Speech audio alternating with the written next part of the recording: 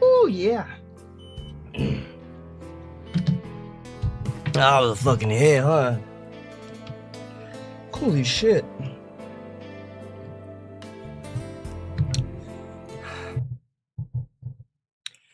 Holy shit.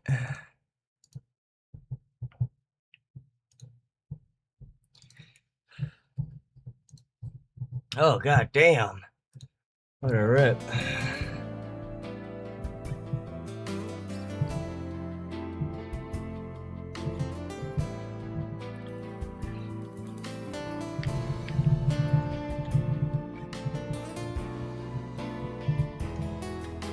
Ah. Holy shit, dude, that was an insane fucking bong rip.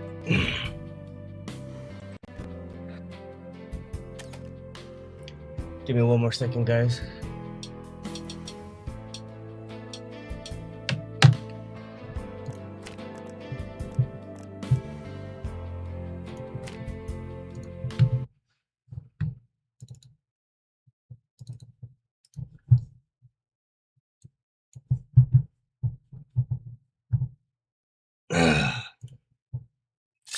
Whew. Sheesh, that was a fat rib.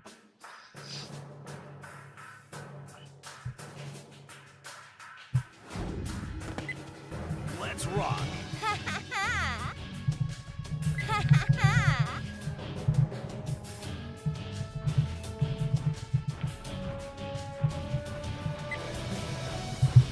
Yeah, Twitch pays me out every 15th on the month, dude.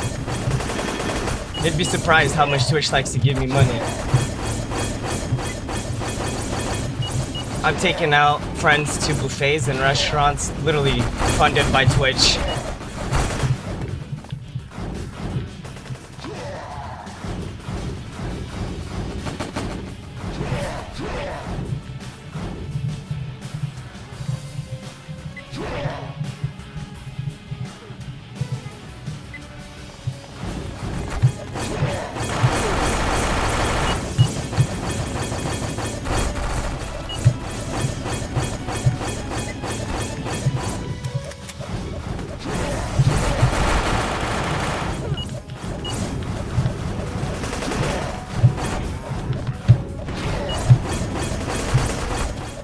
Oh, they're trying to stack up on me. You see that? Oh, hell no.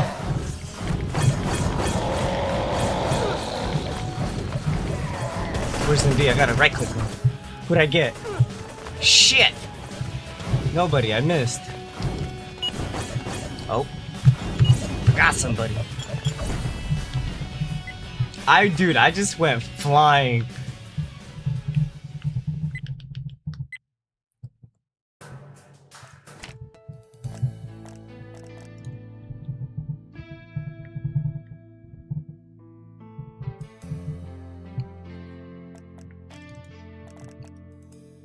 Ready up.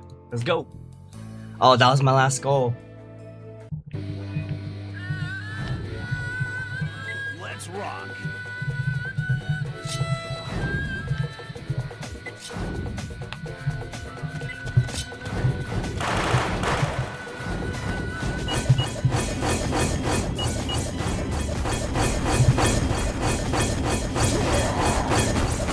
Hey, get your fat ass out of my way, man. I'm trying to fucking shove this tiny little butt enough to do that.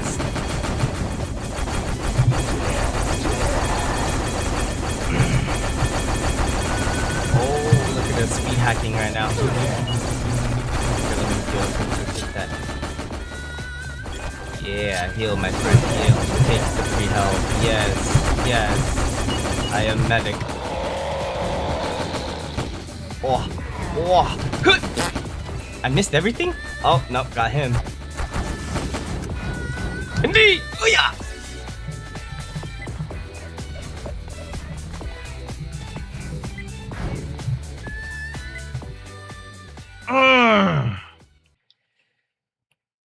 Fuck, dude.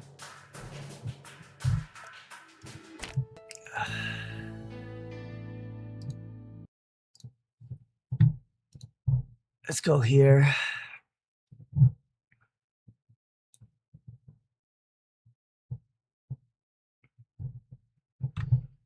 Let's do that real quick. Yeah.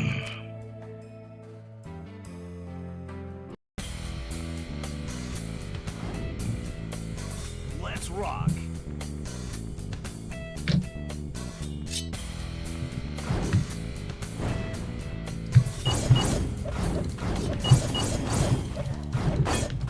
You guys gaming or what?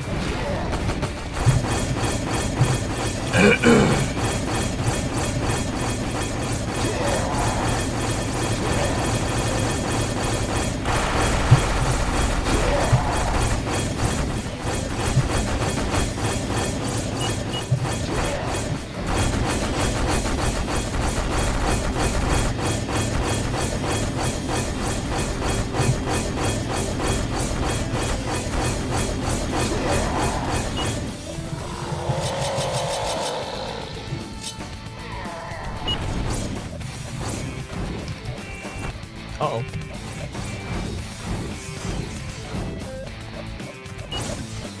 Drop down. Fucking cat fight.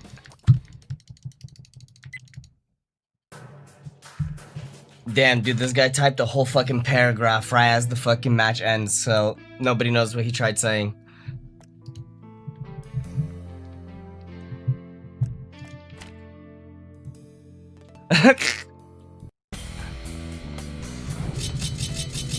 Let's rock.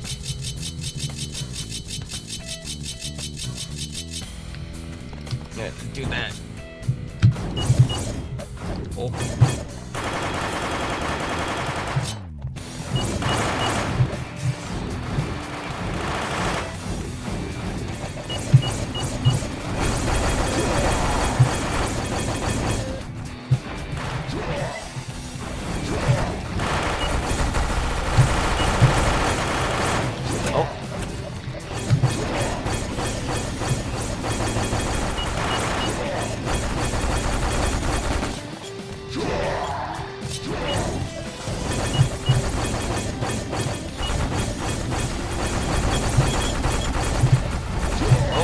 It was a grenade that set me flying, gotcha.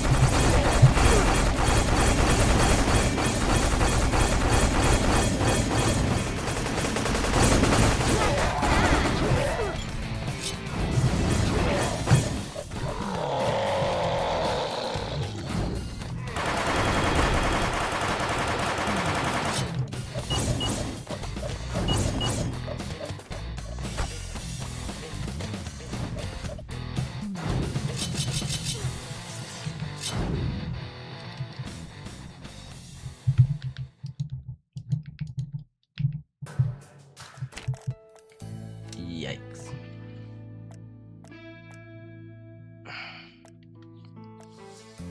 Dude, my body's starting to overheat again from my fucking cold or whatever I got going on.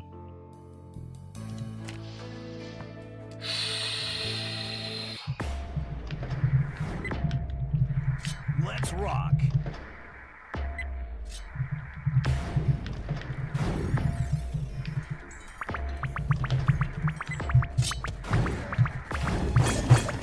Yeah, I'm Russian, man. So the theme of the logo is the communist Mega Man.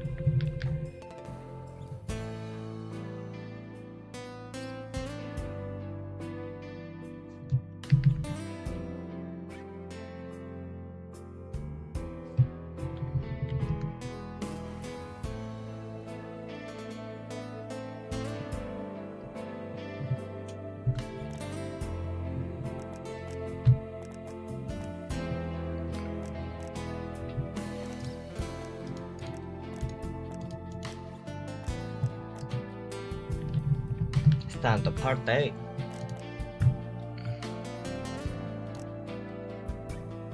My boy's got a pistol.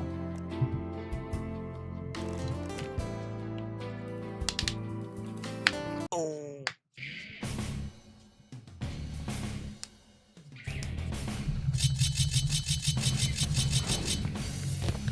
Let's rock.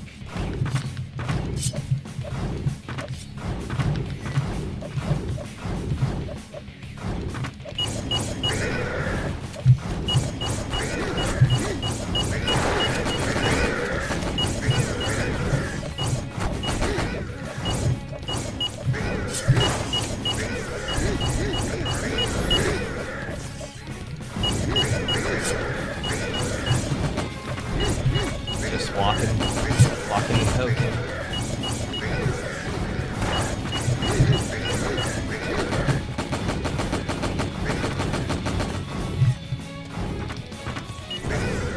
Oh man, hell yeah. Sent him flying.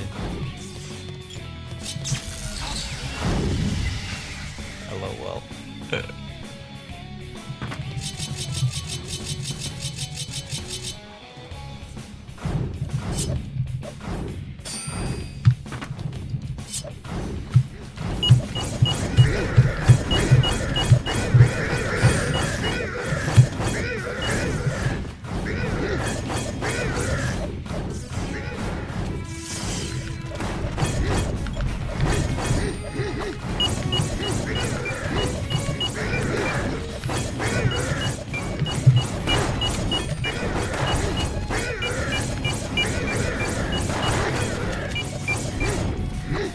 What the fuck?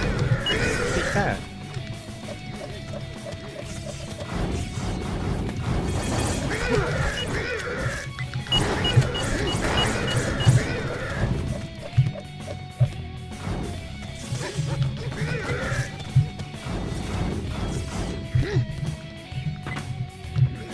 Oh, looks like we lost one.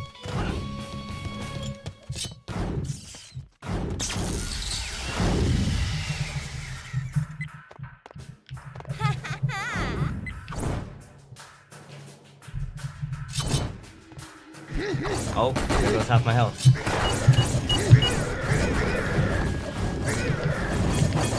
Oh, there's the rest of my health.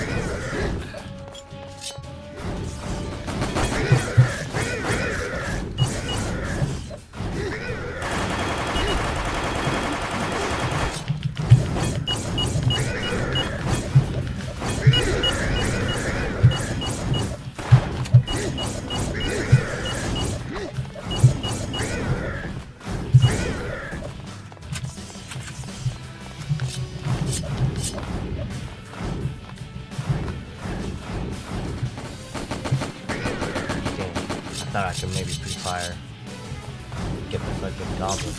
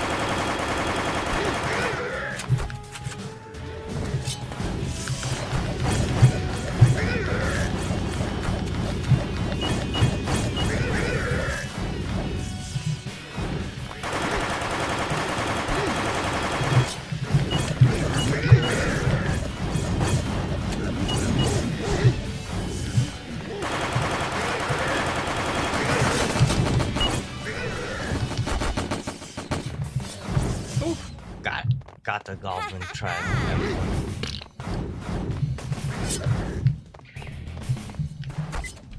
What?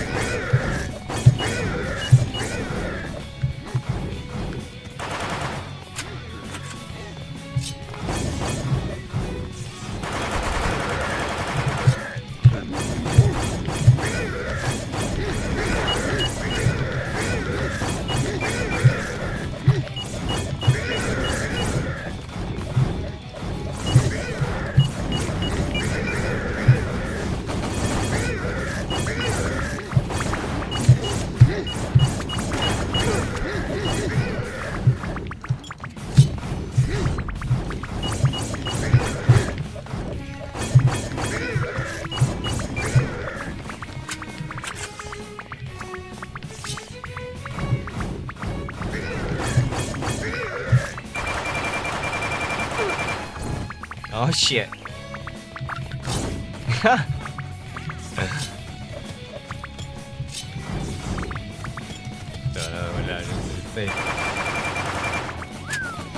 Oh.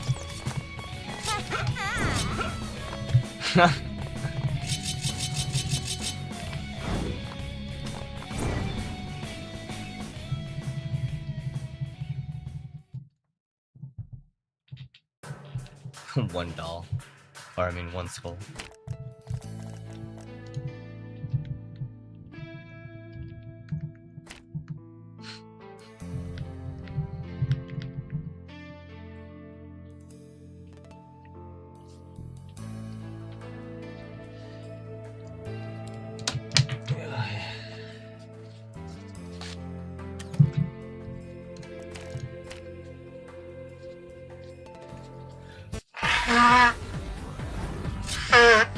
Let's rock. Oh man, dude.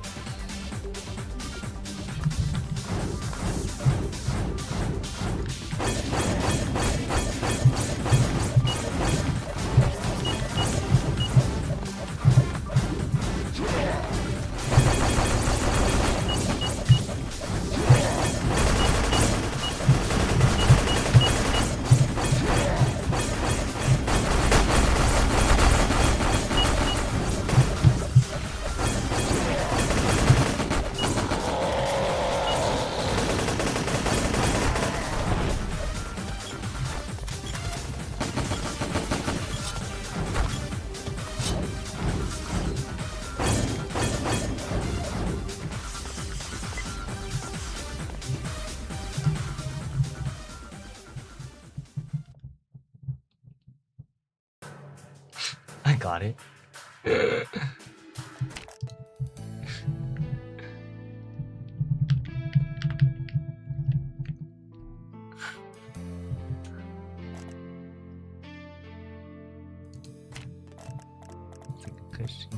No, 3 days.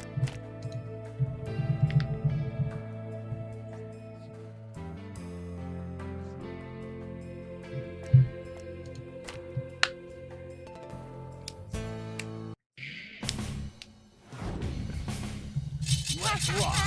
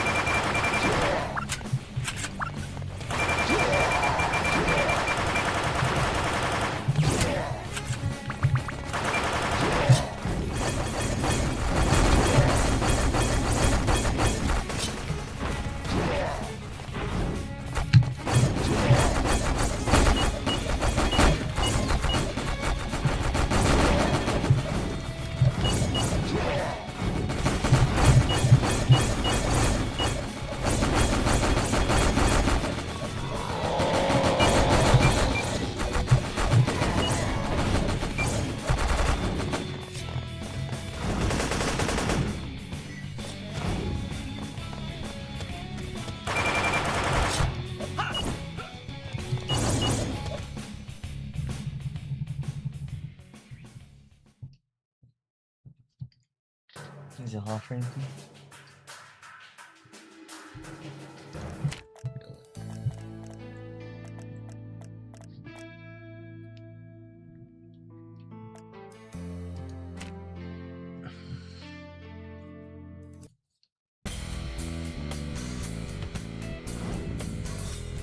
Let's rock.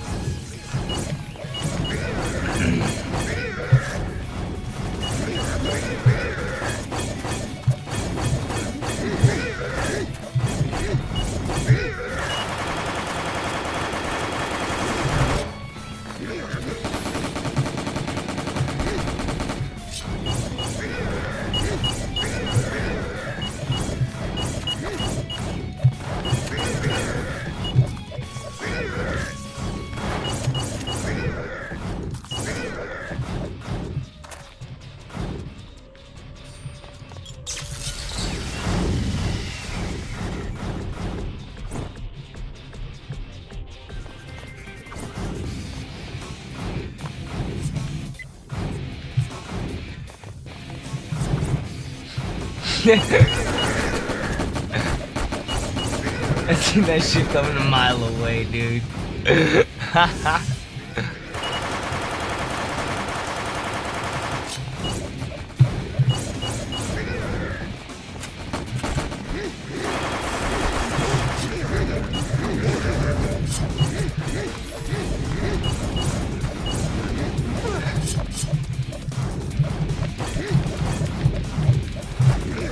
So fuck. Yep. Right.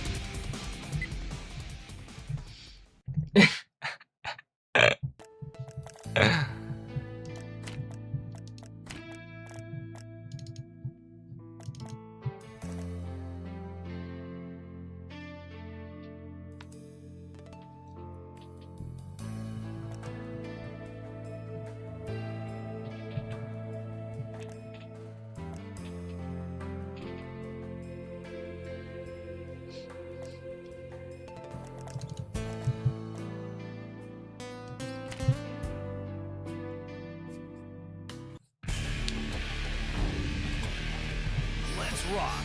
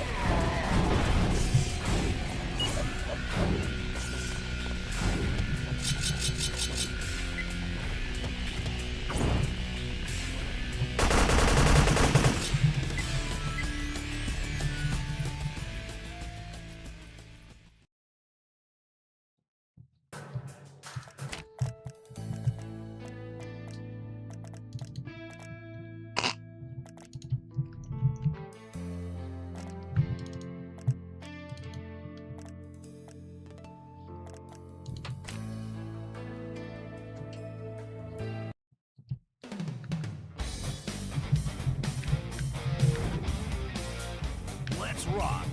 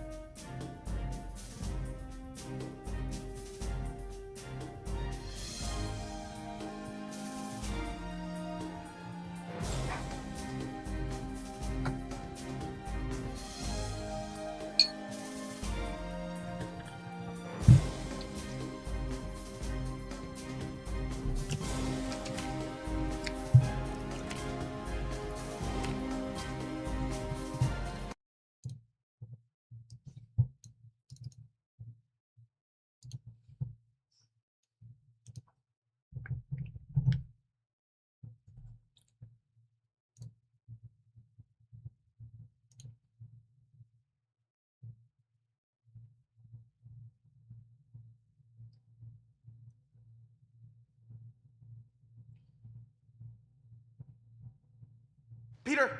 Yeah? Oh, sorry. Did you mean? Who am I? Peter 1, Peter 2, Peter 2. Peter 3. Peter 3! You sure you want to know?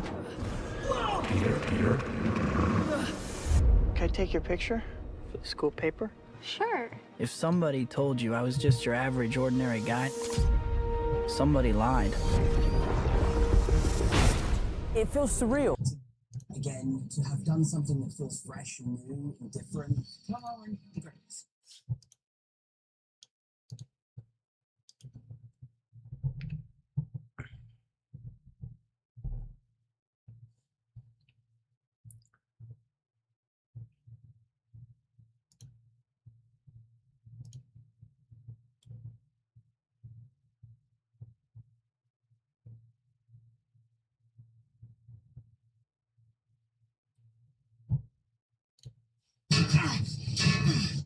Hey, Boston with friends? Why? Okay, good. You gotta come with me. What?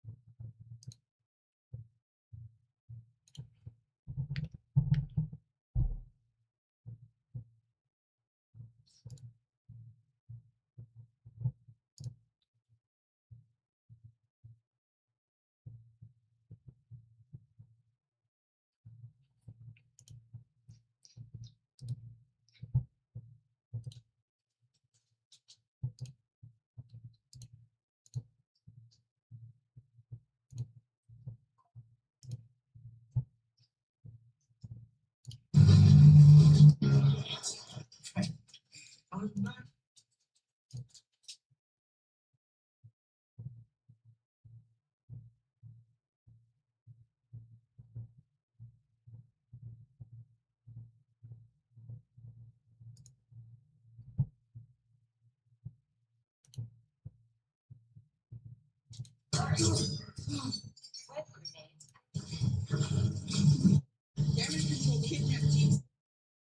That's awful.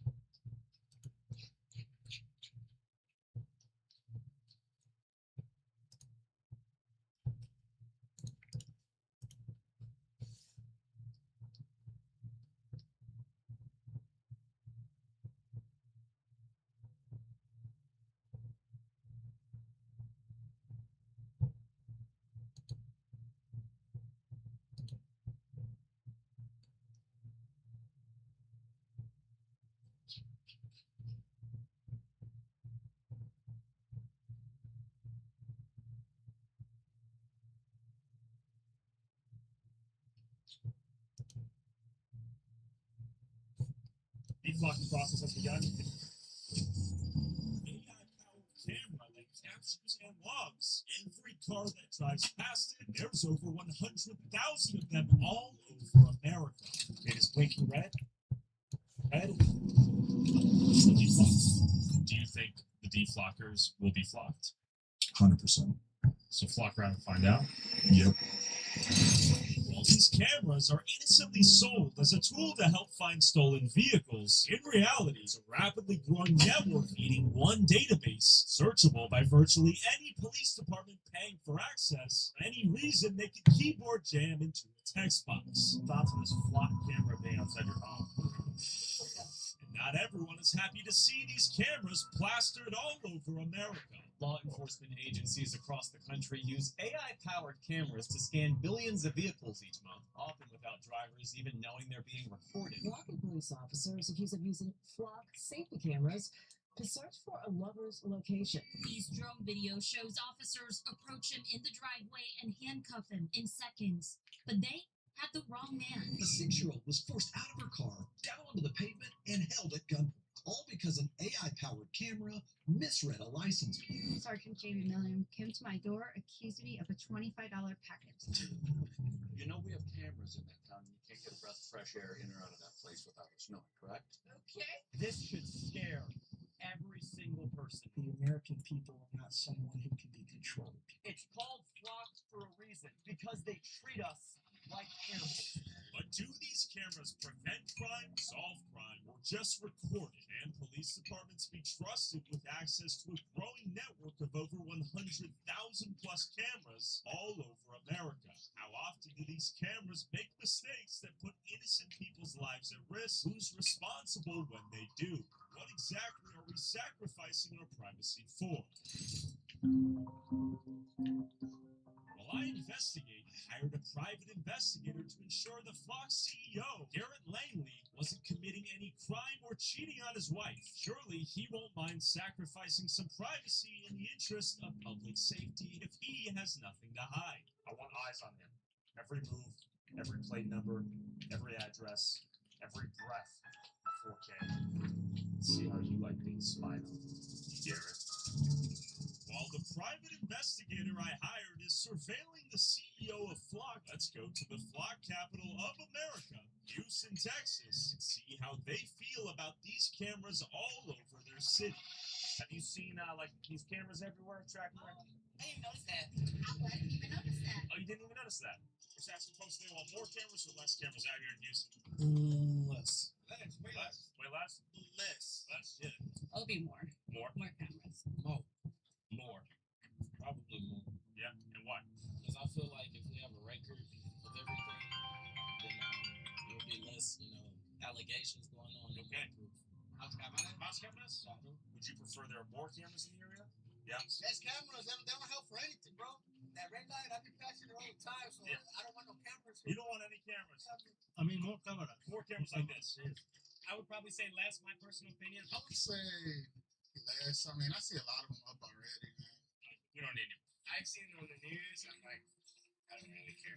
Again, I don't think the amount matters. It's just what they're using it for, who's using it. Do they make you feel safer or unsafe? Unsafe. It's debatable. More safe. Safe. That can depend if they're actually going to do something, with all the stuff that goes on downtown. Sure. See, a nice home is more safe. More safer. I feel like I'm being stalked, bro. Well, you're being stalked. Yeah. Public-wise, yes. Finding somebody, yes. Abductions, yes. But like for traffic stops and tickets, then no. Depending on where they're connected towards, like What if they're connected to some cop beating his meat and looking at a photo of you? no. Which goes down. Do these cameras stop going down? Nah, you hardly even see police out here stopping stuff. Okay. Let's say, Yeah. You feel like you're being stalked? yeah. Yeah. I think it would be less safe because it's kind of invasion. An invasion of your privacy? Yeah. I mean, it's too much already. Yeah, man, I see a lot up already anyway, so. So you're not like being watched all the time, no. I think there are two sides to it, like obviously there are cases where it can't help, and I think that those are good, but of course you have willingly letting the government kind of keep track of us. So I don't like the idea of just willingly giving in and letting the government, you know what I mean? It's like we're not even fighting at this point. They just, whether they spy on us or not, at least before we didn't know, but now it's kind of like it's in our face. Literally in your face. Exactly. So I have kind of had mixed opinions about it. Yeah, I mean, if they're gonna use it the right way, yeah, sure, go ahead. And do you feel like your privacy is being invaded at all? No. Privacy is a human right, and I don't think that it should matter whether I have something to hide or not. I don't have anything to hide, but when I close the curtains in my house, I don't have anything to hide. I just don't want, I want privacy, which is a human right. Same. Honestly, no, I think if you're in public, man, anywhere, everyone's screaming now, everyone walking around with cameras. Yeah, it's happening everywhere. So if you're in public. So, I mean, to stop crime, certainly crime's going to happen no matter what. I mean, I don't give what kind of security systems you have, it's still going to happen. I talked to the locals in Houston. I was surprised at how many people simply didn't care if there were cameras watching them. If they're using them properly and actually we're stopping crimes and I could see some metrics where, crimes are being stopped, then maybe. I could maybe say yes. Given that flock cameras were all over the city, the answer is surely supported by data and hard-hitting facts, right? We got a camera right here. We got a flock camera right here. We have a camera right there, camera right there. Another one. We are in the surveillance state, whether we like it or not. Rest assured, when you take your little ones to the park, we know you're here. Houston is living in a surveillance state. There are cameras literally everywhere. Are we any better than China? We got 2 flock cameras literally pointed in the same direction. Does it make you feel safer? Yes, sir. Okay, would you want more of your tax dollars going towards these cameras? Yes, sir. In order to truly answer the question and see whether people are actually paying for safety or paying to feel safe, I got up with the most notorious criminal defense lawyer in Houston to see how these cameras are being used in court. You work with some of the most violent criminals in Houston. Allegedly. Since the introduction of flock cameras, have you seen a noticeable reduction in violent crime? No, I have not.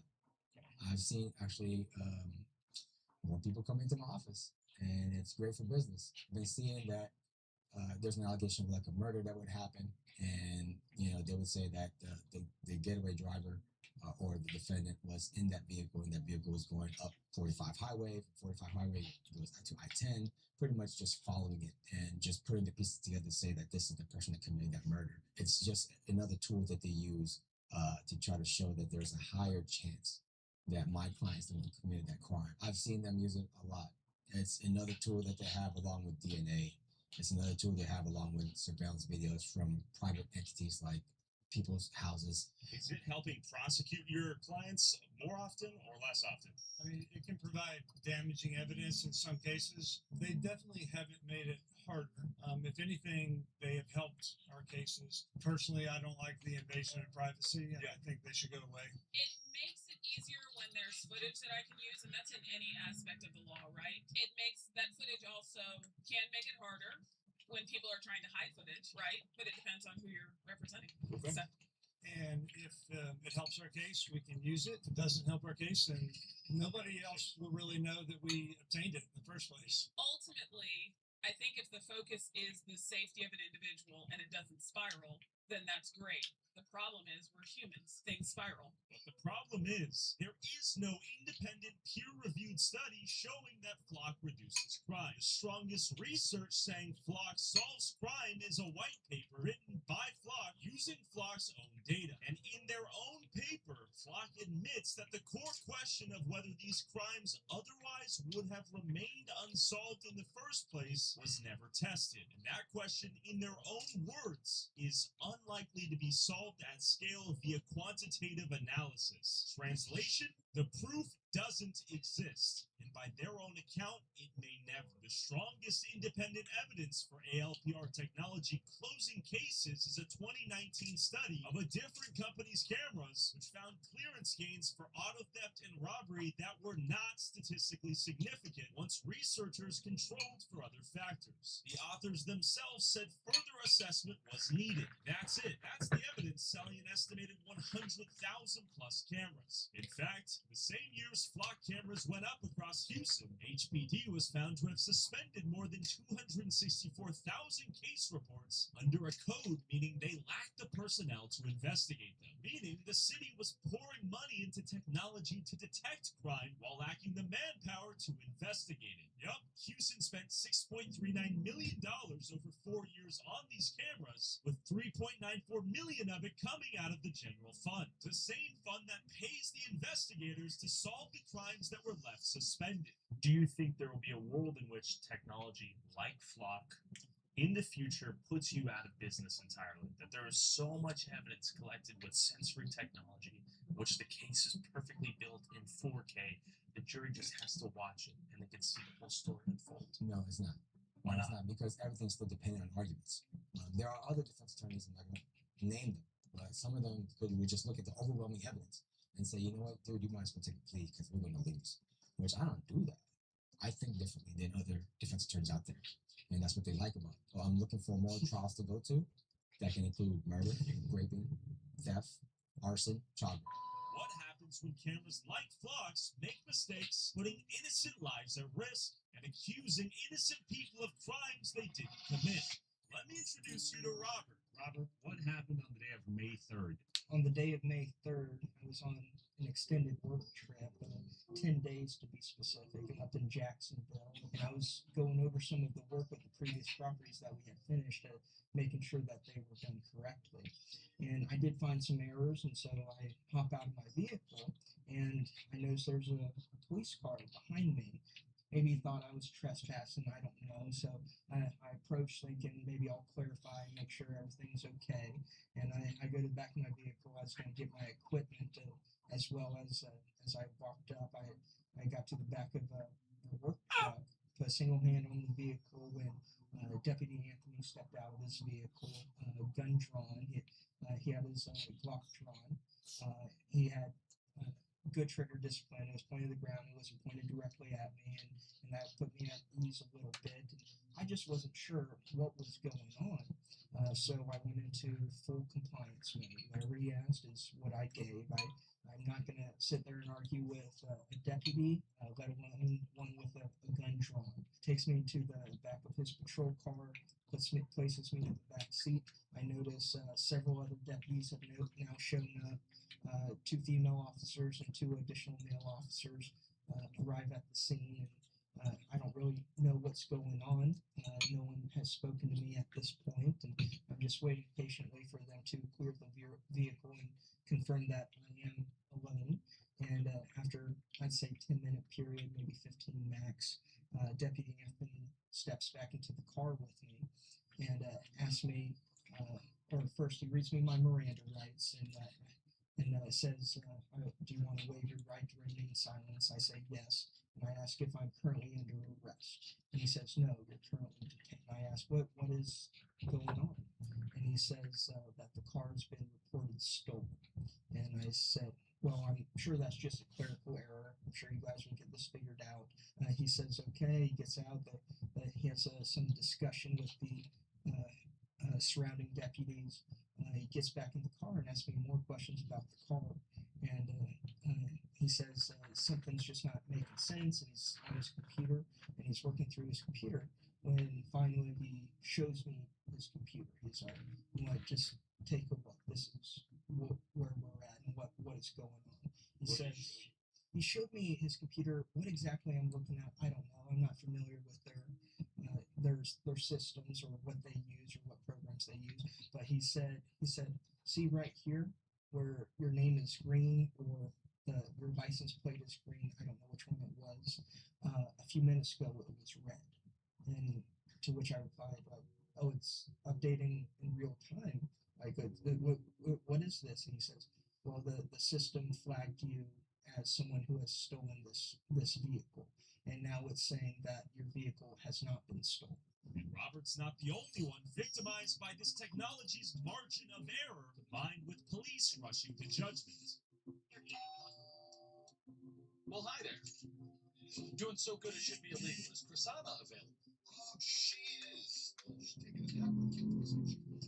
Yeah, that's fine. Hi there, how are you? I'm good. Prasanna, my name is Sergeant Jamie Milliman with the Calumet Valley Police Department. Okay. You know why I'm here? Okay. You drive through the town of Beaumont quite often?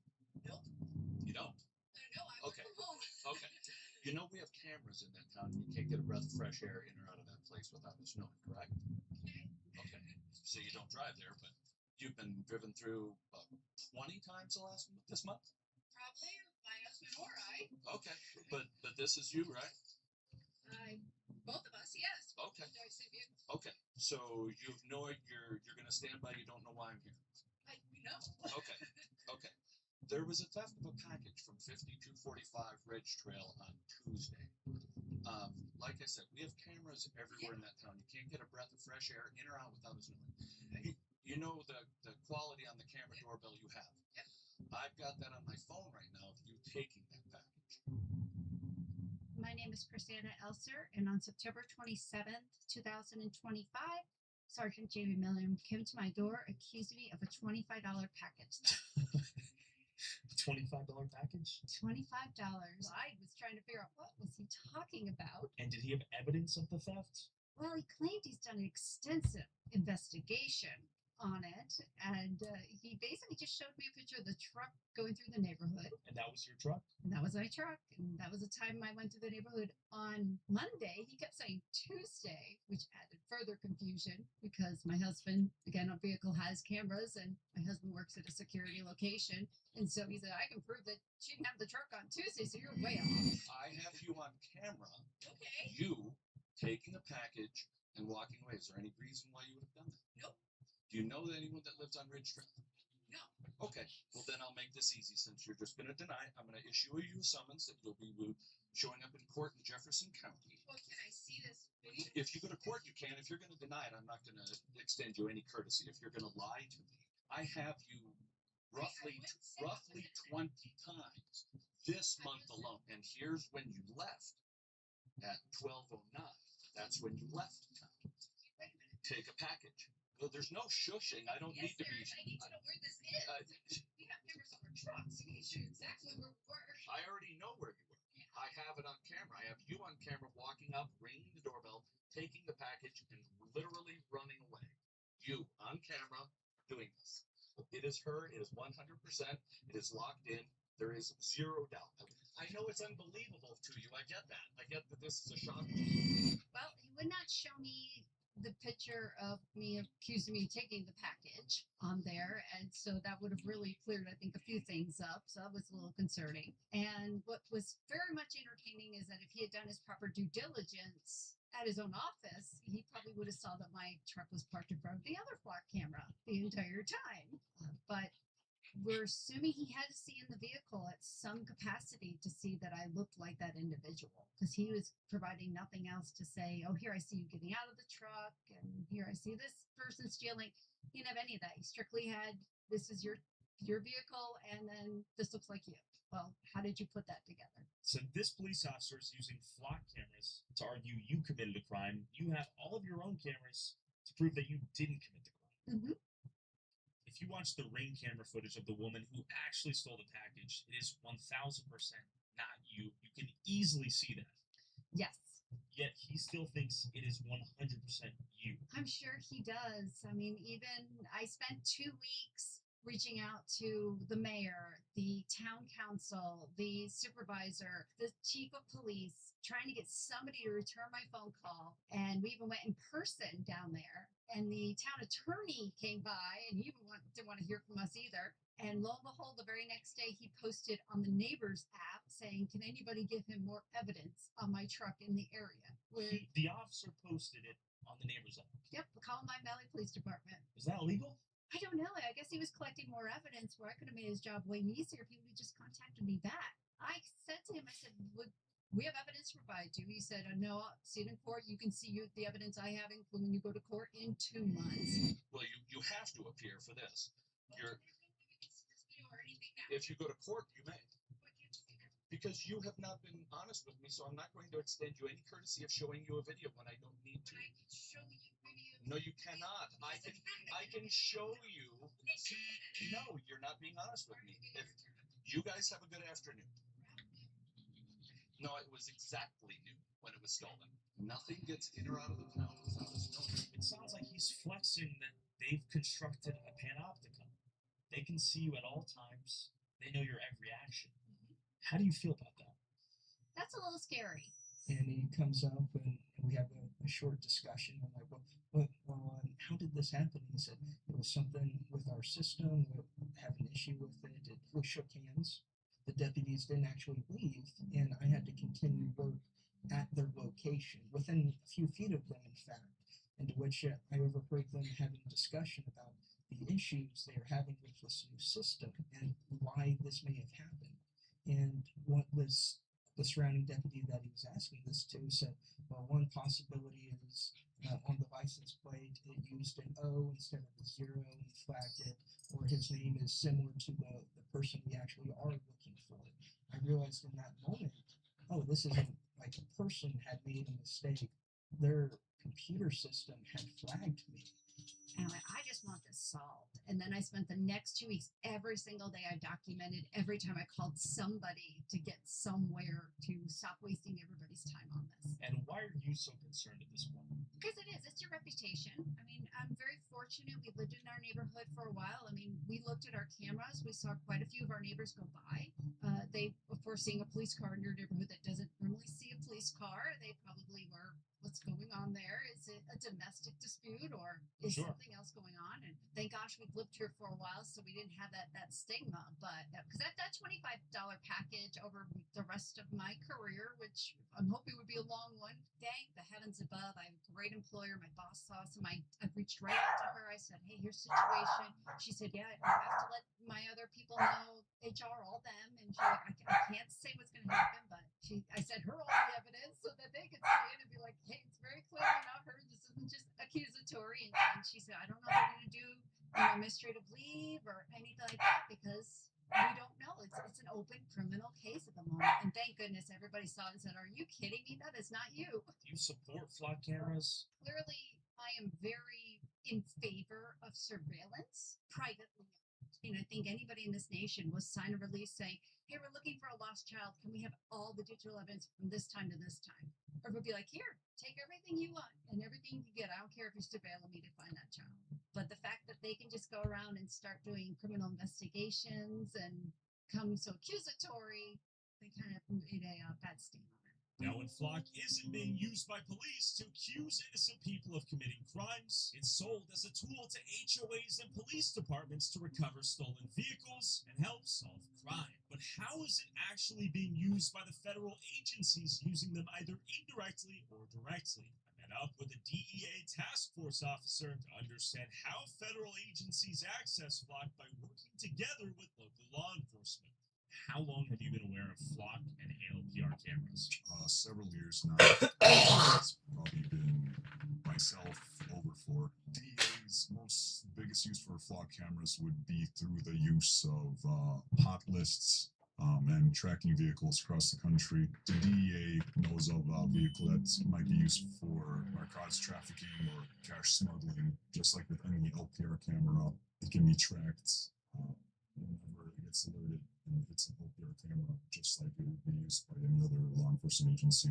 As an example, everyone can understand a homicide occurred and a witness grabbed the license plate of the offending vehicle. That license plate can be put into a hot list in Flock, and every time that vehicle drives past the Flock camera, law enforcement could be alerted. Throughout your experience, what is an approximate rate of error you've observed? I would say probably around 5% maybe. It's not a perfect program, but it is up to the user to do their due diligence. It could interpret an E as an F. It could mistaken, numbers that could look like a letter, vice versa.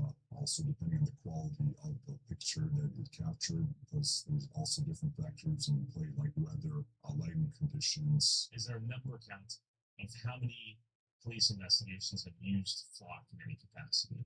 I would probably say 75 to 80%. But things get a bit more sinister when you realize these aren't just license plate readers. I pulled the Flock search logs from Wheaton, Illinois, a tiny 55,000 person suburb, and examined over 10,000 searches. Median searched across more than 1,100 networks and nearly 16,500 cameras. That's right, a small-town officer running a routine traffic infraction wasn't checking a local camera. Nope, they were querying a nationwide surveillance grid. 1 in 8 of those searches never even used the license plate at all. It just described the vehicle's characteristics. Like when an officer typed to pick up Ram Silver Gray. That's not a plate reader. That's an AI-enabled search engine. And the only justification an officer needs to run a search is nothing at all. In Wheaton's logs, 89 searches ran with the reason field left blank. Flock is a massive surveillance network that runs entirely on the honor system. With great power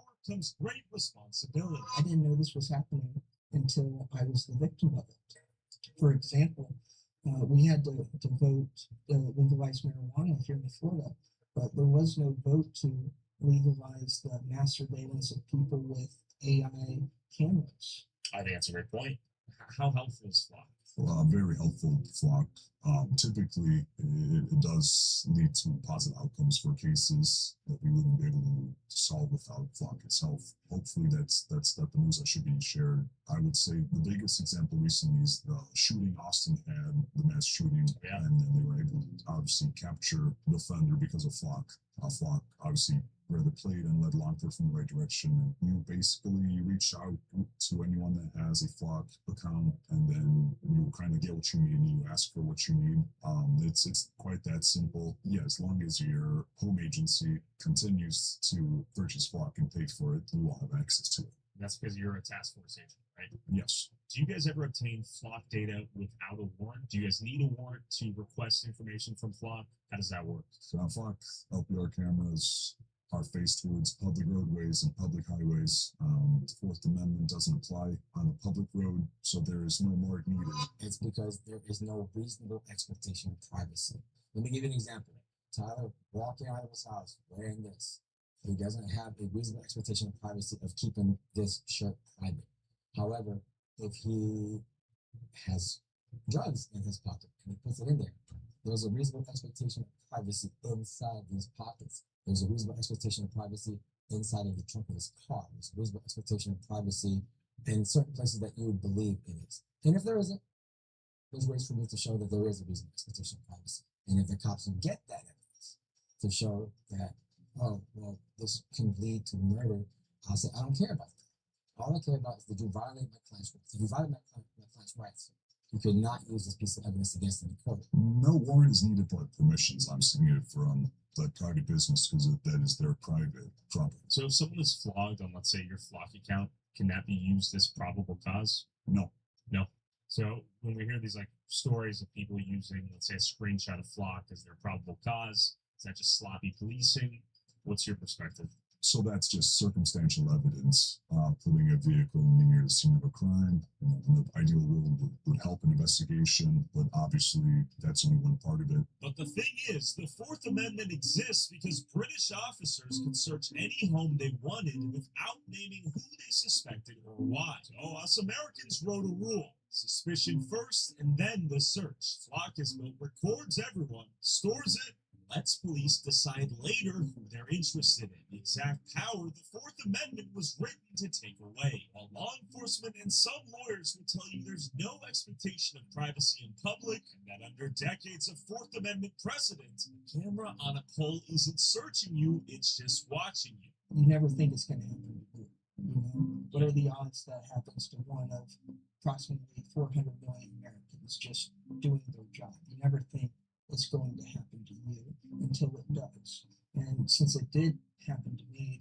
the only perspective I can give is like, if it's happening to me, it's happening to somebody else. Where there's one, there's two. Where there's two, there's one. I'm just worried that it will just create this. We know exactly where you are every single moment. There's no ambiguity, which is great in the sense of crime, but not in the sense of just life. Like if you're not feeling well and you call into work, because there's now going to be a system where your work can call in and say, well, is she really not feeling well? Did she leave her house? Let me see the camera on her house. You know, oh, there she escaped in the car. She looks well enough to me, kind of thing. So now it becomes this whole kind of thing. And same thing with any infidelity or anything. It'd be like, well, I'm going to our friend's house and really you're going somewhere else. And people should have the right to cheat on their spouses without being spied on by Big Brother. Exactly. Yeah. Should the American people be afraid of Flock?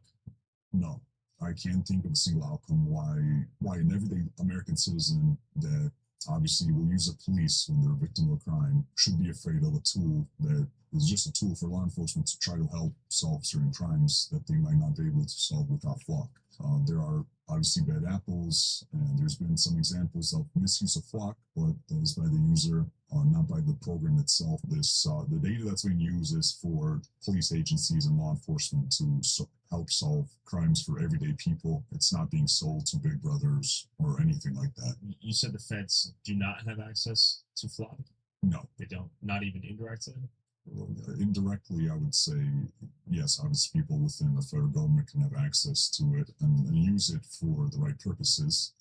But most recently, there are pilot programs being run by Flock for federal agencies where they will have direct access to Flock. Well, I mean, look at the movies we grew up watching, the books we grew up reading. They were all based in dystopian governments who could have started off as benevolent, but they're not always going to be the ones in charge. When there's a transfer of power, maybe one day there won't be someone so benevolent in control of such powerful technology. I would say to Flock, there is no real benefit to surveilling the American people. The American people are not someone who can be controlled. We are not someone you can surveil and tell what to do.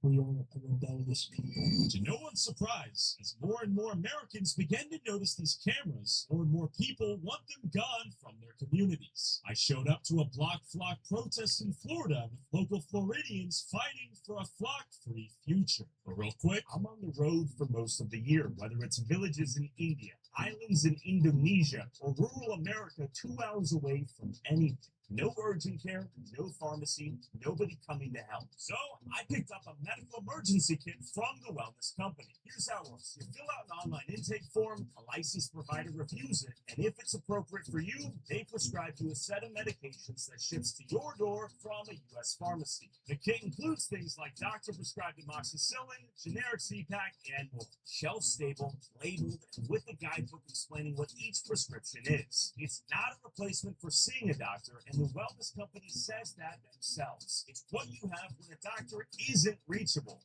If you spend real time outside the reach of the healthcare system, then go check it out at urgentcarekit.com/Tyler using code Tyler to get $45 off. And make sure to talk to your doctor about whether it makes sense for you. Thanks to the wellness company. Back to Flock. Why are you guys here? Not a big fan of Flock. Not a big fan of Flock. You're a Flock? Flock. Okay, Flock out? Flock out, yeah. Okay. What happens to countries that provide you security over liberty? Tell me. Look at China, look at North Korea. The government is increasingly surveilling on our private lives, and we should do our best to stop that. And so one of the things we want to look out for is not just necessarily the Flock cameras themselves, but the infrastructure that's going to supply it.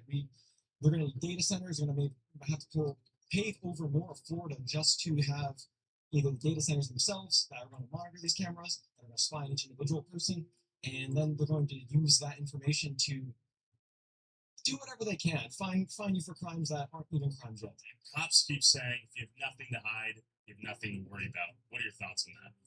I had nothing to hide during COVID, but they still arrested people for walking down the beach, so I don't trust the government. I think they're full of bullcrap. I'm here to block the Flock just like everybody else because I'm also helping try to block the data center. So any piece of the surveillance grid I'm against. If it's affecting our health and privacy, I'm all for fighting against it. Do you think peaceful protest gets anything done? Yeah, I think it's the way.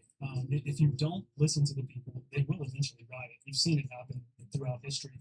But I think the right way is to ask questions and hold our elected officials accountable so that we can just get it done the right way first. I'm here because I am respectfully protesting these Flock cameras. I believe they're unconstitutional, and it is slowly turning not only Florida but the United States into a Chinese surveillance state.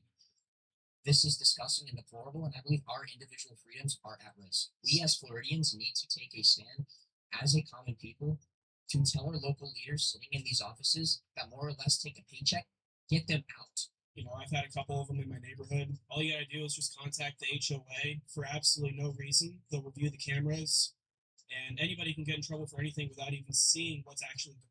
It's ridiculous. You know, it feels like we just live in a straight-up surveillance state. Mr. Fishback? How are you? The organizer of this event is running for governor of Florida. He says it would be very simple to get rid of these cameras. We are neck and neck. The polls have us neck and neck in this race to go on to win on August 18th. And what's cropping up all over the state, these flock cameras, if it's about license plates, why are they pointed outside of playgrounds? Why are they pointed at schools? Why are they pointed on hiking trails? I think a lot of people think that they're simply just used to scan license plates and to make sure that the right people are in the right places. But what it's been used for in the past, what it could be used for in the future, is indicative of a surveillance state, and I definitely think it's something that we should not have in our society. It doesn't matter what your intention is. Maybe they have the best intentions. How quickly will this be weaponized against us? And so we have to stop this right here and now. Florida has always been that beacon of liberty in our country. We're the ones who show the entire nation that you can, in fact, not lock down and keep your state open. And we'll do it again here with Flock. She said, what's a flock? Can you answer that? Flock Camera is a private company that's been licensed by the United States government to put cameras that go to AI databases on the back end to sift through data and spy on Americans. You don't want people taking photos of you and your kids as you drive around Florida? Oh, no. I mean, it's just too much craziness going on in the world. And then you got these people from other countries. You just never know. It's just way too much. And then you got this AI, the alien type stuff from the Pentagon. And you never know what's really going on and how that information, because obviously the aliens or whatever you want to call them are way smarter than us. Their things go like that. So what if they have a way to tap in, then clone a person? I don't know. Would you sacrifice a little bit of privacy and freedom for a safer neighborhood? I didn't even like when they said that the TVs are watching. We don't trade safety for freedom here in America. I mean, it's as simple as that. When you're having something monitor you as you leave your house, as you go to the grocery store, everywhere you go, I mean, that is just insane. It's a violation of our Fourth Amendment right. Do you vote to block the flock? I'll block the flock. This is an abomination to our founding fathers, to the United States Constitution, to the Bill of Rights, and most specifically to the Fourth Amendment. We will not be spied on. We will not be subject to unreasonable searches and seizures. And that is exactly what the flock surveillance state has become. Across Florida, there are 4,000 flock cameras. You can see them here. They're not just on roads. They're outside of churches. They're as you walk into hiking trails, next to playgrounds, your kids' elementary school or preschool. Ask yourself, why would the government need to know where you are at all times? There are two governments in the entire world that attempt to know where their civilians are at all times. Communist China and North Korea. And we aspire to be neither of those. Can you imagine what the pandemic would have looked like if Anthony Fauci and his minions could have logged on to a flock camera? Good news is this problem is easy to solve. The flock cameras on this map here, they are funded with your taxpayer money. If elected the 47th governor of Florida, we will block flock cameras by the simple fact of preventing taxpayer money from going to flock cameras in your neighborhood, in your city, your county, on our highways, anywhere in the state. It's called flock for a reason, because they treat us like animals. That's what this is. Well, if you've got nothing to hide, what are we worried about? That's what tyrants say. That's what the communist leaders of Cuba and Venezuela say. That is what the communist leaders of North Korea and China say. Well, if we're going to go with that logic, if you got nothing wrong, you got nothing to hide, then what are you worried about? Then why don't we all just wear a wire? Ben Franklin said it best. Those who dare to sacrifice essential liberty for temporary safety deserve neither. Thank you very much. Block now. Block now. License plate reader cameras aside, what's the bigger picture here? Mass surveillance, Palantir, Flock, data centers, Clearview AI, all of it is part of this mass surveillance state, which, by the way, is playing out in real time in places like China.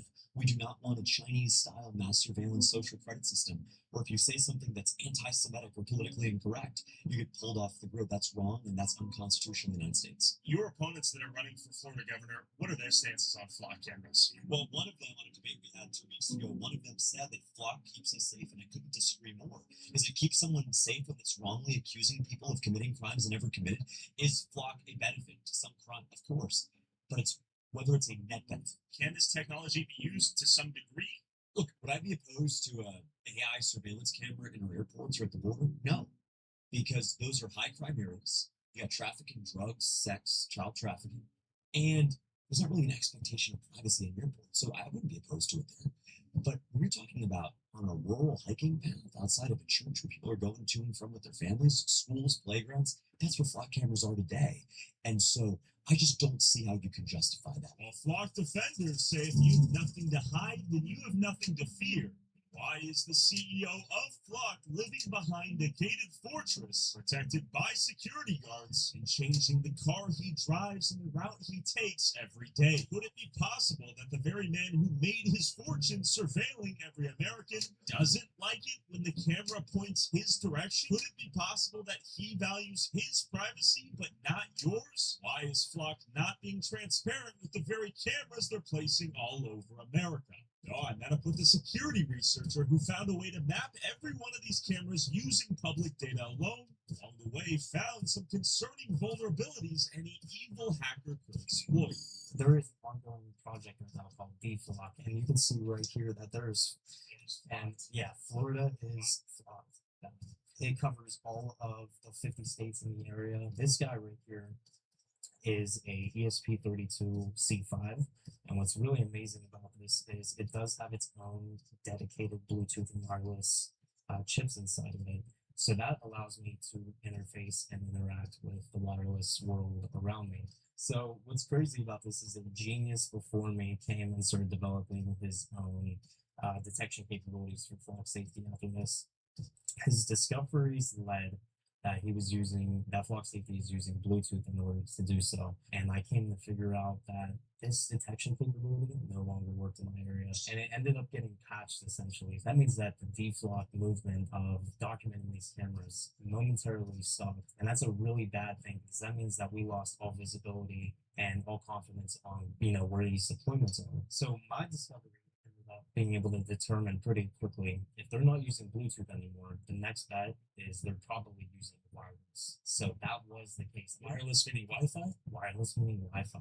So I ended up decoding this signal that I saw emanating from these various different Flock deployments, and I ended up using a little bit of transmissions magic and decoded some of the data that was in the air. I ended up finding Flock safety signatures, and that led me to develop a actual new capability for detections that anybody can use. And I made that public and open source for anybody to have. So I could go around with one of these, like a metal detector at a beach, and find a flock. Exactly. You can put it in your car. You can have it beep whenever you're driving by a Flock safety. So without this breakthrough, there's no transparency as to where these cameras are? Correct. Yeah. You just have to visually see them. You get to visually see them and document them on DFlock, which that's way more time consuming than anything. This also has a GPS module built into it, which means whenever you intercept and receive a Flock safety detection, it's going to store the coordinates of where that Flock safety detection was taken, and you can actually upload those results to DFlock. Just like Google Maps, it'll put the camera directly where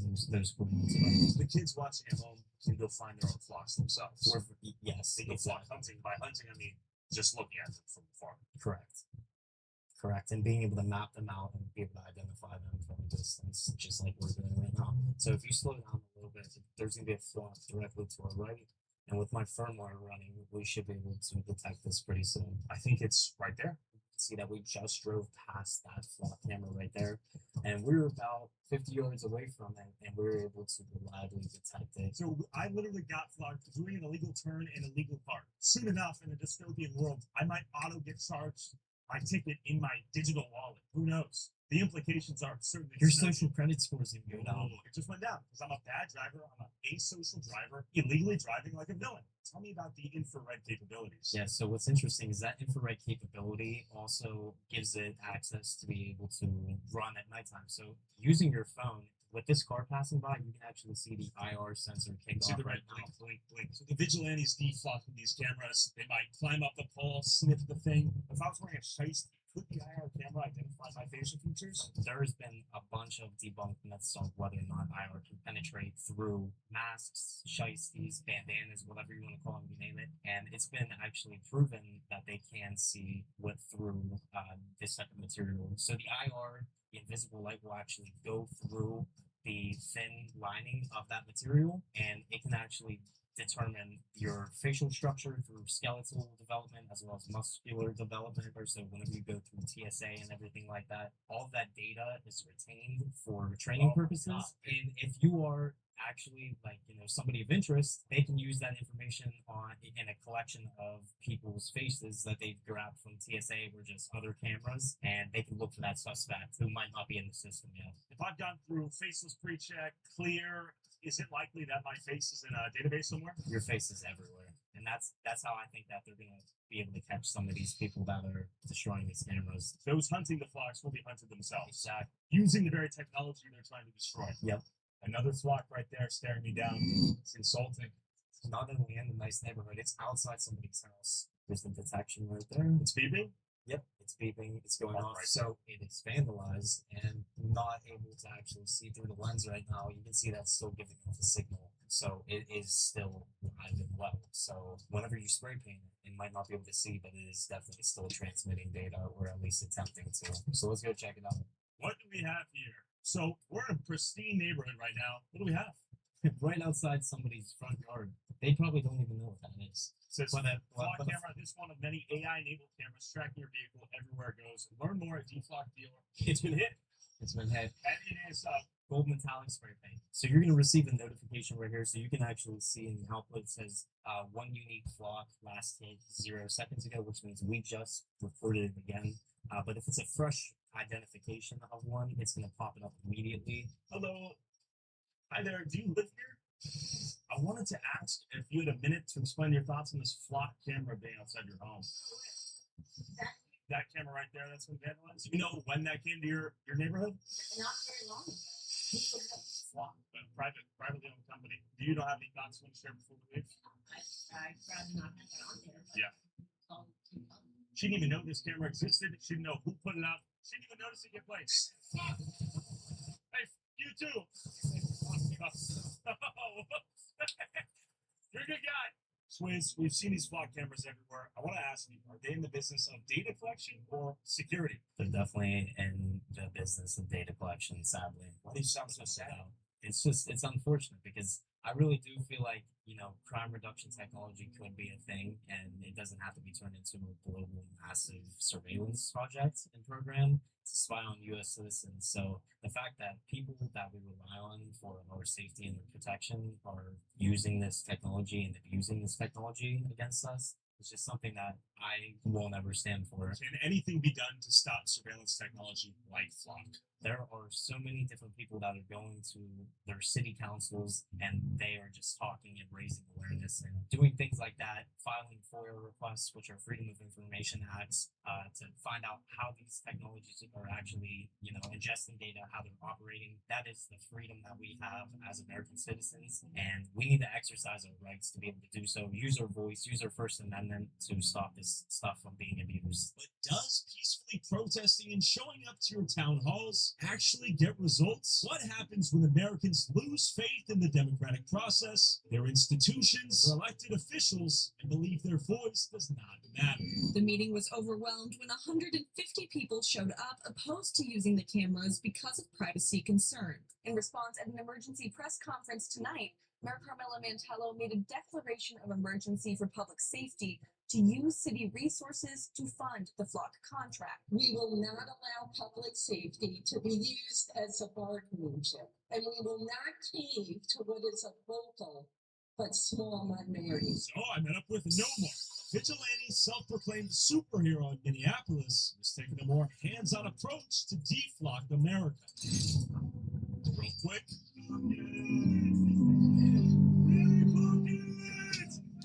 Sadly, YouTube won't let us show you some of our craziest footage. But if you subscribe to TylerRod.com for $5 a month, you can watch bonus videos I can't upload on YouTube. Get off the porch! Get off the porch! and get uncensored and early access to all of our videos. So go join Tyler Rod now for $5 a month. Back to me. I'm in an undisclosed location with Nomar. Who are you? I'm Minneapolis' superhero. Why are you a superhero? Help people in the city. I've seen you try to stop crime in Minneapolis, but I've also seen you interact with these flock cameras. You know, I've been taking them down. I'm not a huge fan of these flock cameras. I don't like how they're using them. Now, I know your mission is to stop crime in Minneapolis. Flock claims their mission is the same thing. Why do you hate them so much? I think the technology Flock has could be used for good, but the way people are using it right now is just not. I mean, it's being used to stop people. It's being used to stop a lot of women. I think it's a huge invasion of privacy, and honestly, I think it's like against the Constitution. I didn't actually know about them until a few months ago, probably. I started doing my research on them, started learning more, and past month or so, I've just been going out every night, kind of doing what I can.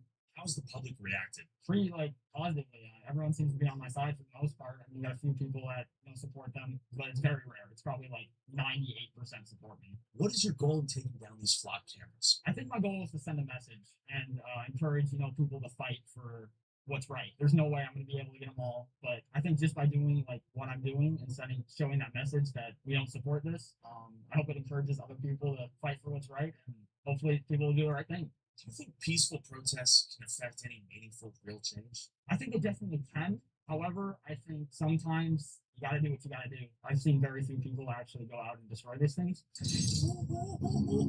There it is. Wow, you scared the shit out of me. And who's this? Be my partner, Crossfire. Meet you, man. What's your name? John Crossfire. I'm partners with Nomar. Essentially, just helping out with what he does. So he scouted out the D-Flock map and found 3 cameras nearby. Oh, I can press me a little bit. It's kind of my bodyguard a little bit. You can throw down Crossfire? Okay, that's all I need to hear. He's jacked.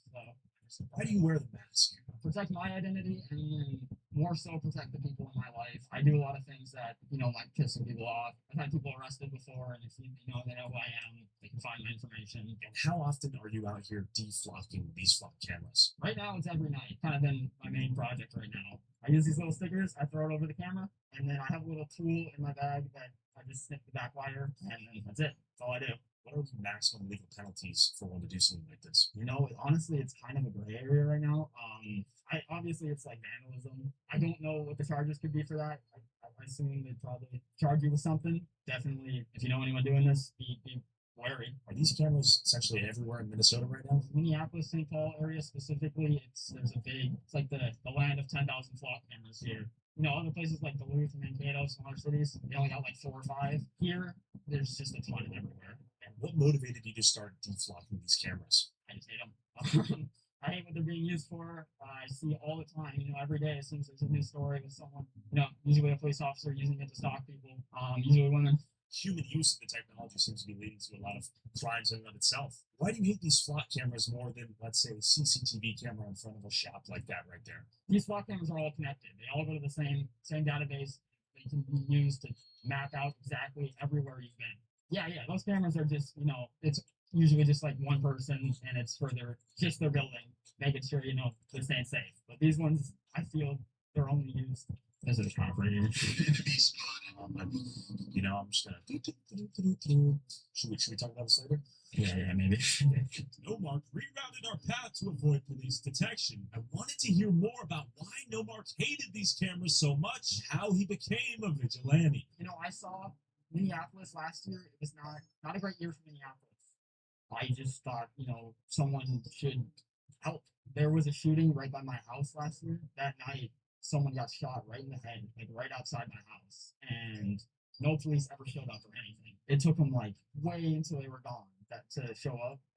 The dude was shot in the head, bleeding out, and there's no one there.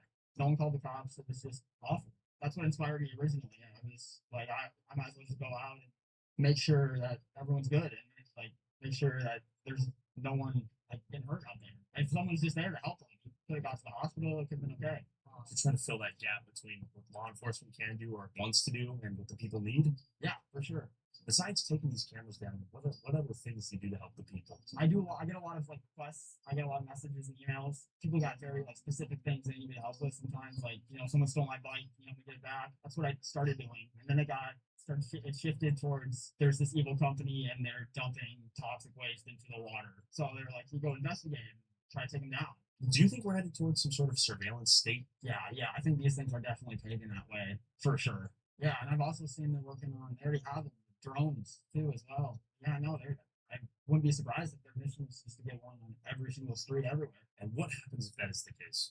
I think we lose like all freedom. Why is it that you're going to do this? I don't want to sit here and wait till it gets so bad that there's nothing we can do. And I want a good future for everyone. We're going down a dark hole right now a little bit. I think there's a lot of things that you see online a lot. It's a lot of negative stuff. And I think it can be positive. You're saying if everyone took action on their actual beliefs, real change is possible. Yes, for sure. Where was the cop? He was right there, but now he's gone. So I think we're chilling. So we're gonna come up behind it. We're gonna go on this side of the street, come up around behind it, so it doesn't catch us at all. I go from behind so they don't see me at all. We're in a very nice neighborhood right now. What's going through your head? I'm just hoping that no one sees me and thinks I'm like a burglar or something. Mark sees the flock camera. He's locking it mentally. You're about to witness something a lot of people, I'm sure, have dreamt of doing. I have these gloves right here. They're helping find these poles really easily. Okay. They're like football, whatever gloves. Yeah. Super easy to stick to this pole. Just climb up real quick. Oh, shit, it's good time to go. What is your methodology? You put on the gloves. What happens next? Put on gloves. I got this little tool I use to snip the wire. I don't know if it's actually what it's meant for, but it works. It's a deflocking mechanism, and you're pulling out a sticker to block the lens. First thing I do, it's really important because even after the wire's cut, it will still record. For how long? I believe it's until the battery dies. The wire I'm cutting is the solar panel that charges it, so it will stay alive for a little bit. So your first step is to block the camera, and then you slip the wire. Yep. So I block it first, so I get in the off chance like I fall or something, I slip in my face. It's in the camera. Okay, it's going in. It's going in to deflock the camera.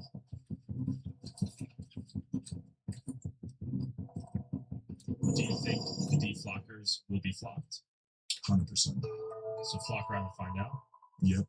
I mean, I think it's honestly low IQ behavior. I think it's a trend. I think people are doing it for fun, to make videos.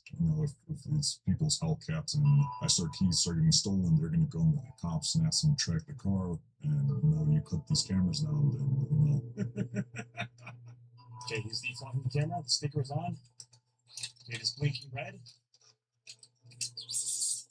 It's that quick. It's been deflocked. You deflock the camera. What happens next? I usually get out of the city. Get out of the city. So these stickers now obfuscating the lens itself. You get clear sight. The camera is no longer filming. And then look at this. The cable itself has been cut.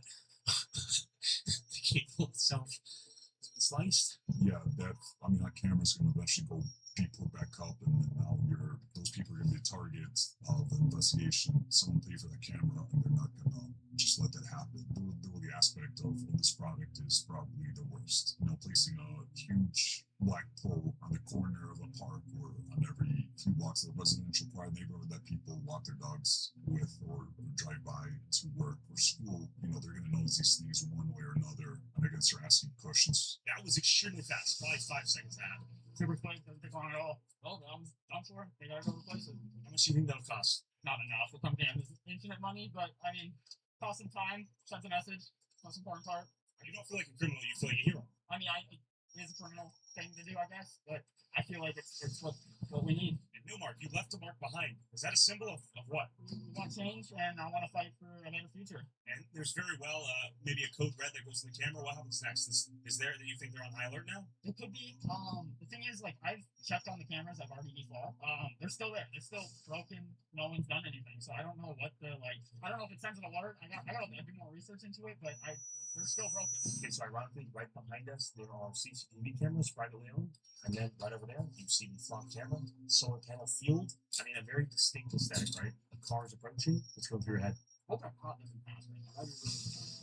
You would look awfully suspicious, wouldn't you? I would look really suspicious. When we see a lot of people cutting the poles themselves out of the ground, dismantling the flock camera, why is your method as follows? Super fast, super efficient, the sun's super heavy. Pull cars coming your way over here. Okay, it's going for it. Okay, it's going in. The deflocking process has begun. It's deflocking the cameras. It's been deflocked. It's going into the cable. crack, snackle, pop. Lights off. Another one down. Cable clipped, duct tape on the camera. It's attempting to do its IR blink, but it is struggling. I think that might be the flock camera over there in that street. Like, right over there. Oh yeah. I think you're right. Jenny climbed the pole. Look at that thigh grip. He's going in for the flock. Tape is on. It's over. Flock number 3. This will be 3 flocks in one night. This camera looks a little bit thicker. And the cable has been clipped. As fast as they came, they disappeared into the night. I think more people should fight for what they think is right and, stand up against the evil in whatever way they can. I don't know. I know a lot of people can't do what I'm doing. A lot of people have jobs and lives they can't risk. But, in any way you can help, I think people should, yes. There was no sacrifice of liberty being taken place because a camera being placed on a public roadway is capturing your vehicle being taken to your job at Walmart. So I would say there are real concerns in this country right now, and I think this would fall at the very bottom of the list. So you're saying to that Walmart employee watching, get your money up before you worry about getting flogged? Yes. Unfortunately, I feel like technology like this is making us look like our adversaries, and we live in a country where we talk about freedom and liberty, and we live in the best country in the whole entire world, and I'll stand on that all day long. I love our country. It's just unfortunately not the same country that I grew up in. And we'll say, well, Flock helps solve crime. To what extent and at what cost? It doesn't really bother me too much unless they're like right up in my face and they're like, they can see my pubes. Like that's where I get really, really like worried. Sometimes when you gain power, the momentum keeps growing. And it grows and grows and grows. And so we, the people, have to do whatever we can to stop it. So it's like a tight line where we can see the intent is there, but sometimes when the government grows too big and grows too strong, then they might take it a step further and say, well, maybe there is no reasonable expectation of privacy in your house. Well, it reminds me of a quote from one of our forefathers. Those who are willing to give up a little freedom to gain a little security will lose both and deserve neither. After surveilling the CEO of Flock for 3 days, a private investigator found 3 separate cars, 3 separate routes, and 3 different plates. The man who made his fortune recording your license plate changes his own every day to preserve his privacy. And what does that tell you about the value of privacy itself? The reality is, the evidence that Flock prevents crime is non-existent. Cities that have been covered in Flock cameras saw the same crime reduction as cities with none, because crime fell nationwide everywhere at the same time. Flock simply stood in front of a falling curve it didn't cause and called it proof. That's the trick, taking a national trend and rebranding it as their result. Correlation sold as causation. But of course, Flock cameras have helped law enforcement solve crimes. That's real, and Flock will never hesitate to take credit for any case they're remotely involved with, while making sure to blame police officers when their technology gives them false positives. For anyone to call these cameras effective is to make a much bigger claim. It's to say that every dollar spent on Flock is the best possible use of that dollar, better than every single alternative it competes with. And look at what that dollar actually buys. In Oakland, California, Flock cameras produced more than 1 million alerts in a single year. So many that the police department had to switch the stolen vehicle notifications off because it didn't have enough officers to chase them. They built an alarm system that nobody was around to answer. So let's ask the real questions. Is blanketing America in Flock cameras the best use of money when the same money that could hire investigators to reopen 250,000 suspended cases is spent on more cameras instead? Are the innocent families flagged by this technology ordered onto the pavement at gunpoint over a misread plate worth it? Is the total loss of privacy for every American who drives, logged, timestamped, and searchable, worth the occasional stolen car recovered after the fact? Because that's the trade. Not safety for privacy, but the feeling of safety in exchange for the real thing we chose not to fund.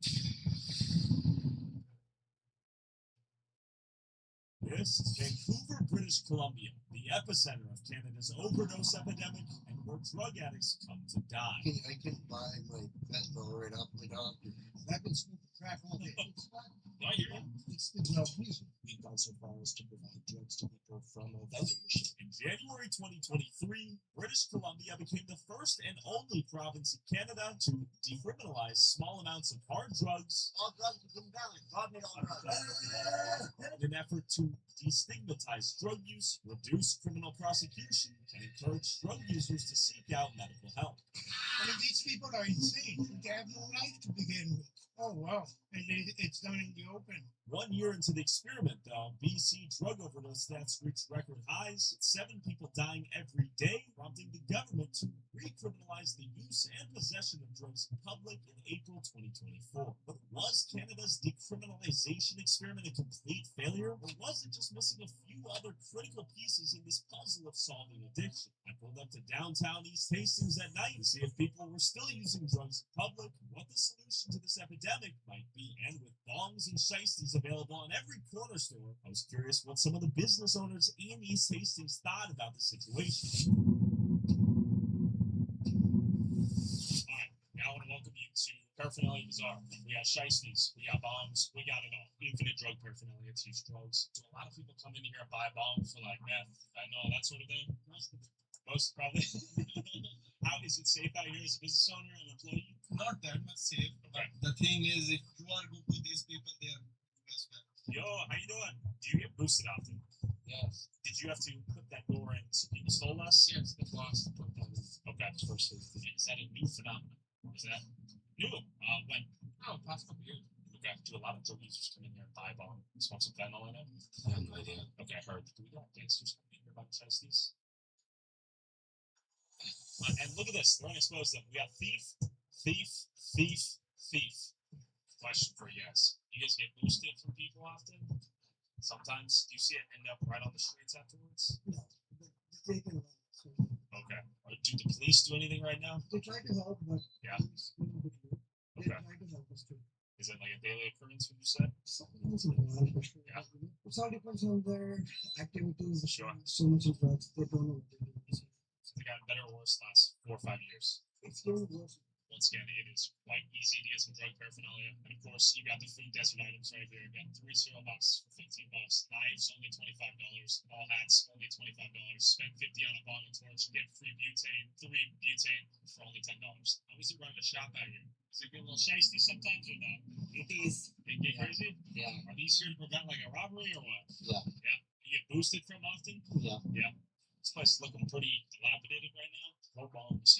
More bombs. Bombs, bombs, bombs, bombs, bombs. It's easier to get a bomb out here than it is a monster. And not to mention needles, oil, and anything else you might need to support your crippling drug addiction. It's almost like nonprofits and NGOs are incentivized to help keep these people addicted to drugs rather than guiding them towards rehabilitation and sobriety. I've been smoking crack all day. Oh, It's not. No, I hear you. It's the drug use. My question though is reduce the harm, keep that person alive. But if there's no emphasis on helping that person detox, get in rehab at some point, if you can get acutely poisoned much faster than something like this, maybe alcohol is my argument. Government's not going out and handing out vodka shots, right? My To generation alcoholics. didn't face these problems. I'm 56 years old, yeah. That was crazy. It is. I don't want to go off the deep end on Yeah. conspiracy theories. Please do. The government controls the drug trade in both sides. We go back to the East India Trading Company and the Opium Wars. You know, what we did to India and China back in the day, Yeah, what the terrible. British Empire did. But why would they ever give up the most valuable commodity on the planet? Do you think this is the reverse of the opium war? It's interesting to consider China as the #1 supplier of fentanyl. I don't know that that's true though. It's good propaganda. So let's make people like me the bad guy. Let's make people like them the bad guy. Let's make the unwanted little children the bad guy. Yeah, let's discriminate against them. Junkies, homeless. The addicts. They'd rather complain about the shit in the finale than give us a porta potty. I discriminate these people, why stigmatize these people? But it seems questionable to not stigmatize the drug use, right? Why not stigmatize the activity that's causing people to die, you know? Well, we're supporting the law enforcement agendas by electing these governments and allowing these governments to pursue law enforcement agendas that criminalize drugs. And while doing so, we've created a black market economy that enables terrorists. What do we have right here? Is this a little boosted market here? No judgment, just curious. Stuff that I own You're selling and on my things. travels. Well, yeah, because I had to come up with something to help somebody. she's in pretty good trouble, and I've come up with now $65, and she needs 7. And she's paying off debts also. You betcha. How common is that? Because I hear of Welfare Wednesday, that's when you get checked in. If you get debts and welfare day, you don't get to pay. Yeah. They give you some time, and if you pay 1/3 of it or something like she is, I'm helping her. She's gonna get an extension of time, and she can go sell her ass or whatever, to get some. Your body? Yeah, sell her body. Yeah, I told her I'd give it to her for that. Or make it 70. Appreciate you. Thank you. How are the streets these days? What's going on? A lot of gang related. That's what we hear. A lot of Montreal East Coast gangs have come in. No, but that influence has been here for a long time. So local gangs, what you're seeing? That's what I see. Is it safe out here? As long as you don't have big debts that you haven't skipped on. You live out in the streets, if I may ask. I'm not. I live in. Oh, you SRO? Yeah. How is the SRO? We've heard a lot of different I've thoughts. been in a really crappy one for like 16 years. I hated it. It was very unhealthy, unclean. I'm in a cleaner one now, but it's got other crap. The social issues are a little more of an issue. The second side doesn't do nothing. You know, they say we want to save these people. Harm reduction, save their life. They have no life to begin with. I mean, these people are insane. So you think the government's investing in people who are too far gone? Is that how we should? A recovery program. Emphasis on detox, rehab, treatment? They have to invest on this, you know, and get rid of the safe injection site, whatever you call it. Speaking of which, as we speak, some man is pulling out the torch, and he's going to light some meth, fentanyl, heroin maybe. Oh, wow. And it's done in the open, but it's exactly legal anyway.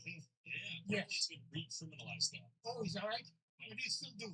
Exactly. And they still They don't do anything. So I'm asking folks their thoughts on if the sort of harm reduction is helping or hurting. It's kind of enabling in a way, but at the same time, it is. It could be run differently. Put it that way. It would help if it was done properly. Said us. Do you use anything? Fentanyl, a little bit of meth here and there. Smoke weed every day though. How many times have you died? That's a hard question. That's a crazy question, but every time I ask it, the fentanyl user, the answer 2, 3, 9 thousands. Yeah, not just everything in my life, man. It could be done to fix all this. Do you think if someone offered you like, yo, you want to get in detox right now, you take them up on it? No, because I don't think that works, man. You have to be ready. It's your decision. You you can't help anybody who doesn't want to help themselves, right? Do you think the housing first approach works? Like get in the house. Have you seen a lot of people overdose in those houses, the SROs they've been given? I live in the Molson down on Hastings, Maine, right in the center of it all, and we've had a few. I mean, in the last 2 years, it's going to happen anywhere the drugs are, right? Oh, well, the drug problem is really bad. I think there's always been somewhat of a problem, but since 2016, it's become an epidemic, and it doesn't seem to be getting much better. Hopefully, it will. Do you think the harm reduction has helped people get off the drugs out here, or is it kind of worsened the situation? I don't know, man. 61 half the other, right? I come from a city where the harm reduction is few and far between, and that doesn't help the scene either, right? So it's like, is there overabundance? Maybe, but when it comes to quick access, right? The user's going to use it. Right? No one's getting clean or safe unless they want to, right? Do you know many people who use safe injection sites out here? Are those pretty good? Or worked that one. Yeah. How was that experience? That's good. Well, I find those to be really helpful, especially for type of drugs that get used down here, heavy sedative type drugs. To have a safe injection site's huge for females, I would imagine. So is this a boosted little setup we have here? Absolutely not. This is all my personal stuff. I used to do that until they came hard on my heart. What are your thoughts on the harm reduction out here? Is that working or is it not working? It's a good thing, actually. I can imagine living, sharing deals and getting by that way. It saves lives. How long have you been out here in East Hastings? My whole life, I was born in New West. This is where I come to sin. Disneyland of drugs out here, yeah? Yeah. Has it always been that way since you've been here? To different degrees. Yeah. 15 years ago, it was like kind of white. Herb? And heroin, and now it's all fentanyl. Oh yeah, I don't think it's healthy for me. Really bad. Dilazine and Trank out here too? I can barely walk now because of that dialysis. Back hurt? Does not look comfortable. For me to go 2 or 3 blocks, it takes an hour. It's not fun. Did you know that this would be the side effect, the back bending? Like, if there's any kid out there who's trying fentanyl, would you recommend they try Dilazine and Trank? No, never. How many times have you died out here? I've got a weird thing. I'm really immune to drugs. Okay. So I don't overdose. I've been doing it for 30 years. What's the choice out here right now? Fentanyl? Probably fentanyl and coke and speed and crackheads everywhere. That's my last question. Have you had any friends or family die out here you've seen? Oh, yeah. The building I live in, every week somebody's bumping off. SRO? Yeah. A drug dealer and between the two. Being sober and SRO, would it be close to impossible, you think? Yeah. Just because you're close to so many active drug users and drug dealers? Exactly, yeah. Down here, you can't get it that way. Your doctor will give you the drug. I can buy my fentanyl right off my doctor. More people out here using drugs since like 2016, or? Yeah, a lot less people out here using drugs because a lot of people have died with the fentanyl crisis and all that has gone on. You can OD and die from taking a dragon, where with heroin, that would hardly ever put you down. A dragon, you mean? When you smoke like a little bit on tinfoil. So, Give me some foil and some needles. oh yeah. That's like, it's called a harm reduction. I mean, It's helping the situation or helping more people die, actually. that's the argument, right? It can be looked at either way. And if people are dying here, it's escalating, and that's kind of what the dark side of what's going on here the past couple of years is what's happening. And I don't believe that the police are purposely trying to go out and kill people, but they're looking the other way while people are dying and allowing it to happen. Friend, but let me tell you, the thing that people don't know about this area, and it's really important to face in the show, because there's lots of extortion. The women are actually the people that run the street, and they're all very mentally ill, and they're very erratic, and you don't know if you're just going to get clipped off the side of the head when you're just sitting there minding your own business. I got this beaten out of me. It was a couple days before Welfare Day. It was around 8 p.m. I was walking through that tunnel thing over there, and she just beat the living shit out of me, like my eyes. No reason. For a while, she wanted my bag, and she's been harassing me for months and months because she's a lesbian. I don't know what her deal was. And I was black and covered in blood. And then the cops were sitting right there, and I was running to them, yelling, please help,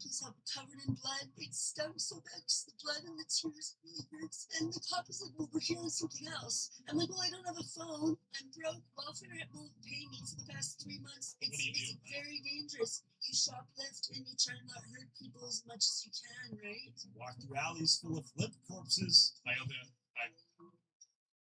Little pop-up shops full of stolen goods. We got a little Chinatown market right here. It's wares. Take the wares. And the occasional rat. Yo, double rat. Damn, you're in it when you got rats. You have to wonder how any of this is really compassion. Have we, as a society, just given up on these people and decided that giving them the tools they need to overdose till they finally die is the best option available? Before I go deeper into East Hastings, in this era of media bias and corruption, it's tough to know what's fake news and what's real news. But luckily, Straight Arrow News delivers fact-based reporting straight down the center.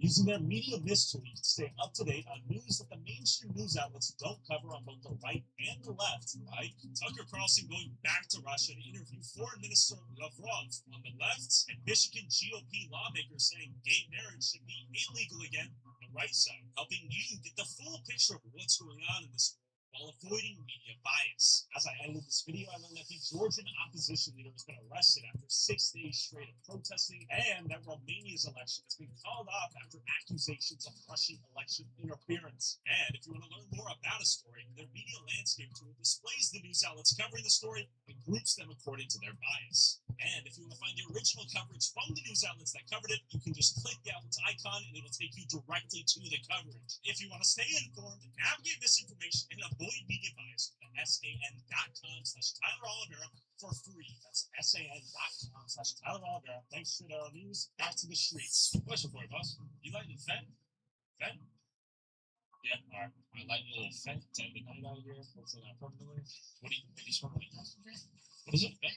As anyone with an IQ over 80 that's not in denial can realize that the infinite number of bombs available for sale on nearly every corner of East Hastings, being used for mostly anything but weed or tobacco, you understand that East Hastings is a black hole that gives drug addicts everything they need to destroy themselves. And it was clear that the recriminalization of drug use and possession in public did not seem to observably reduce any of it. That's what I'm here with. How's that? I'm there. How long you been out here? We've got 15, 16 years. Has it gotten better or worse since you first got here?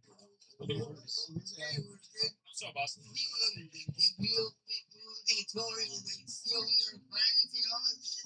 Bad out here, man. Yeah. It's mostly fentanyl that's caused a lot of problems out here. Yeah, honestly, man.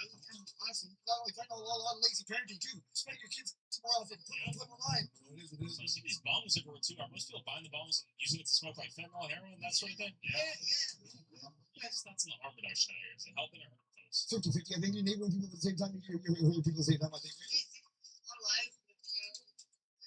It hurt a lot of lives too, right? What's up? Oh, Where's the interview folks at here? Bad news? Am I right here or just we're just making sure everyone's cool with it. What do you mean? Peace, love, and God. Me too. Okay, all right. We're chilling now. We're trying to talk about harm reduction if it's benefiting or hurting folks out here. But I think low key he's gonna kill us maybe if we keep goofing at him. Is he chill? Yeah, he won't do that. He can't do that because I won't let him. I look across the street. I see insight right here. Right? Is that a good thing or bad thing? What do you think? Great thing. Ever since it's been up, many lives have been saved. I haven't heard of anybody ever OD and pass away in there yet. Was any drug use, or is it mostly all good and helps keep people safe when they do OD? I think it's a bit of both. It is enabling and some. It does, right? Down here when I was 19, and I remember I used to visit my mom down here. I seen all the parties happening and everything, and I saw the parties my mom had. And as soon as I was 19, I was only supposed to go to the dentist here. My appointment was in the afternoon. I got here in the morning, and I thought I'd go meet my mom's friends, and I've been here ever since I was 19 and never left. My dad passed away down here. I used to drink them. They tried doing harm reduction for alcohol as well, you know. As soon as it has saved lives. I wish there was a lot more that people would understand, you know. What do you think is misunderstood right now? That it's saving lives. Is it too easy to get drugs out here right now, or is it you're gonna get them somehow? Might as well make it easy and make it safe. What do you think? It's easy and it's not easy here. Down here for 30 years, you know, you've been down here 30 years, you earn your respect down here. Back in the day, people never used to steal off each other down here. Anybody that did that, they were kicked off the block, man. But now it's just crazy. But I do want to get clean myself and be down here because I went to school to be a addiction counselor. I had 2 exams and 2 rewrites, and I would have my diploma. I relapsed. That was when my mom passed away. I want to get clean. Yeah. And be down here and help other people. Did you ask for detox? No. You're not ready yet? I'm pretty close to it. Yeah. I used to be standing straight and not moving. And leaning over it. Yeah. Does that do the trick? Yeah. And I looked at my doing it weird. Yeah. When I walked down that aisle, Yeah. straight. Yeah, I hope you get sober one day if that's what you want. You know, I think I don't want to see you die. I don't want to die. Yeah. I think your story inspired a lot of people too. Thank you. Yeah, no, I believe in you. Yeah, I know it's a crazy world. Right? Inspired me to.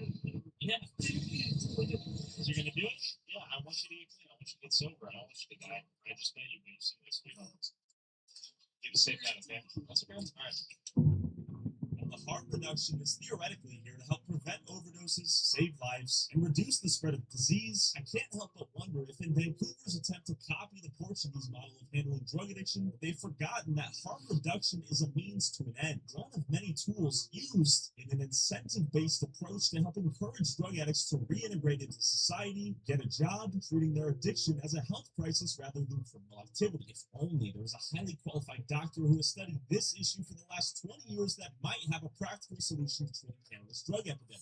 I want you to tell me about the research you were conducting, how it eventually was ordered to be destroyed, and what you found throughout that research. That first mentor that I mentioned, Bruce Alexander, people who know addiction will likely link his name with some studies that were known as the rat park experiments. What Bruce showed in that work that had a big influence on him was that rats living in isolation, given the choice between morphine and chow, tended to consume quite a bit of morphine. But if you took those same rats, even after they became dependent on morphine in isolation, you moved them into a park-like setting where they're living with other rats and they've got lots of stuff to do, they will switch their preference and instead orient to chow. It's like a natural intervention. Part of what inspired this was when Vietnam veterans had been identified in the 70s as addicted to heroin. The nutshell story is that they returned, and very few of them had ongoing problems with heroin, and very few of them who made that change access any form of treatment. Again, it was a result of the environment. And even if they have access to morphine, you expose them literally to better things to do. That's an involuntary type of intervention. What about intervening voluntarily? Could we simply go up to people on the street and say, hey, you're clearly struggling with a bunch of things. I've got some things to offer you. Does any of it sound good? One of the studies that we did along these lines involved offering people choices of housing. Housing in intact buildings where the sort of the social mix was already established. It was people paying rent, going about their lives. And our responsibility was to make sure that our clients who moved in were sufficiently supported so that they would be successful. How did that play out? People with clinical backgrounds were some of the most pessimistic. That this is not going to work. People are not going to change. Landlords aren't going to rent to you. If they do, they're going to regret it. Again, this is like from the people who are supposed to be helping. But we went ahead and did it, and it was successful. We randomly assigned people who had been homeless, it turned out, for about 10 years. We randomly assigned people to receive usual care, which here in BC costs about $55,000 per person per year. Shelters, food outreach supports, those kinds of things. Then we randomly assigned people to the intervention I described, where they're given choices and responsibilities and support. A third condition was people being housed all together. We had 107 people all living together in the same building with a team on site. It's kind of like the SROs, right? It's SROs on steroids there. What if we were to do as we did, shift the incentives, shift the things on the positive side of the ledger that would be incentives for change? So yes, you can move into this apartment, but if you're going to move into this, you can't be having dealers and other people over to the apartment to use drugs, because that's going to get you in trouble with your neighbors. Over time, they start to think about, gosh, you're returning to work. One of the things that struck me as most poignant was when people would think about reconnecting with their kids. And those kinds of thoughts about my potential future self are closely related to people's motivation for changing their use of drugs. If people are arrested, brought before a judge, and are not presented with choices, but are instead say, look, you can either go to jail, or you can go through this intensive treatment program. It's going to take about a year, and you must remain drug-free throughout. They really need to be separated from drug using and the drug scene urgently and immediately in order to have a good chance of survival. What did the government do in response to your research that seems like a solution to a lot of these problems? This research built up over 20 years. Several investigators, a lot of PhD trainees developed their research and adding to this pool of data. And we got to the point of drawing it all together and saying that we put together a proposal to begin scaling up effective supports for people in multiple regions of BC and evaluating what we were doing. And presented that to the government. And what I didn't know when I made this recommendations presentation was that the government had already committed financially to a massive expansion of housing people all together and providing them with drugs. Because I'm an honest person and I thought I was speaking to people with integrity. I said one of the things we're going to be able to do with this updated information is evaluate some of the public services that have been operating through the COVID years, and during which we have expanded this model of congregating people together. 1 week after I made this presentation to deputy ministers, we received a letter from the government ordering us to immediately destroy all of the data and sanitize hard drives. And 20 years of work down the drain. The massive data holding is covering like about 250,000 people. Effectively helped anyone in this situation. Here in BC, our government committed very heavily to a frontier in the use of pharmaceuticals. And this is taking the model of prescribing drugs and decoupling it from any kind of a long-term program or plan that's designed to help people socially reintegrate. We've gone so far as to provide drugs to people from a vending machine type of device right here.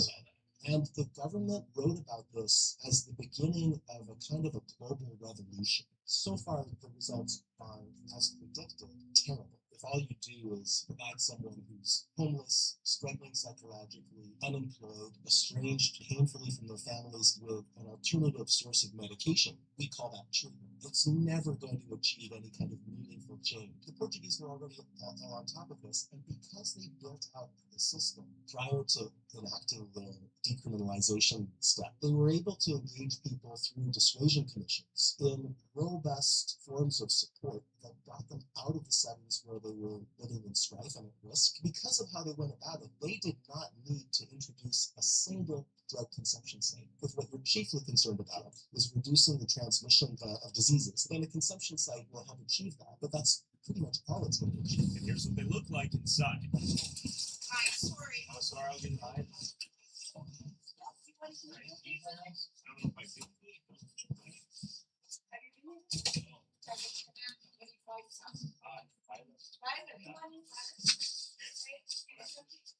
It's your first time? Okay. You know, do this. Okay. Something. And then that's what you get. Oh my god. And that's a nice. Okay. Okay, all right. You're welcome to stay and take the table if you want. We have a table. All right. Thank you. Okay. I think harm reduction is an incredibly powerful and essential component of how we structure our system, how we engage people. Recognize that harm reduction as a bottom-up, interpersonal way of helping people is an essential practice, but it's got to lead to the ultimate goal of wellness that's become linked with crazy stuff like drug use. It's not an addiction. We need to defend people's bodily autonomy.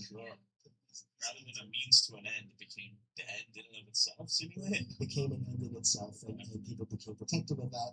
Then you get this kind of opportunity for predation. Okay. So this is economic predation. That's some of these bad actors.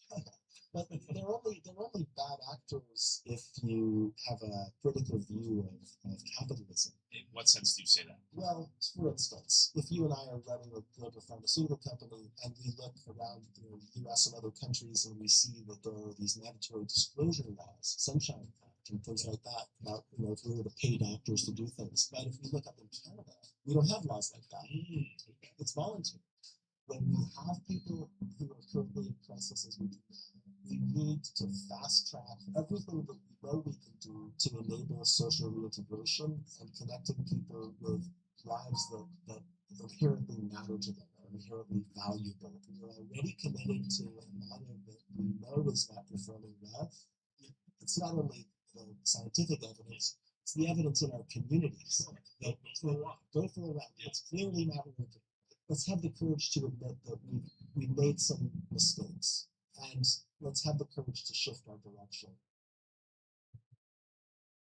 This is Los Angeles. Prostitutes. Influencers. When I die, sub to the OnlyFans. Sex dungeons. One of my friends who came to this party, male, he is like a decently popular content creator. What's that? Money.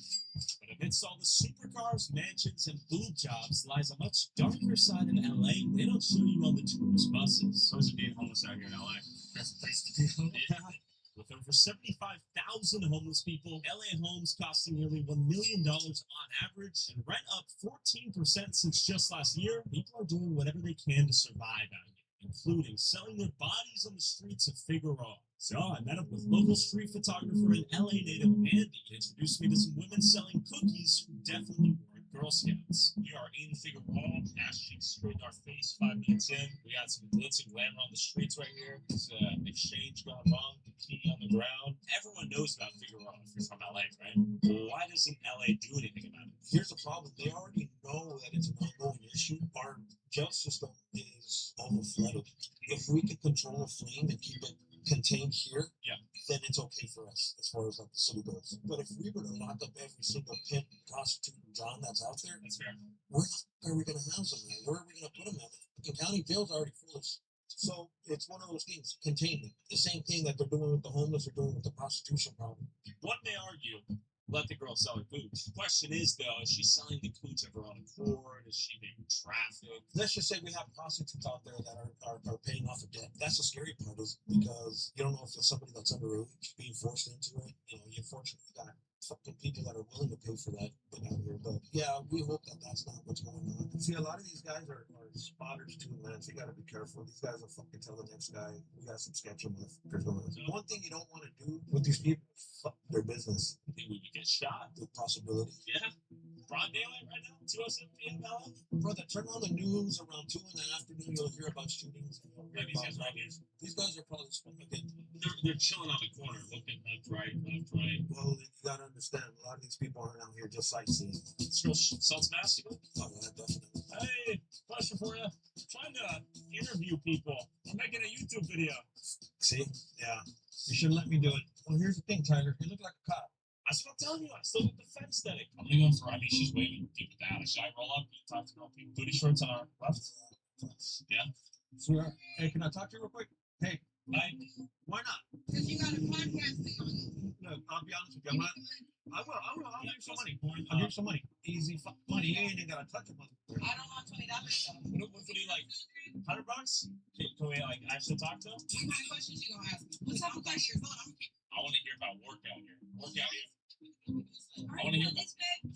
No, please. I got a YouTube channel right in front of this. I'll get you. Alright, let's go. Nah, bro, we're gonna get. I don't want to go anywhere. Actually, Yeah. you don't trust it? No, not the alley. I don't want to get fucking jacked. Why don't we just say let's do it out here? I'm just gonna tell her that. All right, ladies. The infamous big sign behind us. All right, I'm here with Trippy. Where are we at right now? We're on 103rd and Figueroa Street. How much are you charging for other services out here? Just out of curiosity. If you want like a quickie, you can give me like 150. That doesn't include asshole because I don't sell asshole. That's only for head and sex. Yeah. And are all the customers wearing condoms out here? All of them are supposed to, but honestly, some girls, if you run across some, then you can find some girls that'll do it without a condom. How is life out here? And what is your name? I'm Amaya, Pink Honey. Pink Honey? How long have you guys been doing this? Almost 9 years now. It's a long time. Not Enjoy just it? on the street, but at the massage parlors, at the strip club, everywhere. I enjoy the money that I make and the people and the interactions that I have out here. Make good money. Of course. I wouldn't be out here if I wouldn't. On a good night, you probably see at least $15,000 to $2,000. Now that's if you're working all day. That's not only nighttime. That's daytime and nighttime. At the end of the day, we've been doing this. We've been down for it. So we're going to keep being down for it until we get to where we're going. Where are you trying to go? Where am I trying to go? I'm trying to go to law school. Okay. So I'm in You're my, using this to fund your law school back. I'm in college right now. How old are you? 27. You've been doing this since you're 18? What about you? How long have you been doing this? I've been doing this since I was 12. I'm 26. 12? Yeah. And you sold yourself to like adult men? Yeah. I did what I had to do, but at the end of the day, it really changed my outlook on men. Now that I'm older, honestly, sometimes I have to tell them that I'm younger because these men out here really want younger girls. The younger you are, the better. So honestly, I'm gonna get picked up 10 times more than I am with a bust down weave right now because they like really young girls. Hi, what is your name? Jazz. Yes. Yes. How long have you been doing this and how old are you? I've been doing this for 6 months. I'm good to the game. I'm fresh.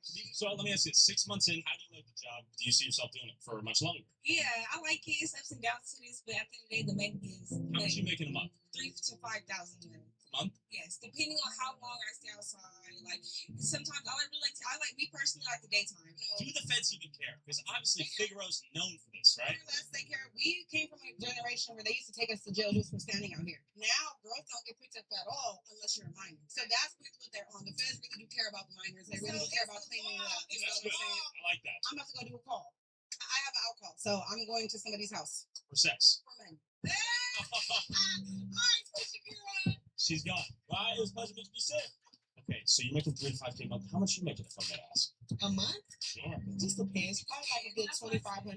Just curiosity. Have you ever thought about doing something else? Making the same money elsewhere? Doing something else? Yeah, but I feel like you gotta spend money to make money at the end of the day. Like I do have talents. I can cook. I'm a chef. I want to soon to have a restaurant and sell plates and food truck and stuff like that. But at the end of the day, I have to have money to invest in that. So 6 months in, how many more years do you see yourself doing this? After a year, I don't want to do this. Obviously, you're very smart, right? Yeah. Do you ever think like, why am I doing this, or is that not? I do. Yeah. Like, and not a lot of people help me. Like, you know, I don't have a lot of help or team, like a support system. Like, you know, so I have to do what I have to do to get by in life. You know, and yeah, I am sometimes I'm ashamed, and sometimes I am embarrassed, but like, it just is what it is. I have to do what I have to do. Because who's gonna pay my bills? That's a fair point. Right. How many people will you end up meeting today and doing something with? As many as I can. 10, 20, 100? I hope I never got that. Do you ever go home and cry afterwards, or is it just kind of a disconnect? To be honest with you, yes. Yeah. I do cry about this because it's like I don't want to do this. And most girls probably wouldn't tell you that because most girls out here do like this. They like what they do, you know. But they were very empowered and they wanted to tell me, you know, don't make us look for a goofy. long time, like you know me. Thanks for sharing. Is there any last things to let you know about the job you do and the place we're at? Figueroa. My last words would just be like, don't judge us because you never know what somebody goes through. And Okay. yeah, we do what we have to do. Okay, you be safe, all right? Thank you. You have a great night. See ya.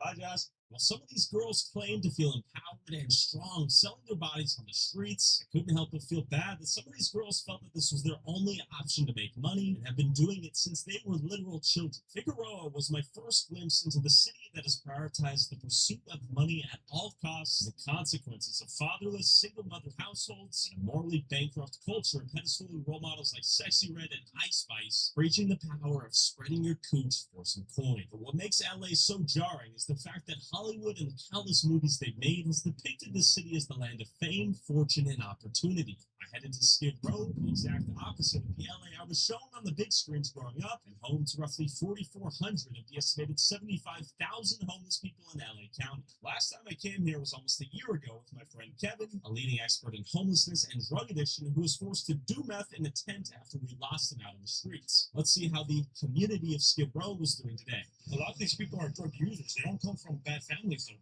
You got family members that are offering in the home jobs. They just simply don't want to take it. I would agree. A lot of people I've talked to have said, I don't want your help. I want to be left alone and I want to do drugs. And a place like Skid Row is a perfect place to do that. California has 51% of the outstanding homeless population. The question becomes at a certain point, why? What magnetizes people to come here? To establish those black buildings, this is all vacant. For lease, 14,000 square feet. We're seeing vacant building, vacant building, vacant building. But it didn't take long for even Andy to get sketchy looks from local homies who ran the block. So what's going on?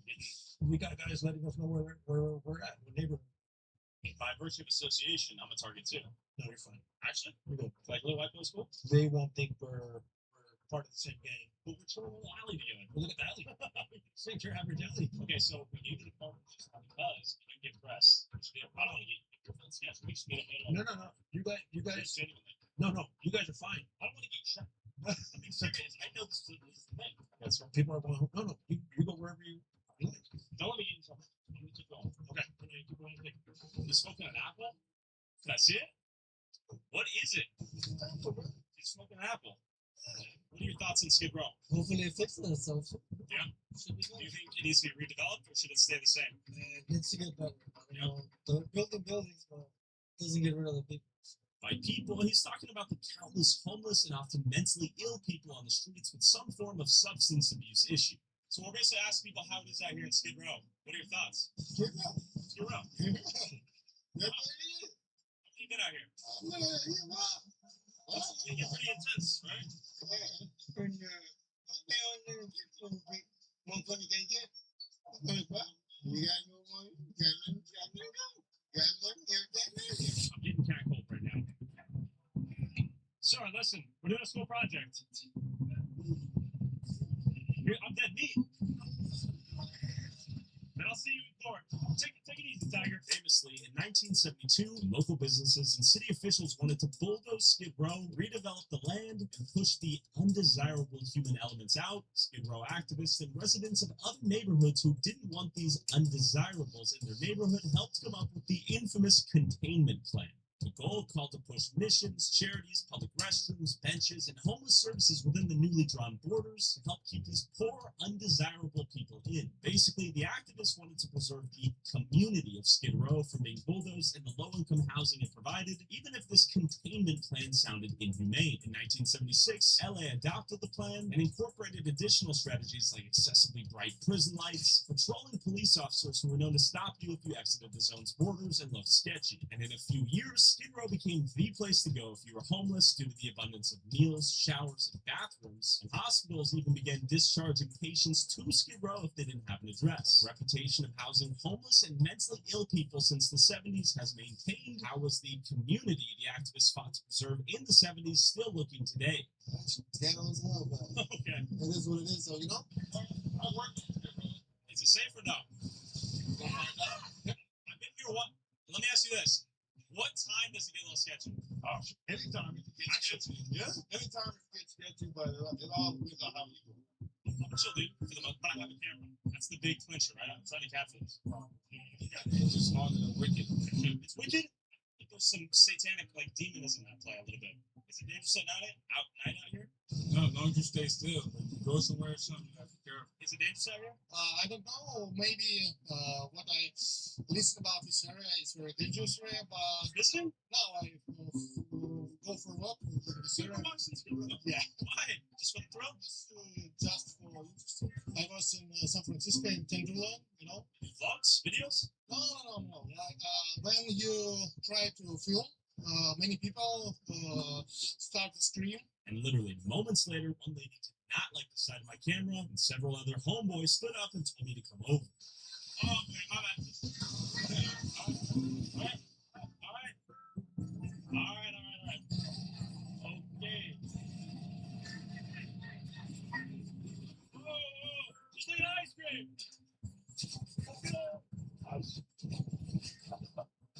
All right, I gotta get out of here.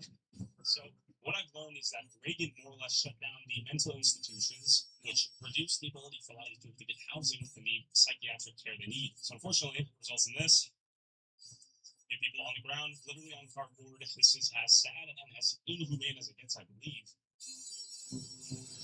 And there is a makeshift weapon, it seems, with the activists in the 70s fighting to preserve low-income housing and the community of Skid Row. I wondered why there were still countless people living on the sidewalks 50 years later. Where was all this low-income housing? And was homelessness a part of the community they sought to maintain? And with an approved $783 million budget to combat homelessness in 2024 in LA County, where was that money going? Diamond D. And I'm really, under certain sacrifices because, I'm an American, but why do they have to treat us like this? Why do they have us on the sidewalk when we're supposed to be living in luxury? That's what I wanted to ask you. I saw that luxury tower. Why can't you live in there? Because they didn't put me there yet. Why not? Because they say, it's not available right now, we're all full. But when I went up there, everything was empty. They have nothing in there. So they say they have no vacancy, but they actually do. Yeah, they have vacancies. The luxury tower Diamond D is referring to is this 19-story high luxury apartment building. Was there vacancy in this building? How was a $165 million building helping, at max, 298 out of the over 75,000 homeless people in LA County going to solve homelessness? Roughly $600,000 per unit of housing out here. This is permanent housing designed for the homeless folks out here. My question is there vacancy? And if so, why aren't these people moving in?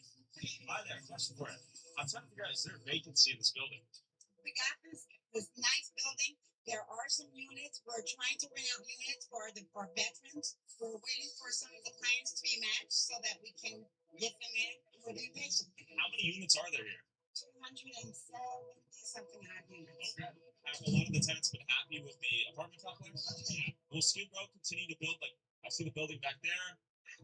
Yeah. Because, everyone that's on this, they need housing. And then I stumbled upon this lady who just moved in. I'm here with Yolanda Rojas. Yolanda. You live in this building? I just moved in last week. Okay. In our building. How do you like it? Beautiful. It's a nice building. It's a new building. Are there any rules you have to abide by to live in the building? Yes. We don't music, no fighting, no arguing, no drugs. What did you have to do to get in this building? Do you have to do an application? No, you have to be like in the street, they pick you up. You don't have to pay rent here. $50. $50. Okay. And are all the spaces filled in here? Not yet. Not There's yet. two towers. But see, sometimes people that really want to get help. Well, a few hundred lucky people end up getting to live here, like Yolanda. Spending $600,000 per homeless person is financially impractical if LA actually wants to get everyone off the streets one day. I pulled up to a tiny village with 64 square foot transitional housing units that come with a bed, heaters, and AC to see a different approach to solving homelessness. Critics often compare it to a prison, while advocates believe it's a better solution to getting people off the streets as fast as possible on their path towards long-term housing. But what do the residents living there think? Do you live here? My name is Matt Bedford. Where are we in front of right now? We're in front of the tiny home village on Chandler in North Hollywood, California. Okay, how long you lived there? I've lived here for about a month and a half. How do you like it? For what it is, it's okay. I mean, it's comfortable. They provide what you need, the necessities, but living in a homeless community isn't always cool. But, for what it is, I'd rather be in here than on the streets. Law and order is just pretty much just make sure nobody hurts each other, nobody overdoses. What's your biggest complaint? Disgusting. That's right. Yeah. Daniel, how long you lived here in the tiny home community? I've lived here since December 15th. How do you like it? I do like it. Yeah. This is one of the smaller ones compared to the big ones. Okay. There's some that look like giant mansions. Yeah. I battled with alcoholism, so I've been in and out of rehab since like the age of 18, like 34. And then I'll just like go out there and just do what I want to do. Sure. And I've been homeless for like 8 years. How is it being homeless out here in LA? Best place to be homeless. Yeah. Couldn't do it anymore. I couldn't do that in New York City. No. The security was booting me out. I was trying to come in and say hi. Yeah. But they lock it down, which is good, right? You feel safe in here? or Yes. Yes. They help. They're trying to give me 6 or 8 months. what? Okay. So you get permanent housing, right? Yeah. Are you allowed to use drugs in the village and drink? Not in. But you can have a locker. Okay. How would you rate the tiny village out of 10? It's better than jail. It's not as good as the Ritz-Carlton.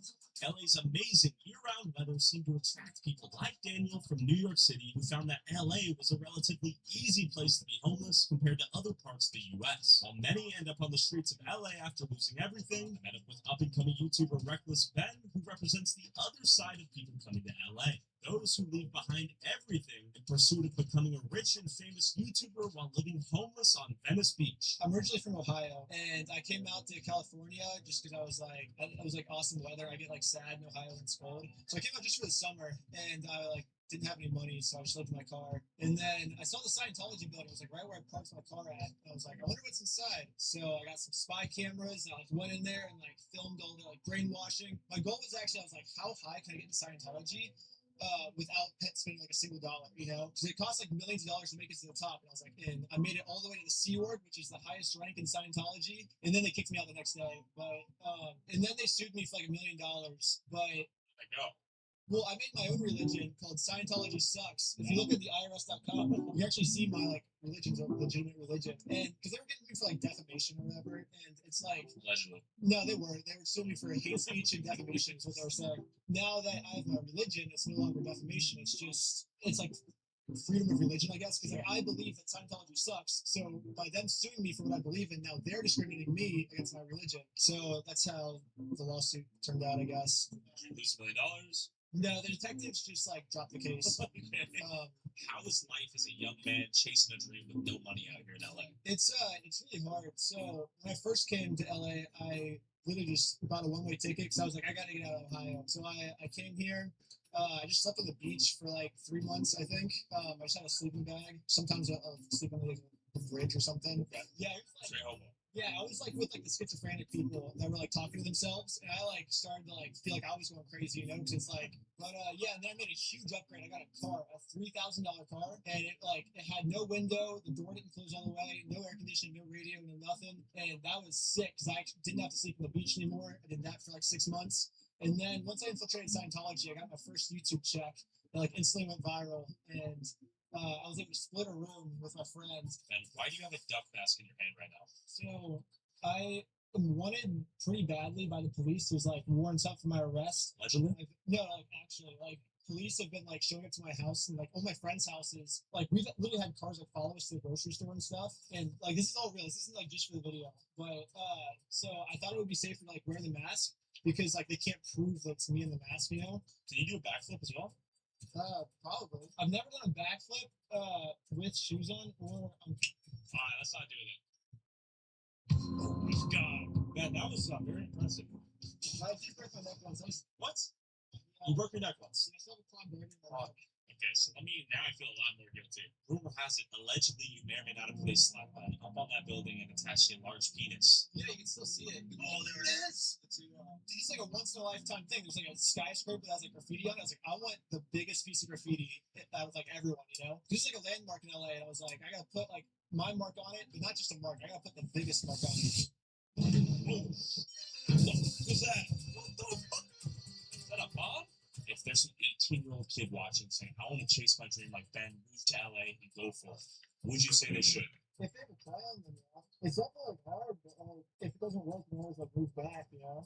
If you can make it in the YouTube scene, would you be happy doing anything else? Or is this kind of I'm going to make it or die trying? I was gonna, no, I'm gonna make it or die trying. Like, I was gonna die trying, you know? Like, I was, Literally. Yeah. I mean, because I was having fun dying trying, you know? Like, even when I didn't make it, it was still fun. Like, How do you think this all ends? Hopefully, I'll just keep going crazier and crazier and crazier until eventually I'll just die, I guess. Whether it's being a YouTuber, actor, musician, street performer, or living freely as an alcoholic or drug addict, the possibilities here in LA are endless. If you work and network hard enough, even you might be able to run your own sex dungeon one day. Lydia, what do you do? Where are we at? We are at my warehouse office space.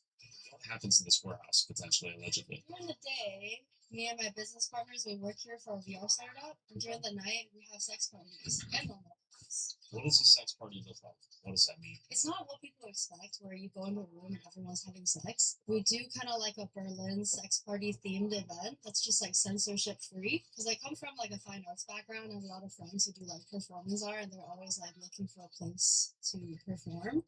And then also I'm friends with a lot of like dominatrixes and stuff like that, where they're always looking for a place to just, like showcase their abilities. And at normal venues, you can't really do that. But we're a warehouse, so we have no rules. We have a lot of high-end, high-net-worth individuals getting freaky on the down low out here. Yes. How much would it cost to attend a party, theoretically? Oh, it's really cheap. We do like $35. $35? Yeah, just for entrance. I have a street to do that. But we're very careful with like selecting people, so we actually like video interview them and have them fill out applications. We had the first one we did, we flew out a dominatrix. Her name is Dasha from New York, and she pissboarded this girl on stage. What is pissboarding? Like waterboarding, but with piss. So as soon as she landed in LA, she started collecting her pee. So she got like jugs and jugs and jugs of pee, Okay. and she was storing them in Ben's office actually. Lucky man, Ben. And then she said it wasn't enough pee, so we had a few like friends in like the adult industry who came who were interested. Like porn stars or? Yeah, porn stars, and they all donated pee. So we had jugs and jugs and jugs and jugs of pee, and then she had this girl lay on the stage and then put a towel over her head, and then like started pissboarding her.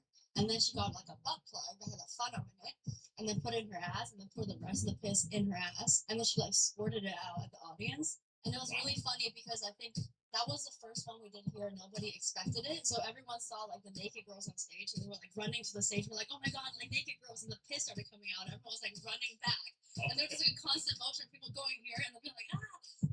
That's a crazy experience. We're doing like a medieval party, so she's gonna do like medieval torture. Oh, so people will be dressed as knights and Templars, that sort of thing? And like Shrek. Is this inspired from, I don't know, Roman sex fetish culture? What should I know about how this came to be? I would say it's pretty like Berlin sex party themed, but it's still like very Los Angeles because I think they don't do it like this in Berlin. Bloodboarding. Oh yeah, we did bloodboarding. Bloodboarding. Yeah, but that wasn't that crazy. It's bloodboarding. Like waterboarding with blood. So this girl, she went on stage and her girlfriend put like an IV in her leg and drained her blood, and then waterboarded her with her blood.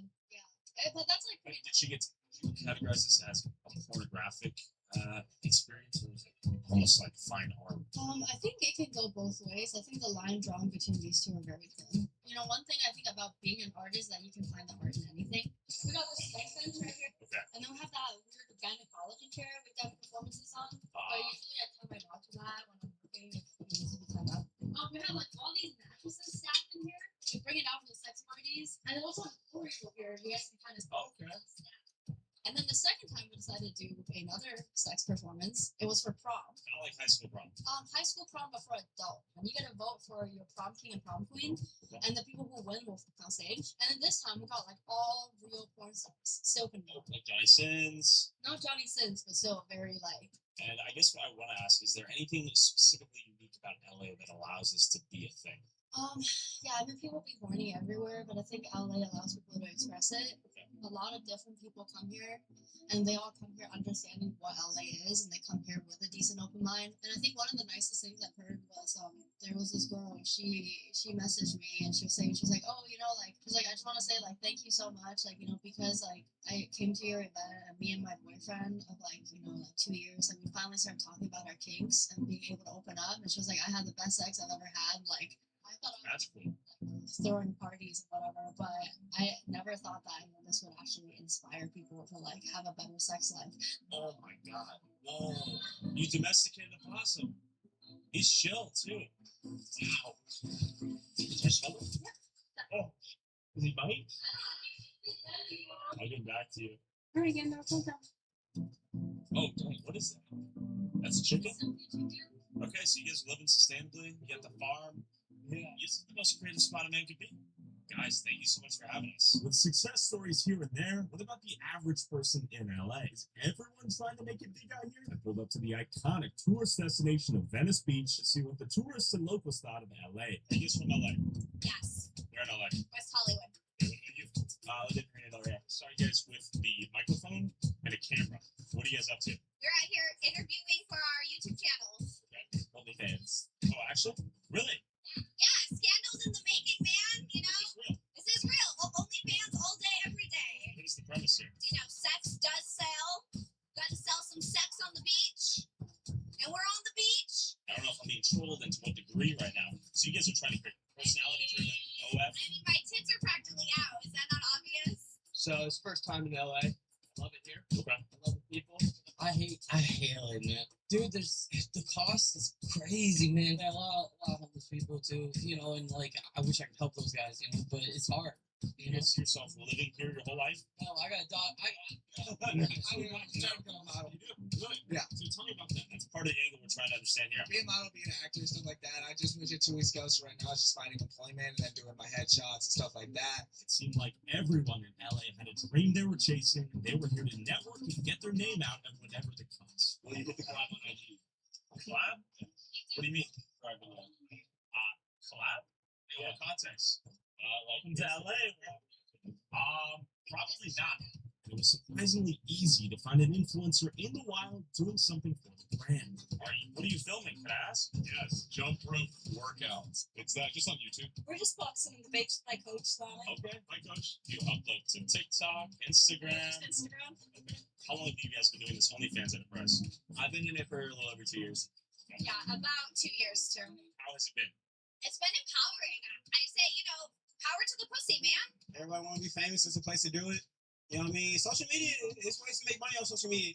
As an artist, I hear a lot of people come here in pursuit of their dream, right? To make it big. Does that ever come through your head? I gotta go to LA to make it happen. Yeah, this is definitely my first time here. That's definitely what I thought though on the way here. So yeah. In the age of social media, do you think you need a place like this to actually make it? Does it matter? A mix of both. Got to be out in person. You got to, you know, do footwork too. So yeah. I say if you want to do OnlyFans, it's your fucking life to live. You live it up and you shake your goddamn ass so you can't shake it no more, baby. Because you ain't got nothing to lose. I say do it, live, and shine bright. You don't think there's anything to lose? No, I mean, we're gonna die in the end anyways. You might as well, you know, go out with a bang, you know, take some sexy selfies and plaster that right on your coffin and be like, yo, when I die, sub to the OnlyFans. Even plus-size tourists on the Wally mobiles were vlogging. What up? Oh, you're vlogging. Son of Ryan. Hustle was in the DNA of LA. How you doing? How you doing? Oh my God. That's not the cash. If you weren't filming in public, why were you even here? You know, it's great because LA is such a great spot to be, but it really is what you make of it. Because just because there's a lot of big names out here, you still have to put yourself out there, right? So you got to be good at not just a performing, but networking as well. Okay, how long have you been doing photography? It's my second day. Second day? Yeah. So you're learning right now? I'm still working on the actual functions to make a good picture. Obviously, modeling out here is it competitive? Is it tough? Hell yeah, it is. It's low key hard if you don't have an agency. Yeah, if you don't have an agency, I don't have an agency. I'm freelance. So. Like everything is not what you know, it's who you know. It's like building relationships. You get what I'm saying? So if you want to meet someone with like $1 billion, you think you're gonna meet them sitting in the crib? No, you're gonna have to go somewhere to meet that guy. Is it a good place to chase dreams, great opportunity, that sort of thing? Yeah, if you don't get caught up in it. What do you mean? I'm a Christian, so this is essentially the land of sin. You know what I mean? People come here for the fleshly things, the money, the women, the fame, you know, so it's a very easy detour of what God wants for us instead of, you know what I'm saying, to love and to not be focused on self and stuff like that. Do you think there are some demonic elements of Los Angeles here? I think there's demonic elements everywhere, but there's definitely more of a stronghold here because this is the place where you go for money and all the different things. Why did you guys come here? Oh my God, we came here to spread the word of a page and for spiritual healing, stuff like that. It was beautiful. I'm not gonna lie. We came here and it's just to spread the word about love and bring people together. We talk about like suppressed trauma and stuff like that. We came here specifically to LA to help the people of LA. Is the problem so bad down here? Yeah. Why? We've been here for less than a week.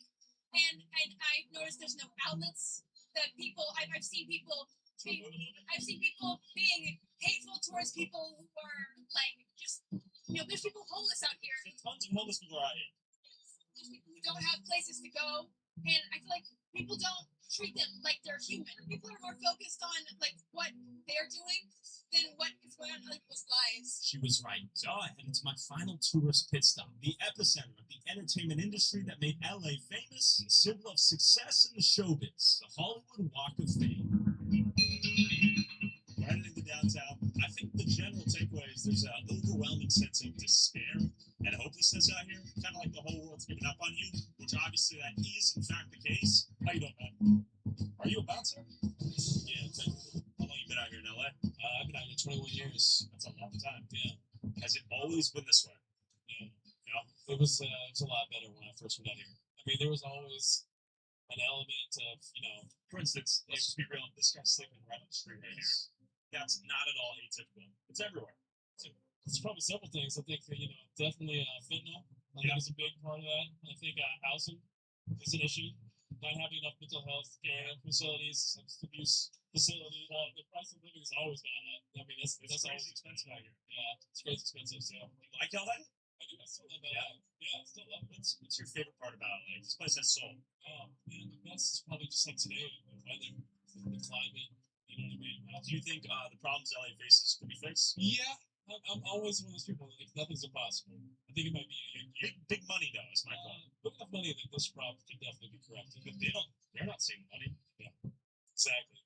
You're not saving money, right? I think it's going into some other people's pockets, right? The sheer amount of vacant spaces in this city is interesting. Why are all these businesses leaving, and why are so many Californians leaving? Is this a symptom or a cause of a broader exodus out of California? Question for you. Has the city offered you any form of housing out here or no? No. Just waiting around for like 2 years now. Do you literally just go from spot to spot to spot? Yeah.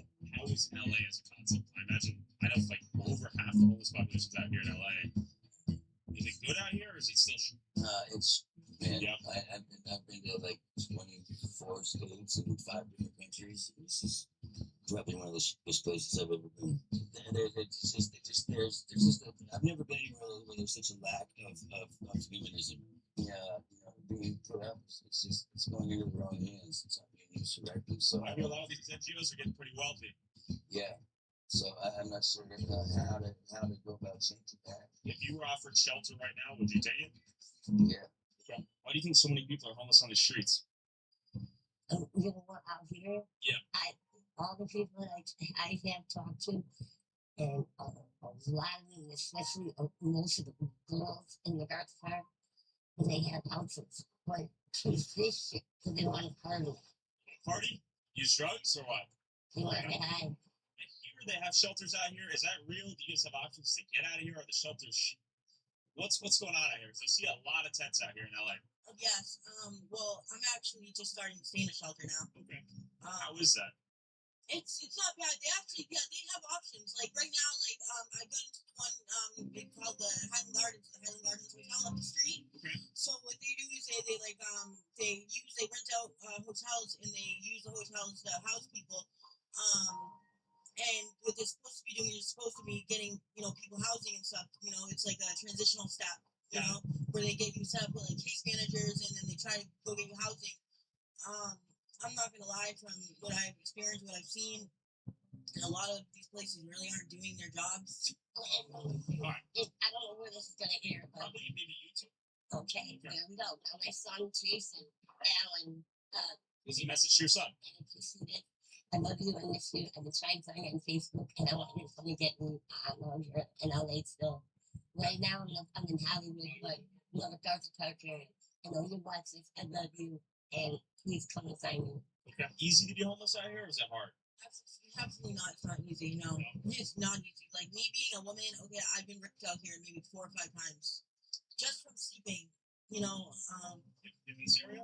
In this area and other areas, it's nice for a female. It is absolutely not easy being homeless. I've been sexually, assaulted, and I've been beat up by random crazy people. It's not safe out here.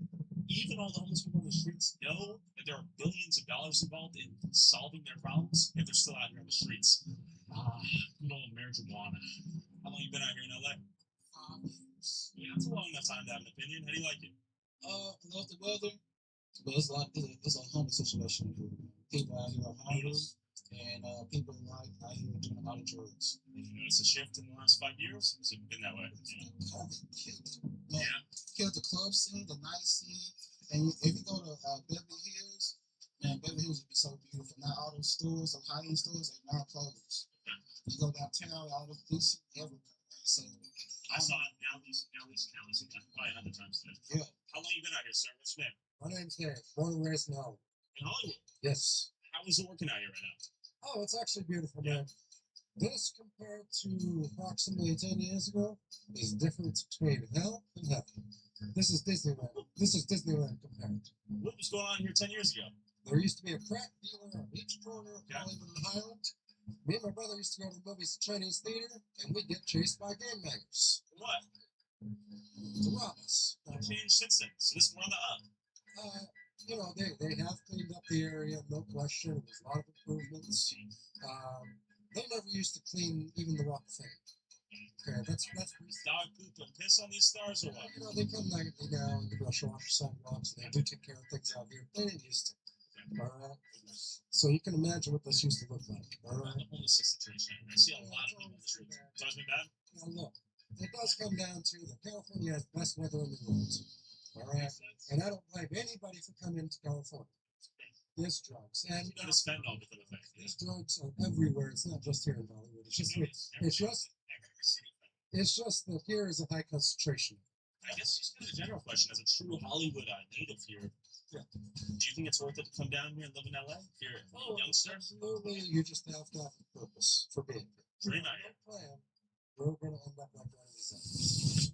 I want to make it be known right now, down here, right in front of the Taco Bell where you can buy alcohol. Not that many homeless people out here. It's pretty clean, pretty under control. Not a lot of folks on the streets and tents right here. Last 10 years, it's gotten better. Would you say that's accurate? Okay. Do you clean the streets every day? I heard the stars get cleaned 24/7. Now you guys, with these stars, these streets be filthy, you think? Not only would it be filthy, the trash bin that you see from both sides would actually be overfilled because the city doesn't actually address all of it. It's all private. Exactly. Wow. What up, Tony? Honestly, a nice place to bring the fam right now. Can I get a photo of your dog? He looks so cool. What's up, dog? New efforts to keep the Hollywood Walk of Fame clean seem to be working. You can find a homeless person with a sad story of how they lost everything tucked away into every crevice and corner of the city if you look hard enough. Brett, how long you been out here? 2 years, 3 years. How'd you end up on the streets? Lost my job. Okay. Doing drugs, testing dirty. Used to work for studios. Okay, like production studios, like Hollywood. Makes sense, yeah. That's pretty badass. It was a good job. What did you test dirty for? Heroin. Okay. Do you still use? Sometimes, yeah. I don't use heroin anymore. It's fentanyl now. Have you ever died? Yes. How many times? More than I can count.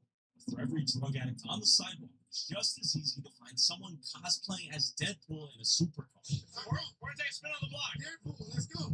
One person lost it all due to a drug test. Another might have become a millionaire overnight trading crypto. Deadpool, what are you up to tonight? Are you rich, Deadpool?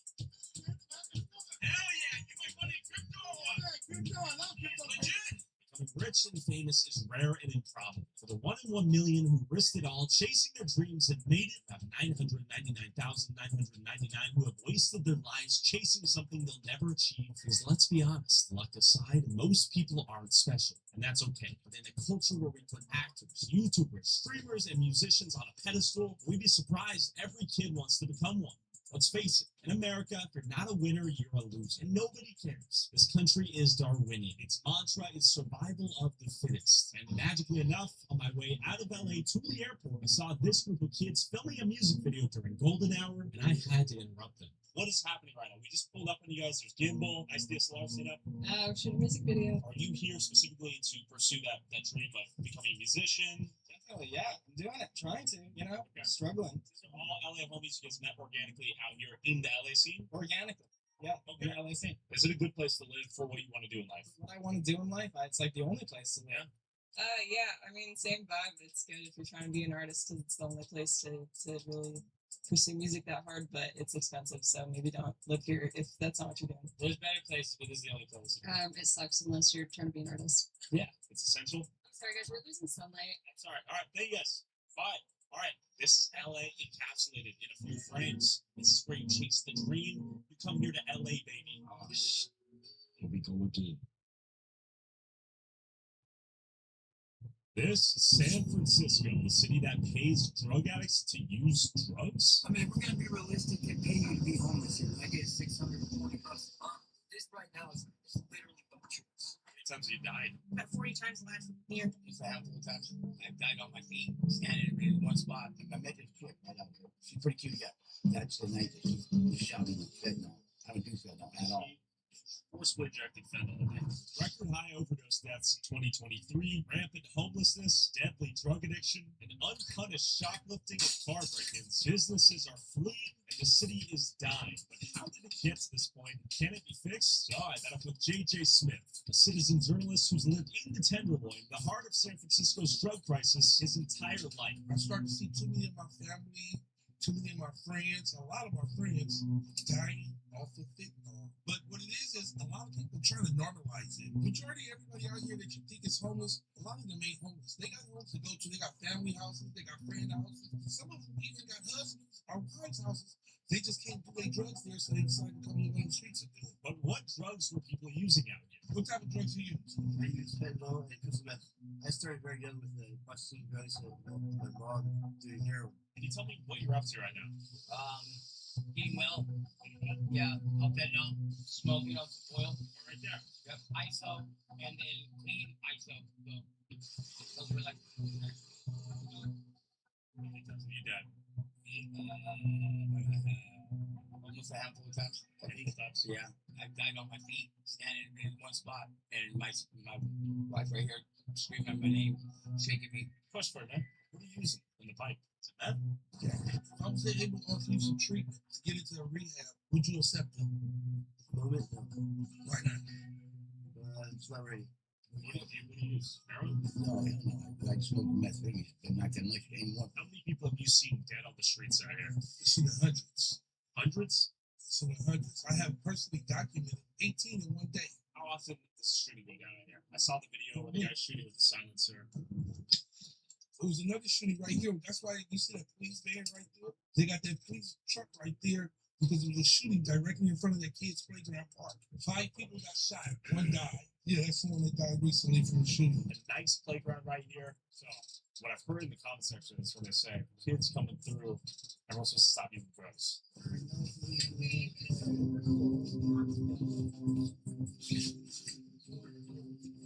No one changed their activity at all when she said that. Nobody don't change their activity. Normally, people, family with kids will walk the other way. She shouldn't have to walk the other way. She should be able to walk the other way. But they don't care. They just think it high. Maybe that's what's Beautiful place. It's so filled with so much culture. It's just it's getting chipped away. It's getting eaten up by a lot of these. I don't want to say they're lost causes because people. You use anything?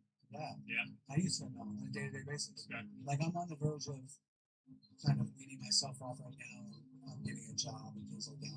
I'm doing that. How'd you get into fentanyl? What was your first use?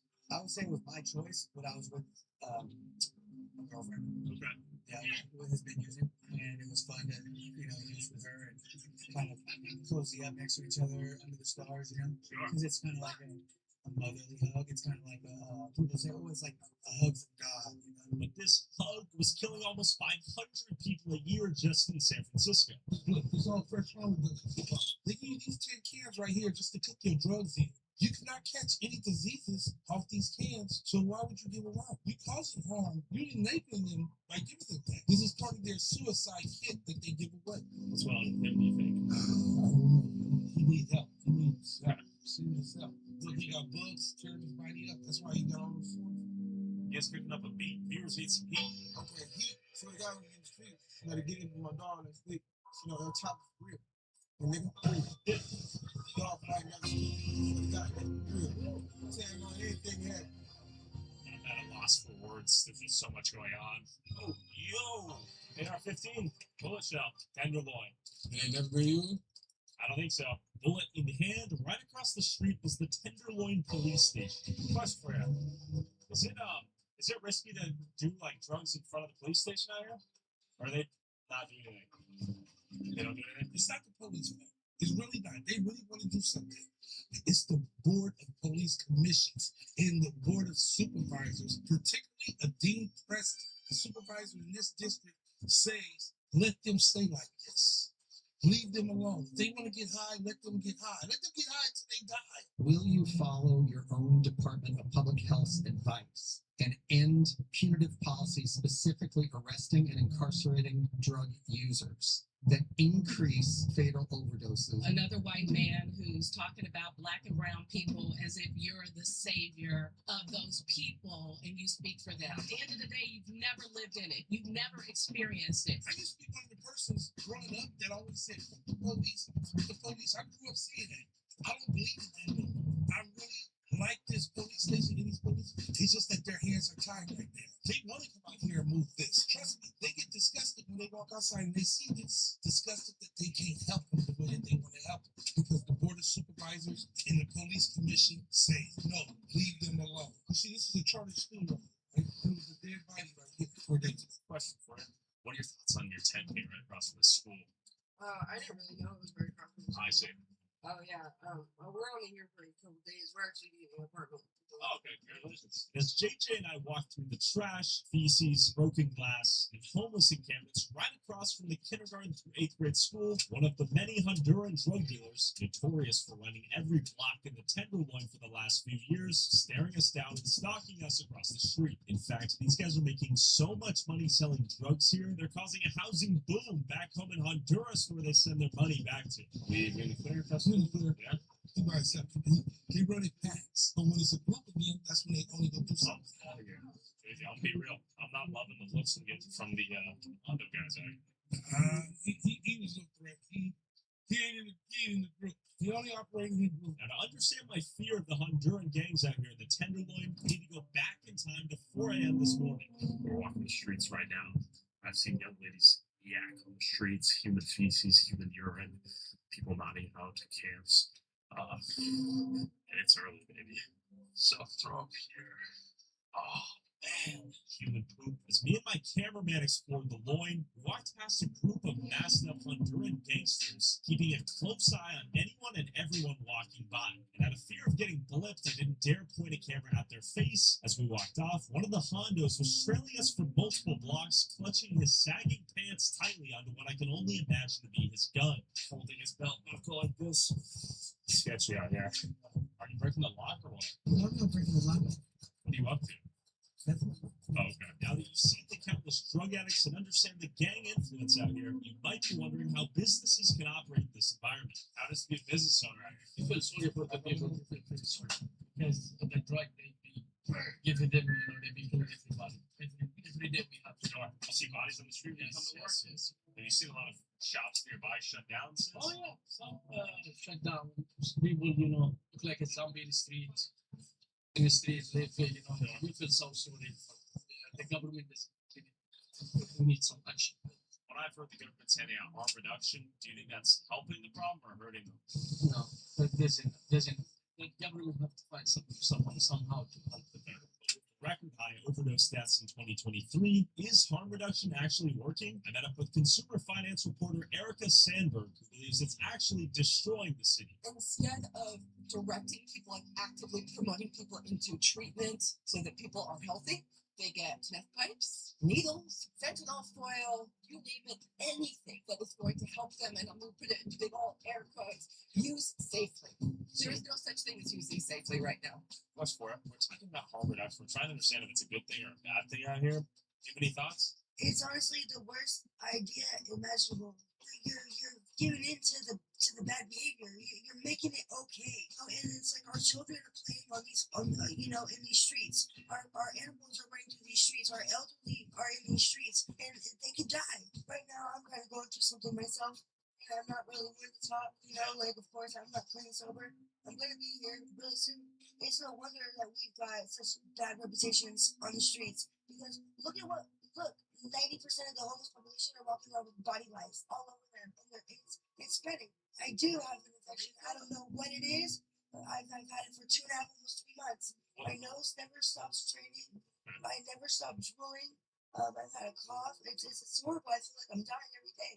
Goons already went to year 2004 black. You know the score. They should have been putting you up there with the niggas. Where you spit bars? Can I hear a few more? They should have had a real nigga doing this shit. I'm on stereo. Politics everywhere. Shit on the floor.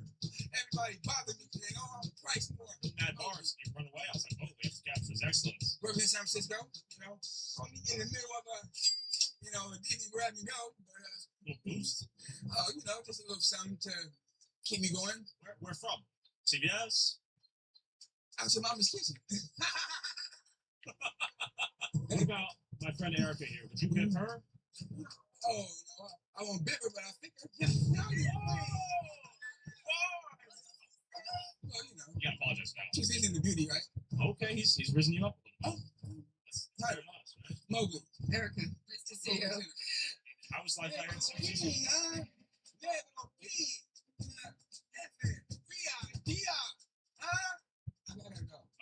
Well, this guy walked away with his freshly stolen goods. You might be wondering why he's not running away from cops after committing theft in broad daylight. The biggest thing I keep seeing on Twitter is $950 limit. I can walk in Walgreens, steal $950 worth of merchandise. Go to Macy's, go to Saks Fifth Avenue, grab what you can. If it's under that threshold, it's a misdemeanor. So you get your $950, awesome. Then you go boost it, right? But it gets better than that. So you can go to Macy's, get your $900 worth of stuff, head over to Saks Fifth Avenue, get another $900. Head over to Neiman Marcus, get another. We lost Nordstrom. H&M is leaving. J. Crew left. Whole Foods. This was closed prematurely because the theft in here was so rampant and so intense, it could not function. Question for you: is harm reduction effective? So why? Yeah, because Try to understand it. people are going to use drugs and they're not going to stop. The government, CIA brought these drugs here to sell them to the American people, to create a genocide. This isn't a coincidence. Purdue Pharmaceutical sells more OxyContin than any other drug on the market. I think that this is a manufactured crisis by the powers that be, the big money of the world. If we see it any different than the target, if you think that drugs being sold on federal property every single day, all day long by Hondurans who are brought here by our fucking government, stop bringing dope over our borders and stop making fentanyl in San Francisco. You said harm reduction works. My friend Erica says that it may not work. Well, where do you guys disagree? Just real quick, final question. If the dark cameras not here, Yeah. how would I save anybody? Narcotics. That's what they're doing. They're coming out here. They're handing out pipes. They're handing out Narcan. Pipes is good. Handing out Why wouldn't it? They don't hand out fentanyl. No one hands out fentanyl. No, not fentanyl, foil. Why not? What are they going to do? Grab that shit off the ground? They're handing out. They're handing out foil that's not city. The dope draws the people into the city. No, we're saving lives. The fucking Hondurans out of our streets. He said that harm reduction works. Where do you guys disagree? What works to what? To what end? To keep people alive until what? What kind of life is this? Okay, so you think it perpetuates the inevitable death? And perhaps in proof of Erica's point, about a week later, I'm pretty sure this guy we just interviewed was uploaded to Twitter, passed out on the floor, face down, appearing to be nodding out after some form of drug use, and luckily still breathing. This area is going to be dangerous pretty soon. As Erica left, and as evening approached, I spotted what appeared to be local drug addicts selling their freshly boosted goods to tourists and deal-hunting grandmas. Where's it from? If you want to really see some deals, Yeah. be over here by 8 o'clock. So we'll see $1,000. Yep. Back at night to see what I could find at the infamous Fentanyl Bazaar. A massive open-air market where hundreds of drug addicts sell boosted goods and do their drugs. But I brought the Batman of San Francisco with me. What do you do with those umbrellas? You didn't pay for those umbrellas. Did you pay for that, man? I didn't see you go to the checkout line. Did you pay for that, sir? Did you pay for that, sir? No. Go check out. Go check out. No stealing, brother. No stealing. No stealing. Give that back. Give that chocolate back. Give it back. Stop stealing from the store.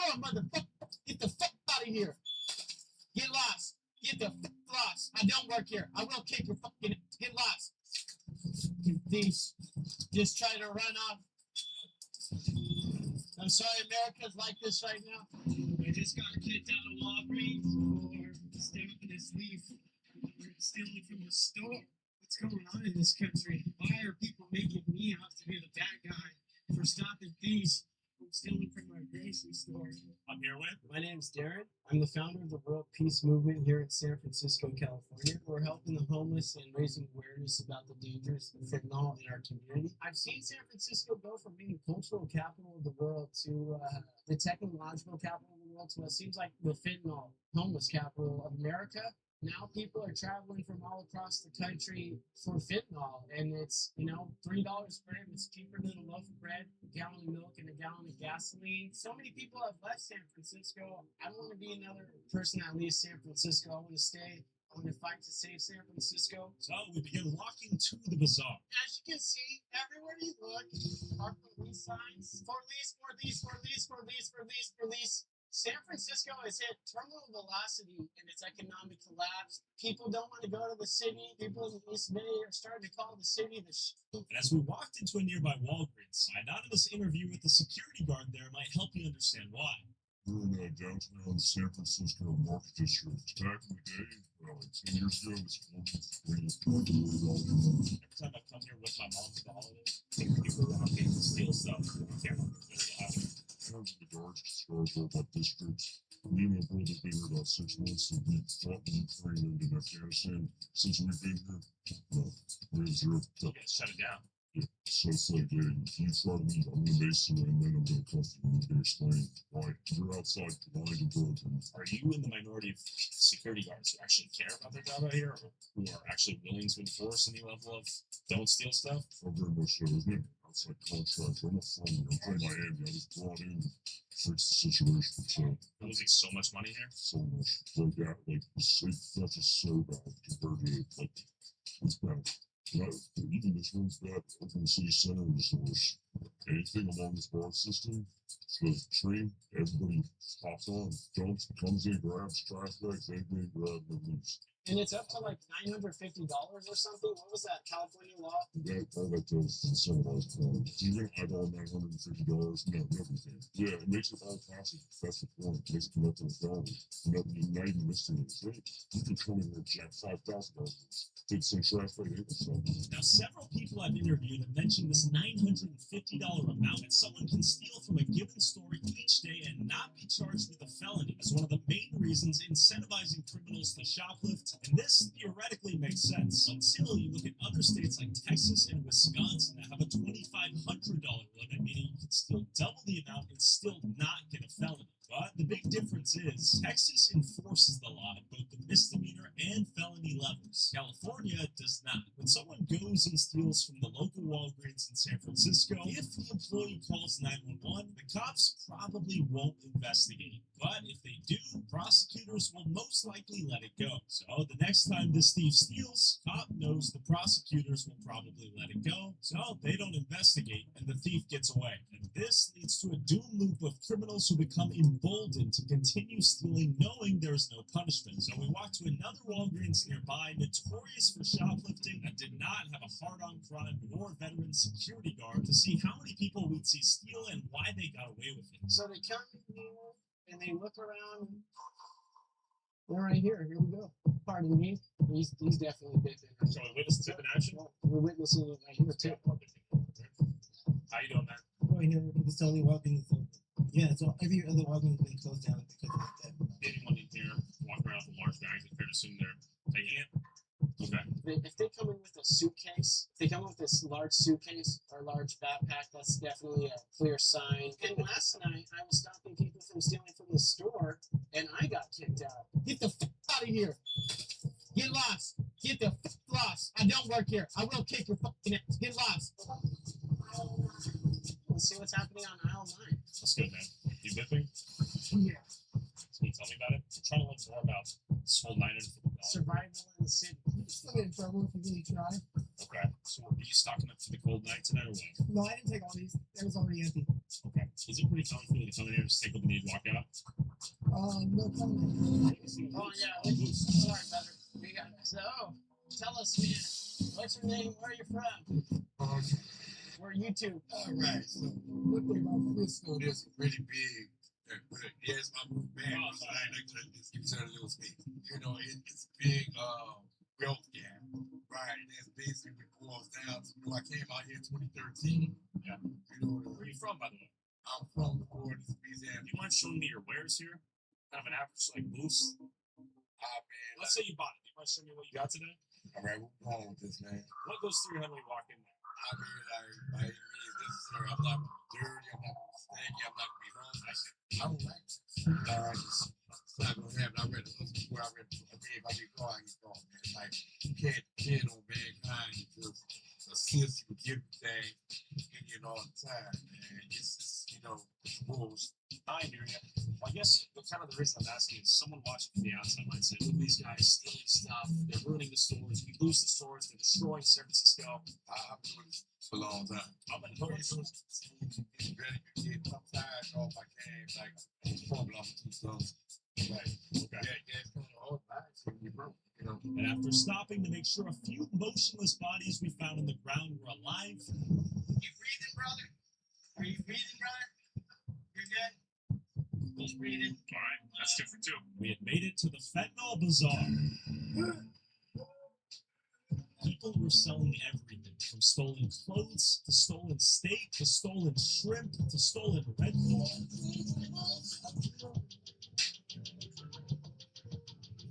All sold for a fraction of the cost. With a couple hundred people out here were mostly drug addicts selling random stuff they had snagged from a Macy's or Walgreens earlier that day. You might be wondering who's breaking into cars and stealing the more valuable loot from places like Louis Vuitton. After the cleaning squads had been sent out to clean up after last night's festivities, went back out the next day to meet up with the king of San Francisco bippers to understand the industry.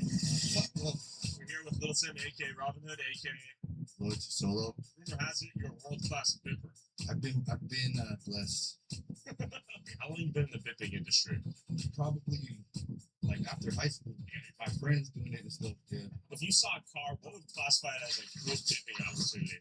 Honestly, it's all about the energy of the car, the energy of like the vehicle you in. If you spot it and it seemed good, it seemed clear. But some of these people aren't gonna lock the car door. A lot of times they leave the windows down, and that's it. To automatic green light. Well, I've heard that people leave their windows down so they don't get smashed. You're in the bip anyways. Yeah. Drivers leaving their back doors wide open to show thieves there's nothing valuable inside. There he goes. Just broke in. What do you go for on your bip spree? Are you going straight for the kind of converter, or we're looking for the Louis purse in the front seat? Definitely, that's a bit in all 4 of those parts right there. So where do Ray-Bans fall on the bib scale? The bib thing. Are Ray-Bans a hot commodity, or are they a common item, or the legendary item? Something like this lens crafter right here? No, but I know the first pop-ups I just got. None of these have been wicked. So it's fresh for the bip? Are you plotting a hit or what? Not really. Honestly, all these stores lame. Leave these stores. Mom and pop stores, leave these stores alone. I see. So you're going for the corporate chains? Like, tell me about Walgreens. Of course. Fuck TBS Pharmacy too. You bipped him to oblivion or what? What's the biggest bip you've had? Damn near $500,000. Where? You bipped that much product? Also, this my buddy, he a world traveler, so he hooked me up on some spots too. Where do you sell the product to? The streets. Sorry, the Fentanyl Bazaar? Yeah. You just sell it to the dudes that got money. Fentanyl users ain't got no money. Could I come to you and be like, yo man, I saw you bipped that. I got $500. Can I have the Louis? Yeah. Okay, so you do some on the street spur of the moment sales or what? Yeah. Is it dangerous out here when you're doing your business operations? Does it get sketchy or what? I would say so. Myself. You never know who you're dealing with. What's the most recent bit? Think on it. Man, probably the whole car. A lot of people are so dumb these days, they leave their, I don't even want to say, man, because it's an easy come up, man. I see. There's an insider practice that you're using to just bip full cars. Yeah. What's your favorite type of woman? Latina? I love Asians. I tried to get this homicide at the restroom once, and I took a sucker punch and almost got into the R band. Like, he just aimed for the face. I was, yeah, I mean, there's this guy, I remember coming with a bicycle. He had a pickaxe with him and had a bunch of those lawn darts they outlawed a long time ago. Pickaxe? Yeah, Minecraft? I mean, I got pepper spray on my coffee shop on Labor Day. What's the biggest advice you have for the god of San Francisco? I'll ask for a little more control. I mean, you're a power freak? You're asking God for more control? Shiesty. It's a pleasure, man. Well, fully masked up thieves like our boy here go around pillaging businesses and ransacking tourist cars. What a lot of people don't realize is that the Bippers in San Francisco commute to work every day using the BART from other cities in the East Bay like Oakland. All right, we're here in Oakland. I'm here with Leighton Woodhouse. I'm a journalist. I'm from the East Bay. I'm from Berkeley. I live in Oakland right now. I cover drugs and crime and homelessness in this area. What's going on here? It's a little bit of a different situation in Oakland than San Francisco. There's a lot of overlapping issues: untreated mental illness, drug addiction, obviously, these homeless encampments. Issues around crime, though. There's a lot of sort of opportunistic crime, home invasions, car burglaries, armed robberies, and things like that that happens in San Francisco for people from Oakland who go out to San Francisco to do crimes. There's like roving crews of thieves who go and jack up camera crews like us, and tourists and whatnot. Particularly rob pools there. Yeah, you know, the main open air drug market is in San Francisco, the Tenderloin Civic Center, South Market, and that's where the drug dealers sell. They mostly live in Oakland. It's on International Boulevard. Cops know where they live. They take the train across. They've been spotted. I've heard this from law enforcement. Spotted by passengers dividing up bindles on the train, counting stacks of cash on the train. They're very open about it. You think this recently got bipped? Take a look inside this. Part that got stripped. Wow, this thing is definitely stripped to the bone. Yeah, there's thousands of carjackings a year, and I think like 1 in every 40 Oakland residents have been carjacked. Oftentimes, it's just for fun. Joyriding. They do sideshows. Sideshows are sort of intersection takeovers where you have a bunch of people will just spontaneously take over an intersection with their cars and just do donuts in the middle of the intersection. It's an old tradition in Oakland. Now it's not so much people showing off their cars. In fact, it's usually not their own cars. People steal cars, go do donuts in the middle of the intersection, and the city has stopped breaking them up. So they go for an hour sometimes. What's good? Are you from Oakland? How was Oakland out here? A little crazy? Because here, what's up, Dargo? The city council and everybody decided that we didn't want the police to police anyone because the police brutality. So if you'll notice, you just see cops driving by, but they don't interact with us because they're not supposed to. How's it changed in the last few years? Oh man, the homelessness is taking over. Yes, and it's just poverty's gotten worse. You know, it's everybody struggles to have a car and to have insurance and to have registration and to have rent and to have. It's just too much for everybody. And Oakland is so expensive. My rent is $2,500 a month for a 1-bedroom apartment. Yeah. It's a misunderstanding about Oakland out here. Oakland has a lot of outreach for the homeless. You'll see people feeding people all the time, or going to get lunch at McDonald's and passing it out, or socks and backpacks. So people don't think that we do that, and there's so much outreach here. There's so much, resources for the homeless. I think all that, social services people giving food to the homeless, do you think that makes it easier to be homeless here? And maybe that's a problem. It is easy to be homeless. I just don't think it's easy. I think not having a home, not having a space to call your own, and to shut the door and be able to relax and put your guard down is hard. You're still fighting a everyday battle that you wake up to, And then I saw this lady who appeared to be homeless out here. How are you? What's your name? Miriam? Saw that car right there. Is that a pretty common sight? Yeah, it's Where do they come from? Oh, I don't know. Just show up. Okay. Yeah. How'd you end up out here? I just, fucking fall on my feet. Use anything? I got no speed. Is that what you like to use? Yeah, fentanyl. Fentanyl? So you smoke fentanyl straight up? Inject? If someone will do it for me. Really? Okay, so you don't feel comfortable injecting yourself. How many times have you died? Never fentanyl. Never? What? I got about 40 times last year. Exposure. 40 times? Yeah. You're a walking miracle right now. Do you go into the city to get fentanyl, or you buy around here? Okay, Tenderloin? So if I wanted to buy some fentanyl right now, where would I go? I'd probably hop on the train. Okay. I can help you if you need some. Any family need to know that you're out here alive and well or what? Yeah, hi. Come find me. You have family out there? Somewhere. Yeah. Yeah. Are they worried about you? I don't know. Yeah, I need someone to come rescue me. Where else? Yeah. Where do you want to go back to? New York. Want to get into treatment? No. Okay, so you'd like to go back to New York and continue? Okay. Is it easier to use drugs out here than New York? No, not necessarily. Interesting. It is right now. Stay safe out here, right? Yeah. Little bip went down right there. When I had an unlucky day, parked at the wrong spot at the wrong time. How can a city like this allow that? Well, there's not enough cops. Inadequately staffed police department. Hasn't had a police chief for a year. There's just an acting police chief in charge. The police essentially don't respond to anything but the just most heinous crimes. So people are moving. If I were getting mugged right now, could I call 911 and would they do anything? It would probably take them 3 or 4 minutes to pick up. I've called and had to wait for 5 minutes before. I know somebody who's had to wait for 40 minutes before and just gave up. I think the average pickup time is about a minute. So if you send somebody out and that cop may or may not show up. 2014 there was a law passed called Prop 47 in California statewide, which I think I voted for it. It sounded good on paper. It was the idea was to combat mass incarceration by making a lot of felonies into misdemeanors. The idea was that prisons are being filled by nonviolent criminals. For example, theft became a misdemeanor if it was anything less than, I believe, $950. Also, drug dealing in small quantities meaning enough to supply an actual drug dealer, was considered a small quantity, was no longer a felony. So effectively, drug dealing was also just a misdemeanor. And this prevailing lawlessness in the Bay has caused businesses like this In-N-Out near the airport to announce they'll be leaving Oakland. They're doing fine financially, but they can't justify the level of crime to their customers and their staff, so they're shutting it down. Do not leave your valuables in car. You seen any bipping around here? All the time? Yeah. Who are they bipping and why? I mean, anyone here, right? Anyone with a car, no one comes here expecting to, get broken into. They just come here to get some fast food. A lot of people who come here have no idea what Oakland's like because they're coming from the airport. So it's really A lot of unsuspecting tourists getting bipped and bobbed out here. Yeah, I mean, not just tourists. Like, we've had employees have their car broken into as well. Even if there's nothing in the car, sometimes they'll break the back window just to lower the back seat and see if there's any luggage in the trunk, and you'll get your window broken into either way. Yeah. So when's March 24th is our last day. People are gonna lose out on their In-N-Out burgers out here. Got jobs, and there's not a lot of food out here in this part of town. I've yelled at these folks like, "Hey, stop! Like, what are you doing? Stop!" But I can't really do more than that because I'm not gonna run after them, or everyone loses out. And it's it's the kind of thinking where it's like, this is why we can't have nice things. Are you Oakland native? No, I was born in Yemen. I came 2014 before the war started. How do you like it out here? Better or worse than Yemen?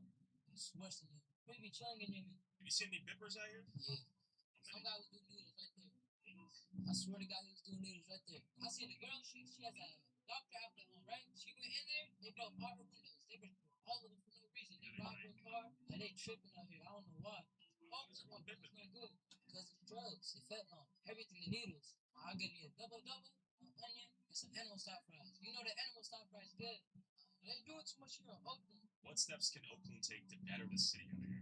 I mean, they gotta hire more cops. For starters, the department is understaffed by hundreds of officers. They cannot respond. But also, the homeless encampments here, people need help. These people tend to be drug addicted and with untreated mental illness, and they need to be put into treatment. But we're not doing that in San Francisco. We're not doing that in Oakland. We're just letting people live in this kind of misery. You need to have an intervention for somebody to come out of a really hardcore drug addiction. That's what we're not doing. We're just basically making the conditions feasible for people to continue to live on the streets and use drugs until eventually they overdose and die. In the 1980s, the Zeedijk neighborhood in Amsterdam faced a rampant heroin addiction crisis similar to the Tenderloins fentanyl epidemic. People came from all over the world here to use heroin. At first, the government decided to help the addicts by offering harm reduction, little to no law enforcement, and even set up little floating islands where you could shoot up heroin and nothing was solved. But in the 90s, police and health workers began to work together as police broke up the open-air drug markets. Healthcare specialists offered methadone, treatment, and shelter. Police also began to ticket violators, and if the drug users did not pay their fines, the courts actually ordered arrests, forcing addicts to follow a treatment plan or go to jail. After constructing tens of thousands of individualized plans, in combination with offering treatment and punishment if they denied to accept it, Amsterdam solved their seemingly unsolvable heroin crisis, and maybe San Francisco can solve their fentanyl crisis too, if it recognizes the balance of tough love, offering people the help they need, and punishing them when they refuse to accept it. Maybe then we can stop this descent into madness. Thanks for watching, guys, and special thanks to everyone involved. Link in description. Also, whoever has the most viewed TikTok or YouTube short using a clip from this video, I'll send you $500. Post however many times you want, but you must tag my TikTok/YouTube @ and put YouTube Tyler Oliveira in the title/description.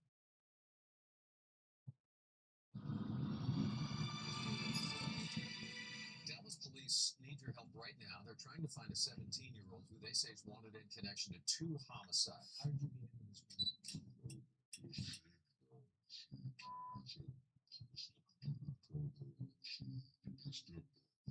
If I had to mask up, I had to let it go. Mama telling me to chill, but I can't seem to let it go. Everywhere in Dallas, bro, there's probably like 5 young niggas that's really finna go do that for that sack like that. Who gonna really do shit like that cheap too.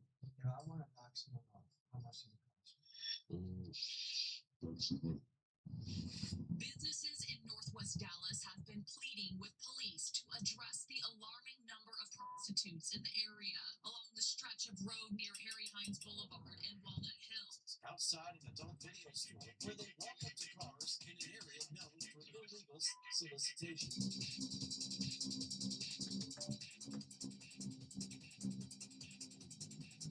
So we're gonna send him in with spyglasses and see how far he can get.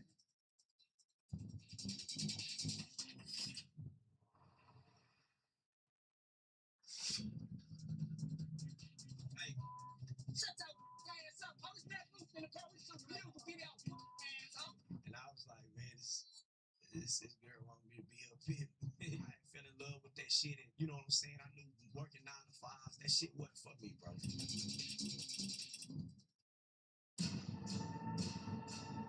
Does selling guns fund your entire life? What about 12-year-olds? They ask you for a gun.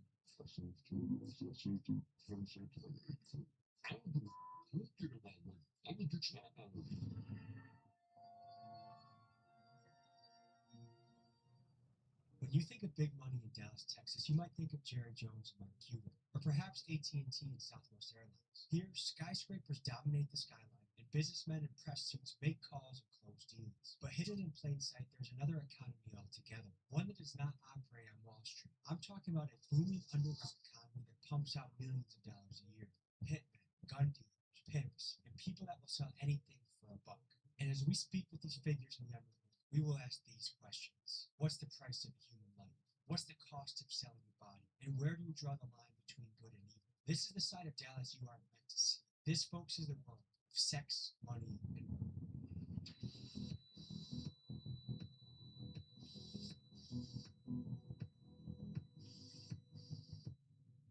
How you doing? Good to meet you.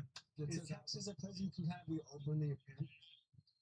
Shit, everybody out will be a pimp. You know what I'm saying? Pimping ain't illegal. Pimping is illegal. And how close are we to the stroll? Harry Hines, we up. Go out the hill, go all the way up and then meet Harry Hines and meet up to Harry Hines right there. How would you describe yourself? Man, they kind of is a baboon pimp. You said baboon pimp. Yeah, do some baboon pimping on that motherfucking ass. See, I've been making all my motherfucking life. Don't do no smoking or no drinking. I stay sharp as a knife. Like a nigga that really don't tolerate no miss, no playing at the same time. I'm a good guy. Stand on business. You know what I'm saying? I give a fuck about my hoes. You know what I'm saying? I give a fuck about their well-being. Shit like that, baby.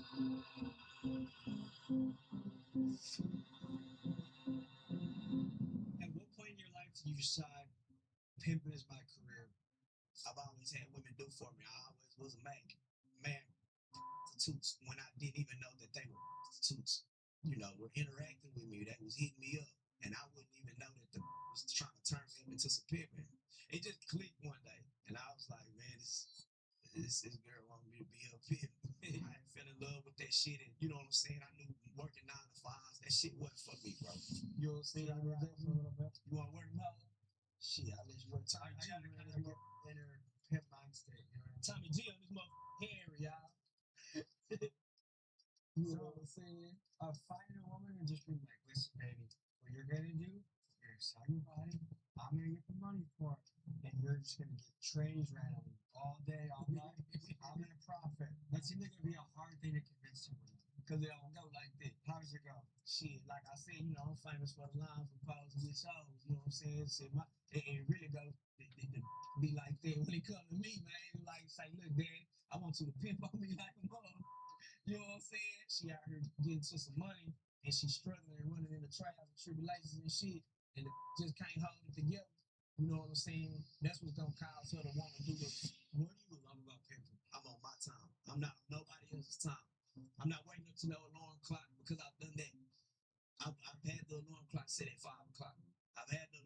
said at 4:30. Man, 4:30 in the morning, I'm outside. Now, doing what the I want to do. You know, you go home for Thanksgiving, you say, Mom, this is where I've been up to lately. Guess what? I'm a pimp. Like, how does that go over at the dinner table? But guess what I come to the Thanksgiving table with, though? I come with the table, you know what I'm saying? That's what this shit provides for me, you know what I'm saying? My mama not gonna knock me for a hustle. A lot of us come from, you know, nothing. It was born in us to hustle.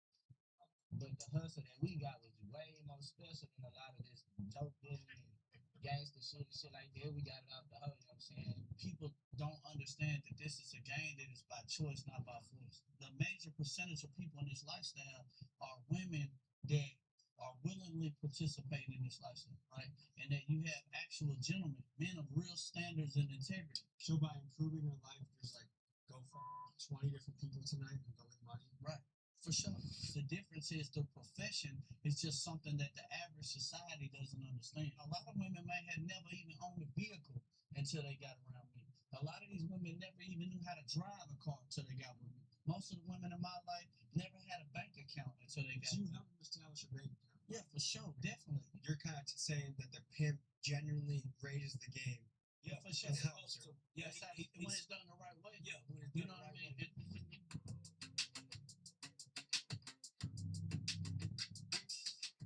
Are those twins?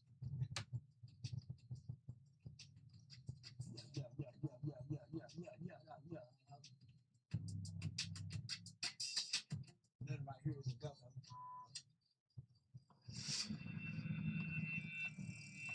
Hey, shut your ass up. Police Mac Roost in the car. We shooting a music video. Asshole. You know what I'm talking about? Yeah, yeah, no, ho. Yeah, real Harry Hines, nigga, no. I don't ever respect no pimp no more. Wrong too, ho. Get your ass in pocket, dog. Hey, who your big fine ass cop? Yeah, yeah, tell him it's the big old Mac Roost, the pimp Rooster, though, ho. Yeah, yeah, regulate that shit, though. Get that shit in order next time, though. Yeah, yeah. Is that tactic of rap?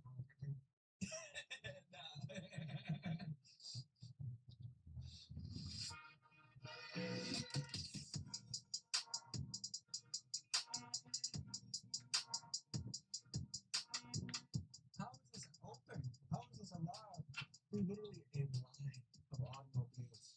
My first impression is I can't even believe it's this out in the open. Like, we don't even gotta be worried about anything. I know. Do you want me to tell you something? Yes. I've been like waiting to come here. Yeah. For, So no one has to worry about police. I don't really know. I just moved here, Where'd you move from? Oklahoma. And if this was in Oklahoma like this, like you go to jail. I mean, Like there would be cops everywhere. Like it wouldn't be shut down. It wouldn't even be a thing. I see old guys, I see business guys, I see random sketchy white guys. Like, it just seems like this is the place everyone comes. They Right, wanna- basically, you know what I'm saying? It's like us all helping each other make money. Do you feel like this should be legal? Yes. Did you do this at home? Yes. I've done this for 6 years. Okay. How do you find your means? Well, I mean, I post an ad, you know what I'm saying, on a site or whatever, and then that's how I've been doing it. I've never done it like this. What are men asking for these days? What are your most common? Well, I have a lot of like fetishes and things like that, like domination type stuff. You know, Does that surprise you? not really. Are they inviting you to a house? Are they inviting you to a motel? It depends on where they, live or where, also where you're comfortable. But where they, I go to a hotel house. Park there. What's the menu and what's the price list? Okay, my only thing is I don't do Greek. Greek is like, you shouldn't go like lower than like 200. Not every scene was able to fit into this video, so to see a treasure trove of inside access to see things you can't find anywhere else, click my Patreon link. It is in the description. What's the downside to this business? I don't know. Right now I'm going through the phase of like people like fight, you know what I'm saying, disliking it. Like kind of, you know what I'm saying, like being weird about the fact that you do that. You know what I'm saying? Like you go to okay, so they're just driving through, but maybe you could I'm not getting this car.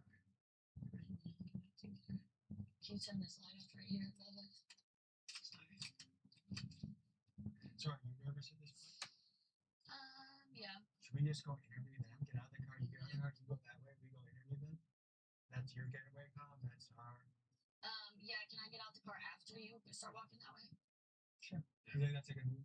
Yeah. Okay, we're rolling out.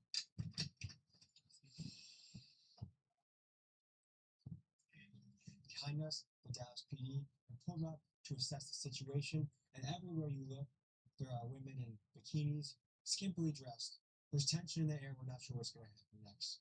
What do they call you? You're saying one part pretty loudly in close proximity to police, not even a good idea. Now you should you though? Matt Greenston, the motherfucking PI, man. You know what I'm talking about? Matt Greenston, pimp, man. Yeah. And why are you comfortable saying that? Shit, they know who I was. They pop out and tell me who I am. Whether they was take me or not, I don't give a fuck. They didn't come with the shit. But when we entered, you know, security really wasn't feeling me. You know what I'm saying? He wasn't feeling me. You think that's what it was? Not for sure. Anytime pimps enter the shit, you know what I'm saying? If police don't come, you know what I'm saying? If they feel like power, you know what I'm saying? What's really a big ass contradiction, you know what I'm saying? Because the trick can ride through this motherfucker. But, you know what I'm saying? Pimp come through, it's our I mean, we saw businessmen, we saw people of all races and classes pulling up. Good arguments.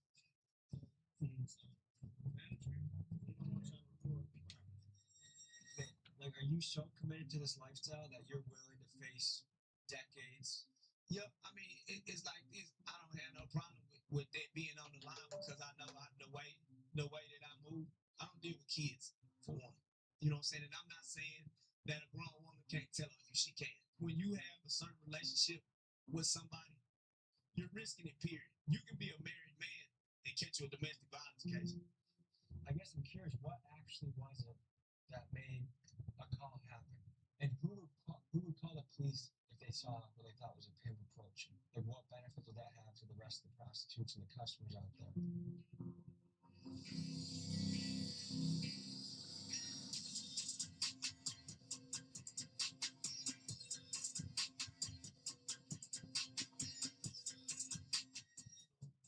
Since you right now, thanks for money, music, And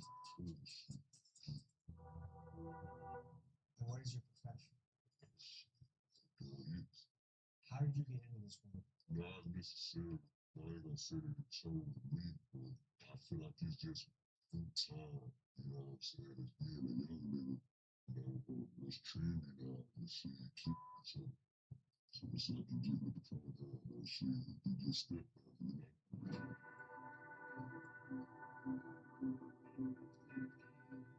2016, he was murdered with one of his friends. Some guys had came to sell some marijuana. They pulled out guns and started to attempt to, I guess, rob them. And he just got shot in the midst of whatever they had going on. There were eventually, thanks to me, 2 people that was convicted, if you want to say that, but it's like a slap on the wrist because they killed 2 people. We are left here with the pain to know that we deal with every day. Little kid, very lovable. Everybody loved him. We was sitting at the table one day, me and my boys. They was around 12, 13 years of age at the time. And I started letting them know. I said, hey, you know, y'all here in that danger zone, like the death zone, you know, ages 13 to 25. And I said, one day, you might come in class, and that desk is empty. So the classmate didn't make it. And I said, it may be you. I want to knock someone off. How much did it cost? That's it. So $3,600 sounds like a cheap amount. I mean, you know, with this new wave out here, you know, it's a lot of people out here seeing paper. Obviously, hoodies. It's a lot of money. In the streets about me, couple nights I had to mask up, I had to let it go. Mama telling me to chill, but I can't seem to let it go. How hard is it to find a hitman in the hood? Every hood in Dallas, bro, it's probably like 5 young niggas that's really finna go do that for that sack like that. Like, you got some people that do it for like 5,000. Some people, that shit, it depend on like whoever it is, bro. Like, we gonna really do shit like that for cheap too. If you had to give a range, like how many missions have you gone? You know, I couldn't tell you. Are we talking less than 5 and more than 5? What kind of fear do you have in I don't really got too much fear, you know what I mean? I think about it a whole lot. I mean, I done got caught for, you know, something like that before, so. But I mean, if you do it, you never can. The penalty for doing this could be your life in prison. What makes that worth $3,700? Shit, your Lord, the rage or punishment I go to for my loved ones. You know what I'm saying? Whether it calls me to sit on death row or, you know, go ahead, because we don't know, but, you know what I'm saying? It's in the flesh, that's something we tend to accept.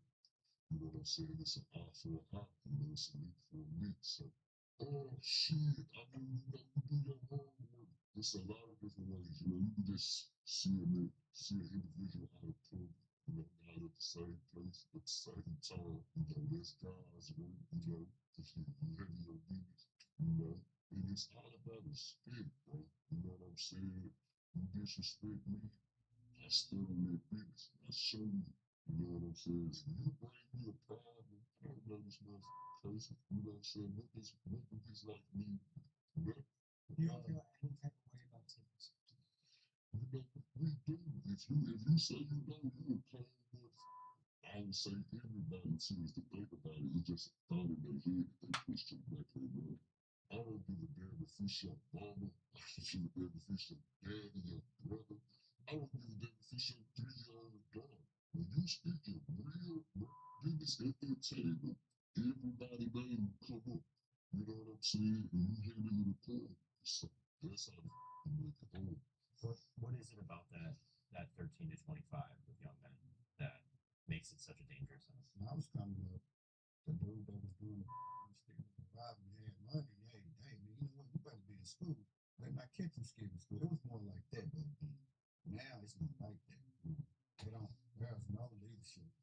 But I just feel like we're just in the final state. I think we're at a point of no return with that. So from where you sit, and you see the trend of violence, and it feels like it's getting worse. It feels like it's getting more reckless. It feels like it's getting more out of control. Do you feel like there's accurate read on the pulse of the situation? This shit trendy right now, bro. If you not catch a lot of young real life guys over somebody in traffic, get the fuck away. It's not going nowhere but up from here. If I wanted to hire someone to take someone out, how many guys like you do you think there are floating around down?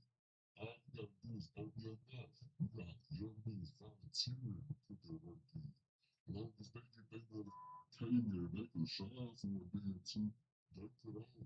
I believe in a high power. But I feel bad with the stress by God. Good. I feel wrong.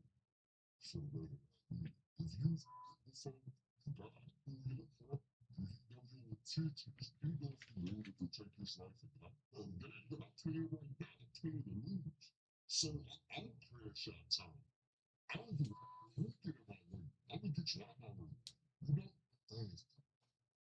Got home from work and she screamed out. She came. She was like, "Lou got shot." I'm like, "What you mean Lou got shot?" She got the car and ran. I'm in my slammed the door and the pitch fell out. She was like, "What you slammed?" I'm like, "He gone."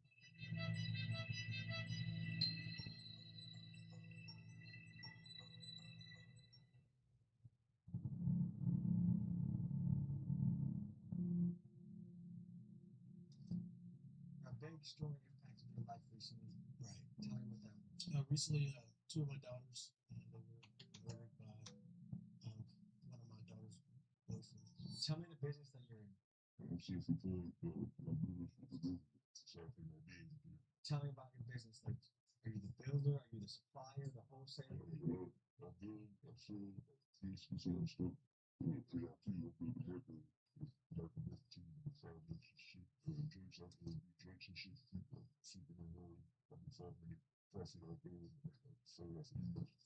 The night it happened. Okay. Tell me how you heard the news. What you were doing at that time. Saturday morning, about 7 a.m., I got a call from their mother asking had I talked to them. And she was like, well, somebody called her and said that my other daughter's boyfriend, the other person that was shot, was saying something about something happened at the apartment and we need to go check and see what's going on. About 10 minutes later, mom called me like hysterical. I couldn't hardly understand what she was saying, but she was just like, you need to be here like now. So I drove over there as quickly as possible and I met up with the detectives and it was like we came to the apartment and found her daughters both deceased in the apartment. Yeah, it still didn't process in my head. My other daughter's boyfriend was there also. He was shot. He survived, and he, was able to tell police everything they needed to know for hours. I was just kind of sitting there like, wait a minute now, because I, just so used to seeing him all the time. How old were you when you jumped off the porch? 15, 16. Does selling guns fund your entire life? In an average week, not your biggest week, not your smallest week, in an average week, how many pieces can you sell?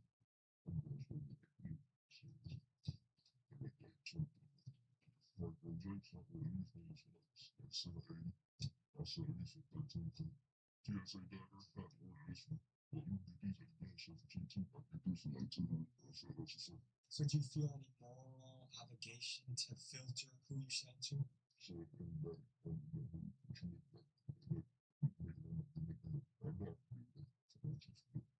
What about a 12-year-old? Did they ask you for a gun?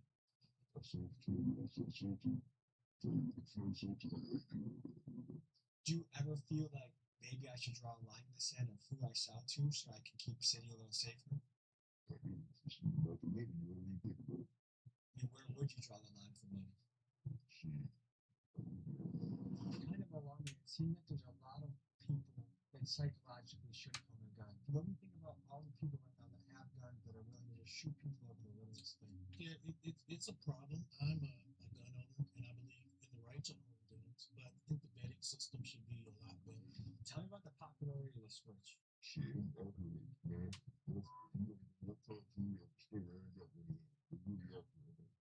So just this piece alone gets somebody 10 years, right? What do you think about that? Give me a demonstration of the Switch.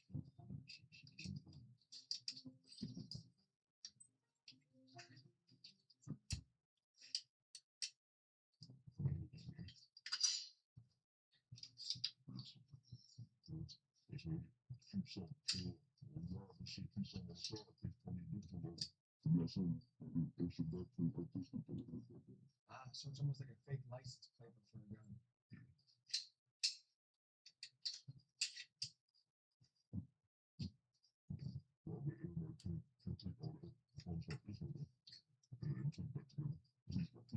Why are killers getting so much respect in this crash out era?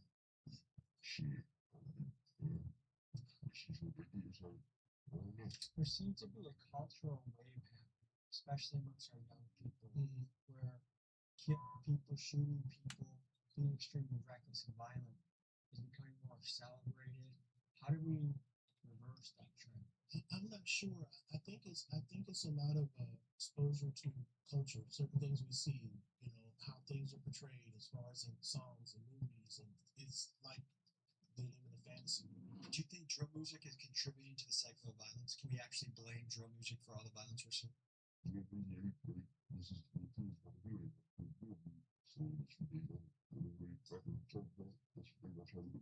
How do we steer more kids into other professions?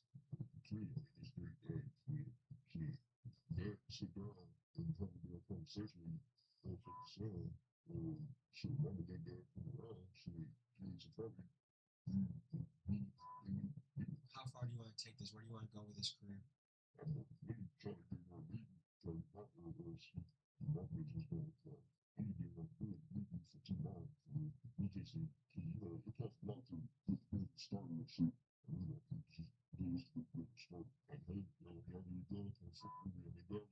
$75% of kids their age will choose street money over paper money, or a real job, I guess I could say, at 9 to 5.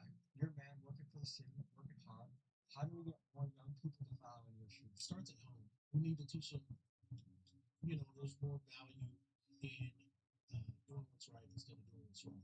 We need to just be better people.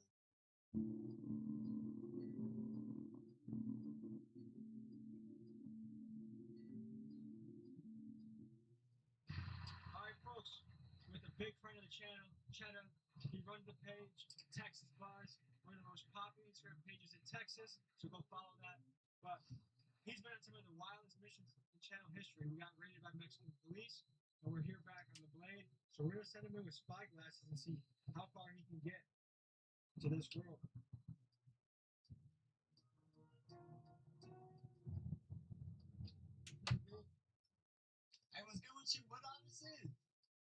just looking at it. Crazy. What is this? They told us to slap all these fools. That's what all The whole stroke? Where y'all snipe to? Like, let's say, like, somebody pulls up, like, hey, yo, what's up? Like, I'm down. Like, where you snipe to? You going that place right there? Let's go. It's like, dude, they just parked the car and walk. How are we finna park? I hear his ass. Yep. Loud and clear. If you go back there, stay some counter entry, give her $20. I got a car, we'll take a seat back with us. Player, and we'll take it. And we just give it in. And we go. How much money is traveling to this parking lot right now? If it's $200 a car. 1, 2, 3, 4, 5, 6, 7, 8, 9, 10, 11, 12, 13, 14, 15, 16, 17, 18, 19, 20, 35 cars, $7,000. It's not a Mexican guys. Mexican guys. Already bastards. I met this one on Facebook. He also like Facebook dating, and he was older. I love her age. He told me that. He moved on. Like, what did he say to you? Like, what did he approach you with to like, get you to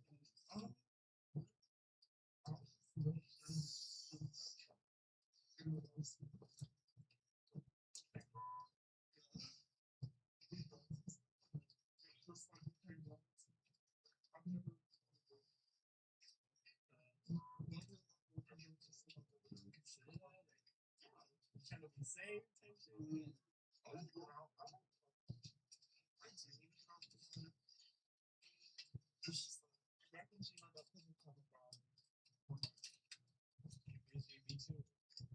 You give him Are you profits in the money? You're lying. Give him Iron Man.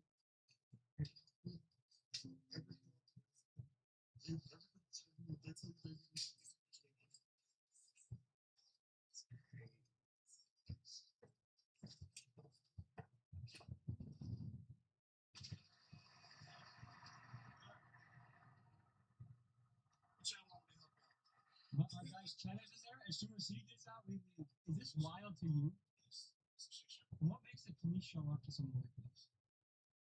So, always when we had a cop over here, it's if like one of us called them and be like, hey, activity going on. Or like an aggressive time situation. That's the only reason why they have us here. When it's open season. Yeah. So that's yo. No. Too obvious or what? So yeah. So no, not that. So our job. So on my contract, our job is to like keep them away from the ground. Does that make sense? So that's why you see all that way. Is this normal? It used to be worse. I mean, so this is a multi-million parking lot to the center. You see that? That's crazy. Do people actually rent these? Do you ever feel like if your customers, like, the weirdest guys are the ones that come here? Like, don't you feel like they're the weirdest people? Of course, but they're also like the most like, honestly, I'm not gonna lie, me being black in the game, honestly, I get a lot of like white men and stuff like that. And it's really like, because they're married back in the day, you know, they're taught in their culture, like, you know, their era, you don't get outside your code. Yeah. You don't bring it because of these white men, there's a white woman, but it still seems to That shit was wild. What happened? I really didn't think it would go to the point where she's like, okay, like, give me the money, here's the condom. Like, up to there, bro. They take you to a hotel room. They charge you $20. You go in there, walk in there, dip rolls everywhere, sex toys, movies. Looks like a fucking, like some shit from, like, it didn't even look modern. It looked like some 90s ass sex store. Go in there, okay. They take the $20. I fucking give the $20. They give the girl condom and like 2 little packets. We go in there all the way. A security guard walks us in there, and I asked her the question. She asked me, and I was like, okay, so I have a question. Like, what percentage of your money? Like, why would you give that man any of your money? Like, in the first place, like, how does he protect you? And she's like, honestly, you kind of just want someone to like know what you're going through. And she says she gives 100% of her profits to the pimp. You know what I mean? 100%. Like, girls that say they give the pimp a half percentage or a percentage, they're lying. We give them everything. These women drive me fiercely aggressive every day. Random strangers pulling them into their car, into their room, to do sometimes it goes wrong. They have aggressive pimps. So just to survive, just like a Chihuahua needs to be aggressive to survive, pimps do the same thing.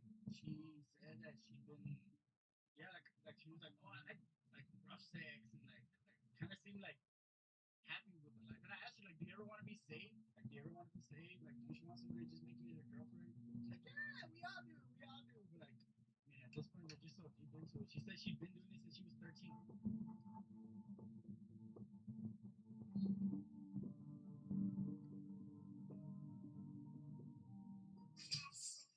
Back to the hair.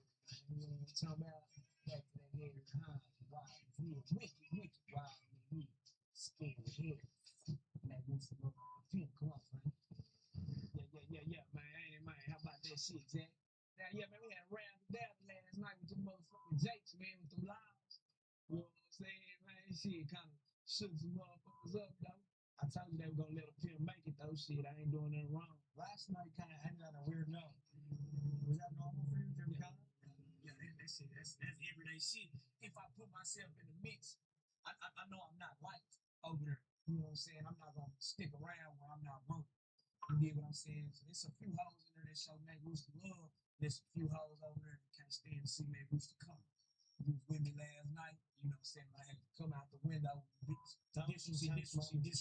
disrespected bro. Disrespected bro camera. She had like she was gonna lace the camera. So I had to let the hoe know. To play like you finna do something to this camera, do something to one of these motherfuckers in this park. How, you know what I'm saying? Your ass will get, you know what I'm saying? Your ass don't deal with a motherfucking pimp. How is a pimp supposed to protect his hoe if you guys are nowhere near the situation? Well, the hoe is giving directions. So, you know what I'm saying? It's a saying that pimps got directions start at home. And, you know, I base everything in my program, I base it like football, bro. Where did you want to be when you grew up? I want to go to the NFL. Other than that, I want to be a gangster.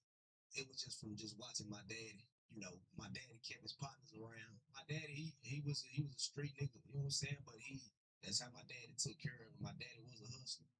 And I went to see my daddy and he told me, you better start thinking about what you want to do. He flat out told me, he ain't going to the NFL, you ain't going to play college ball, you're not going to do none of that.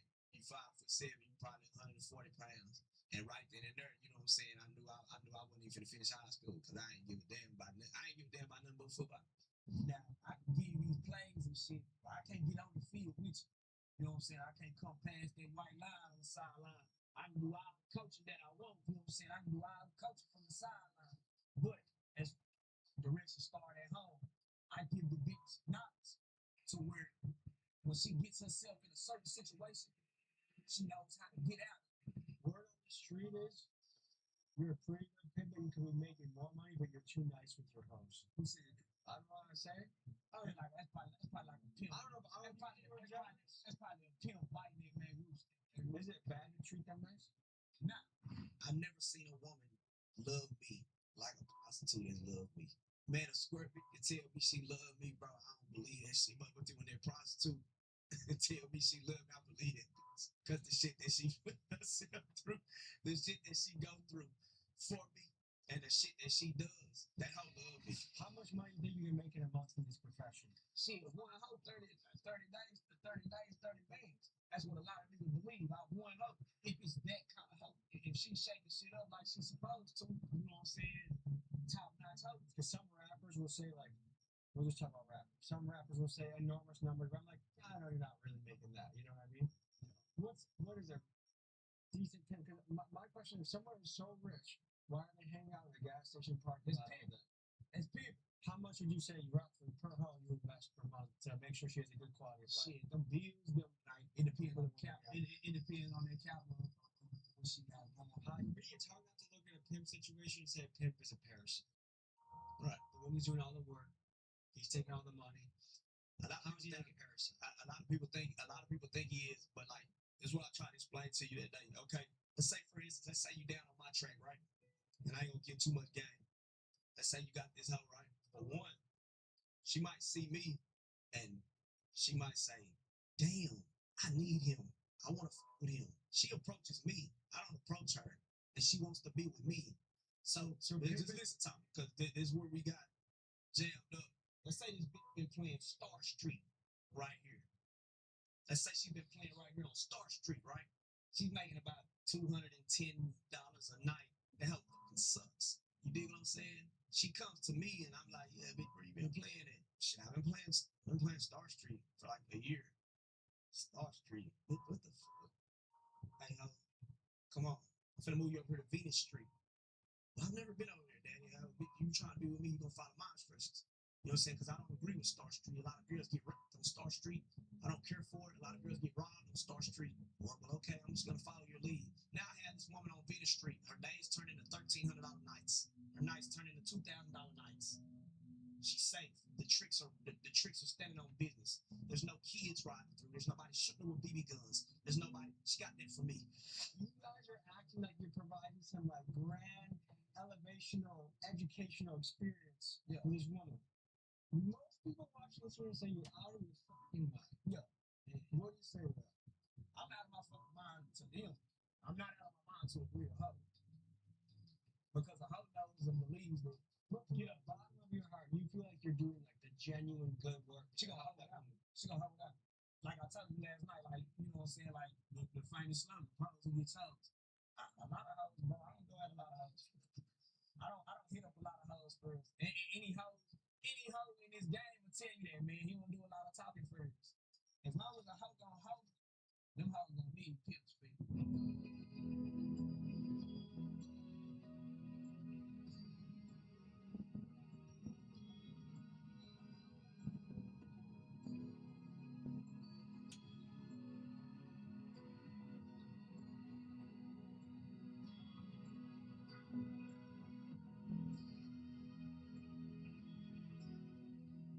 Folks, hope you enjoyed this episode. If you want to watch another, here. If you want to subscribe, over here. See you next week.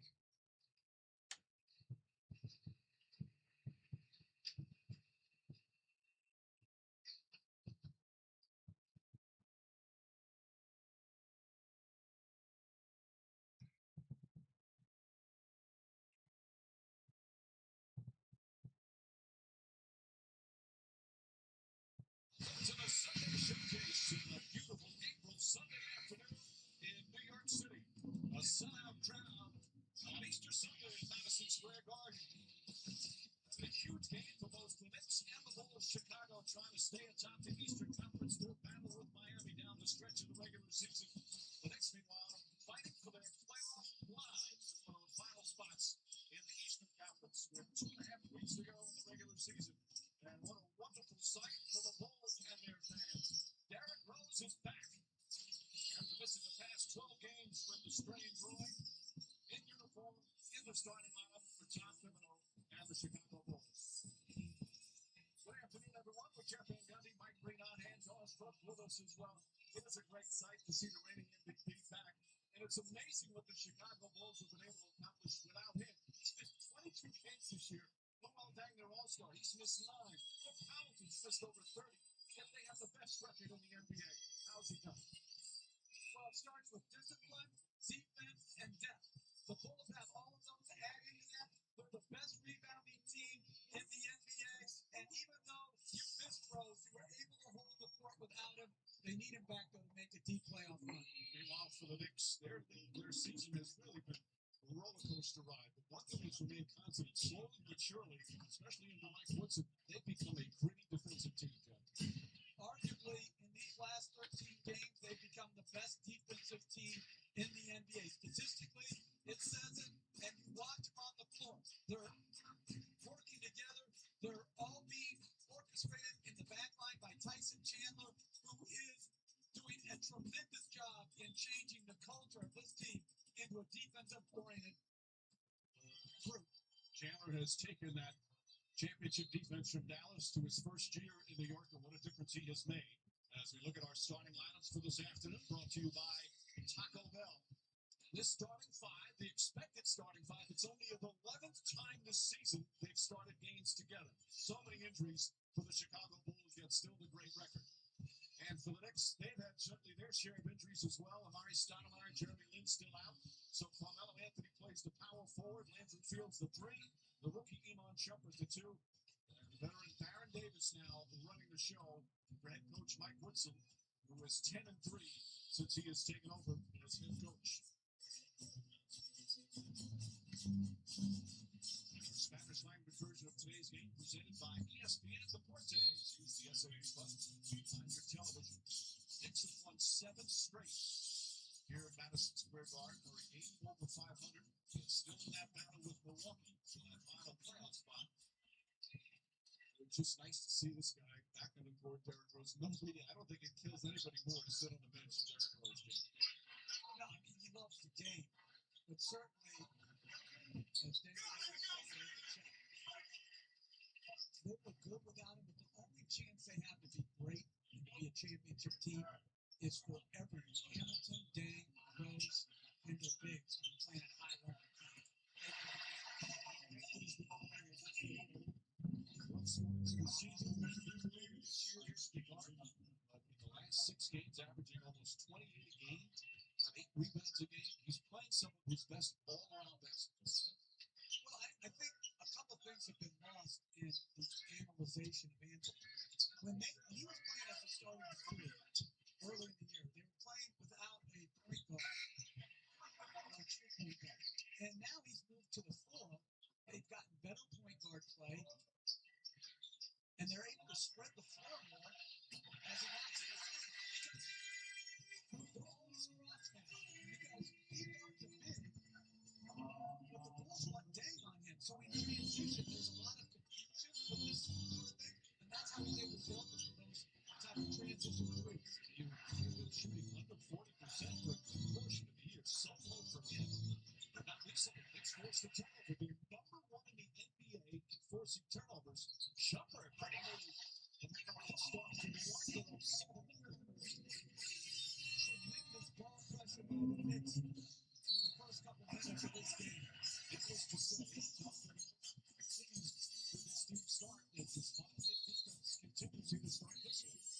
Well, look here, forcing the ball to baseline, switch by Anthony, forces the turnover, ignites the transition break, Shumpert plays the top and finishes.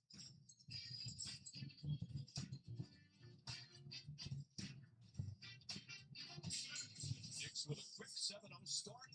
Let's go Mike Woodsonado. Hey,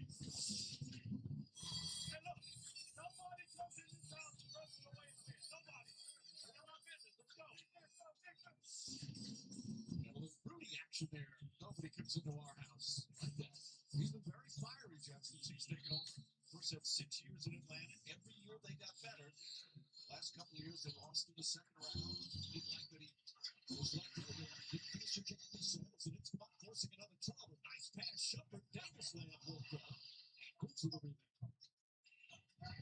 Usually the Bulls are a low turnover team, but the Knicks playing with such great intensity right now and quickness that it's really forcing them into a lot of mistakes. By the Noah, Davis trying to come up with it.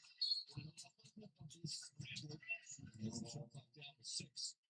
Thibodeau said one of the things that impresses him about the Knicks defense, and if anybody knows a lot about defense, it's Thibodeau, is their ball pressure. Rookie Iman Shumpert's one of the better players in that department this year. Listen, as a wing defender, Shumpert needs to take a back seat to Nolan right now. Throws up an elbow, had to shoot it. Shut down this guy. He does. 24-7 violation. Excellent big defensive start. Just what you saw at the top of the telecast. They've been the best defensive team in the league over the past couple of weeks. And again, they're playing with more quickness on the floor. Stoudemire was an outstanding offensive player, and Lenny was a very good offensive player. Their strengths were not defense. I think when you hit another goal, and they were in the lineup by more speed, quickness, and tenacity. But you also feel the defense, it wasn't just the last couple of weeks. They've been improving defensively all season long. No question. What happens when there's change is that everyone wants to denigrate the coach that comes before. Mike D'Antoni did a very good job. Mike Woodson's a different coach. He's going to coach to his personality just like Mike D'Antoni successfully coached to his. So they were making strides defensively. To me, they're much better now offensively because they're playing with more speed, quickness, shooting, And Anthony every night has an advantage because he's playing at the floor. Mike Woodson says a lob to Chapel. This is Davis. Jackson Taylor who leads the NBA in field goal percentage because those are a lot of the shots. And they'll slam it home. And look at Shumpert effort on the ball against Rose. Just tremendous. And Davis is strong enough to guard two. Hamilton misses. Taylor with the rebound. Quick outlet. Dangerous pass. And Rose able to deflect it. Dang spots up the three. Hamilton the rebound. Back out to Luol Deng. Stripped and stolen by Carmelo Anthony. Anthony to the trailer. Fields lays it in. And the Knicks with a terrific start off the first half.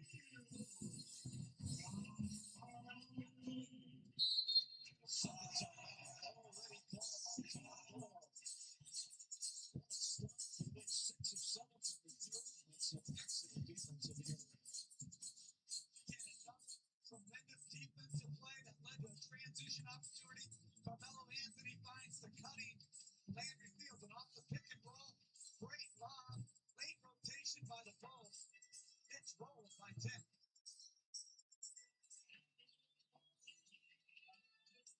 Carmelo Anthony, the best stretch he's had in his brief time with the Knicks, including last year in terms of playing full minutes to the floor, rebounding, defending, and now he's playing the four.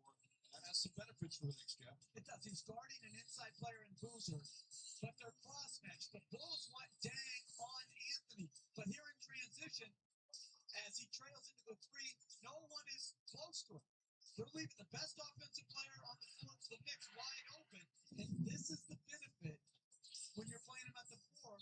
Fours can't guard him, so there's cross-matching the entire game in transition. Again, he's playing the floor with Amari Stoudemire out. It's a loaded disc in his back. As Derrick Rose pulls up that shot back goal, Fields rebound. There's really no minute limitation on Rose in his first game back. It's more to see how he feels and how he's playing out there. Well, that's interesting because there's a lot of, as we leave the screen, it's called about Baron Davis. You know, a lot of these minute restrictions are sort of fake anyway. Because there's no difference between playing 20 and 21, 19. But sometimes the coaches have to monitor themselves. I think Thibodeau will keep an eye on Rose, see where his conditioning is, see where his game is, and see where the score of this game is. Because right now, they're going to have to find some offensive answers. Rose throws him in the back. It's going to be a backcourt violation. As Rose steps over 5 turnovers for the Bulls. Well, Zach Garland initially said there was a deflection, and now has recanted.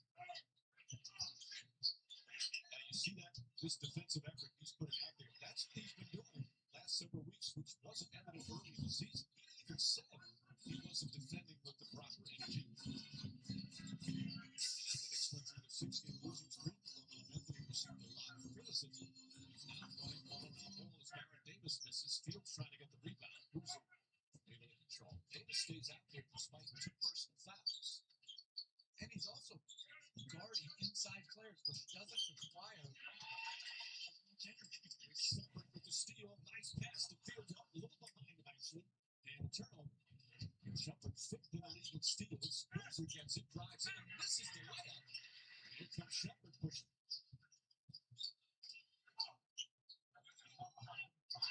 Fields cutting. Shumpert with a little bit better influence there. 8-15-3. And again, all these semi-transitions have the Bulls out of whack where they're not getting matched up properly. Chandler all over Noah. Shot clock down to 5. Deflected out of bounds. Another turnover. Again, this is a Bulls team. For a game, they average less than 14 turnovers. They've got 6 already. They haven't even played 6 minutes. Rose trying to get his feet underneath him after missing all that time. They're the #1 turnover team in the league. Just being dead last, they turn it over 1 minute. Someone's now playing the point. Shot blocked by Rose. J.R. Smith has come on for the Knicks. Terrence Davis sits down with his 2 fouls. Rick Hamilton lines up.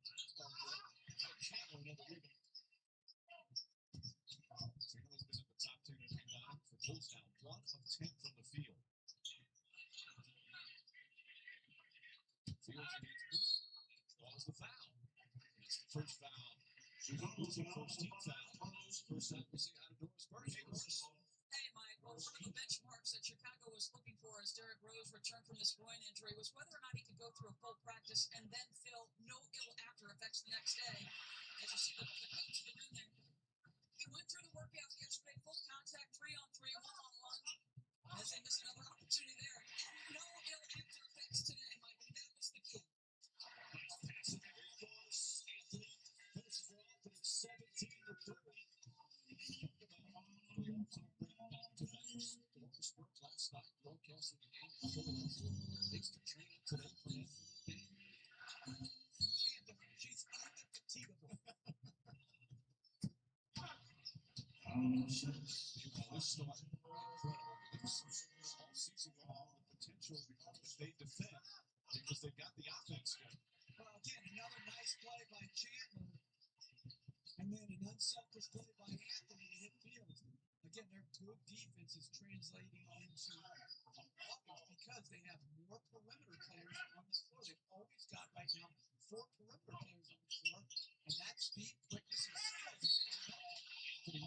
The shot for the foul call. Anthony picks up his first. Exclusive of the game supports Eric Galen, the young official. That's a clean block. Absolutely.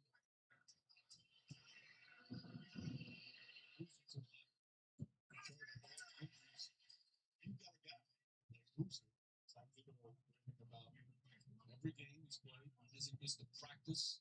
He simply has sometimes to defend he was numbers every night. He's been playing every night. At least this year, he's always had some injury problems in the past. His durability is key.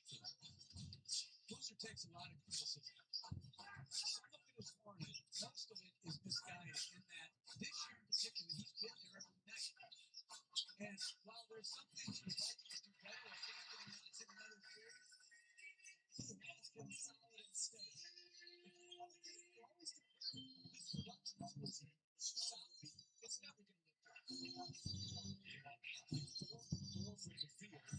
Off to a fantastic start. Draws the foul as he goes crashing into the He's going to go down. Evan Eggleston takes a hard hit. We've seen Evan take some hard hits before.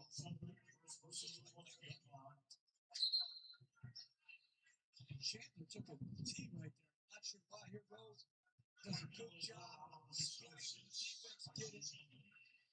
Hit by Shumpert.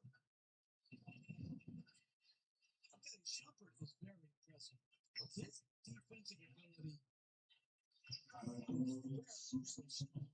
The rookie from Georgia Tech, he was the 17th overall pick after 3 years. It's a great college performer as well. As well as this is protected fruit. All ACC defense, leader in the nation in steals. Let's see what the foul was. Taylor Boozer, that's there you go. That's the reason for the 10. That's his 11th 10. To be critical for this, every game, obviously, would be the difference between getting in the playoffs or not. This year, with the shortened season, on your 13th technical, you get a 1-game suspension.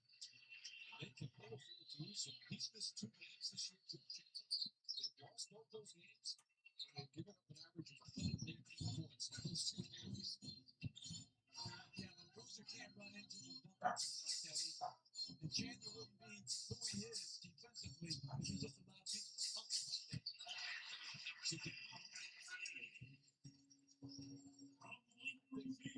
Chandler is one of the leading candidates for Defensive Player of the Year. What he's done with the defensive culture, it's reminiscent of what Kevin Garnett did in Boston when he first arrived with the Celtics.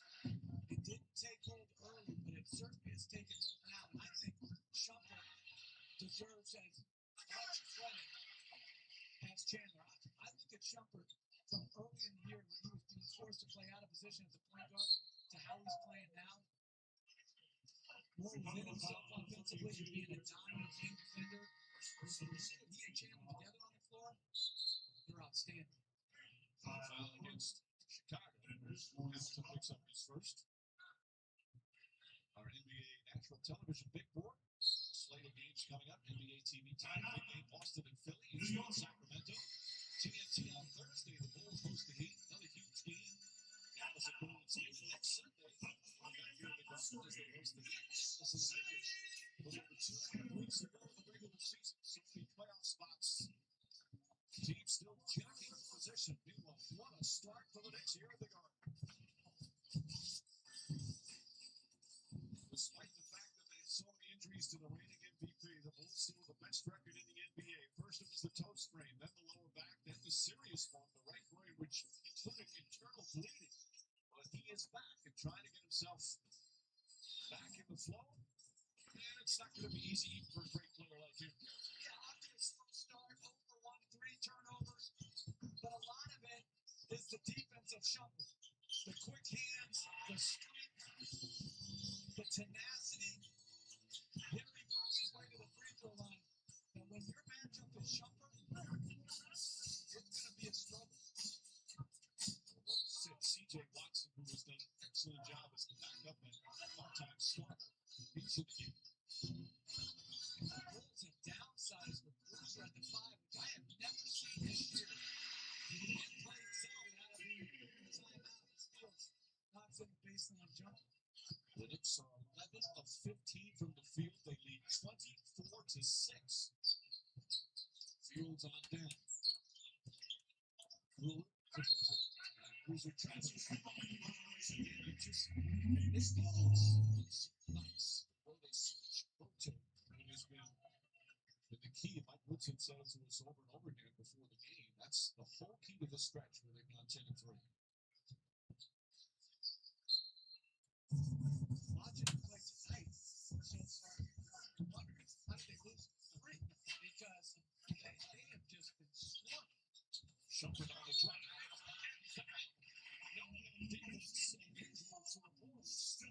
Watson in a chance for a 3-point play. It's a 20-point lead.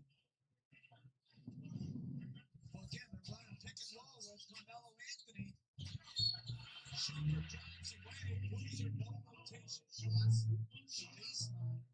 That's not his forte. So they're trying to get some offense on the floor, and they're sacrificing some defense to do that. Shumpert 5 points, 4 rebounds, 3 assists, and 2 steals. That's not a bad stat line.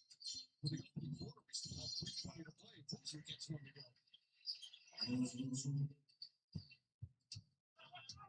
It's their first field goal in 6.5 minutes. Shumpert on the pull-up. Long rebound to Porter.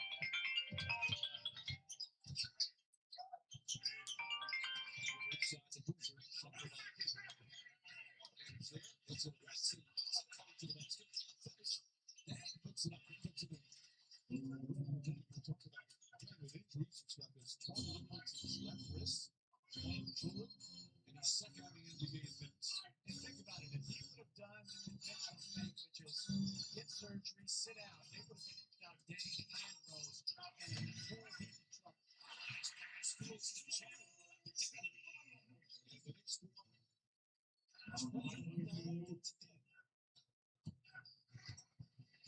This is an avalanche right now. It used to be here, but always when you were coaching, you won 5 games because the original team the Saturday night. Stang gets the rebound, a shot on the count. Tyson Chandler signals to the bench. Second person followed by a strained groin as well. As he's a slight limp as he goes to the bench. That's talk about concern for the Knicks and how they share injuries this year. Like I used to always like when teams came here, no matter what time we played, because I had players. You know what I mean? Like I had really good players, so it didn't matter whether they went out or didn't go out. So we'll check out Chandler again.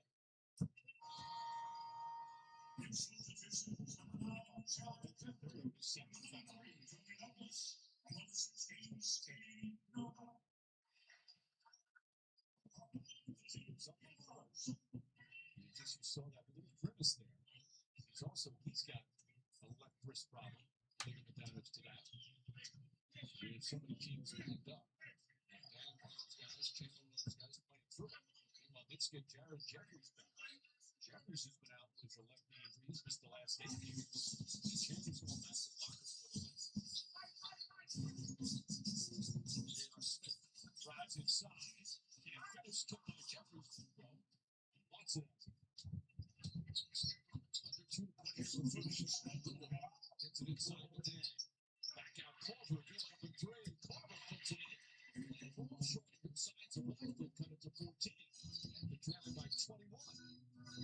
Both teams are very small right now. Neither team has shot blocking on the floor. Tony Douglas gets inside. Smith took his eye to the shot clock. Still 1 more time. Smith launches a 3.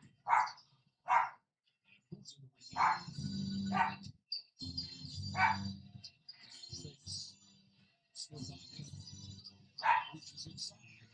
Fast move from Eddie. How about this? 11-2 run from Chicago. NBA game forever. So this is not unusual. But when you take Chandler and Anthony off the floor, you're going to have to. Fields misses his jump. Rolls from the chance now. Cut it to 10. Or also in the final minute. Blocked early. Boozer on the drive. Blocked from behind by Smith. Boozer gets it back. 13-2 run for Chicago. Back with a 10 with 45 seconds remaining here in the first. Fouls on the line. Jared Jeffries was first personal. Again, posting up Boozer more. Jeffries, good initial defense, good help by Smith. But Boozer's always been an outstanding offensive rebounder. There takes the contact.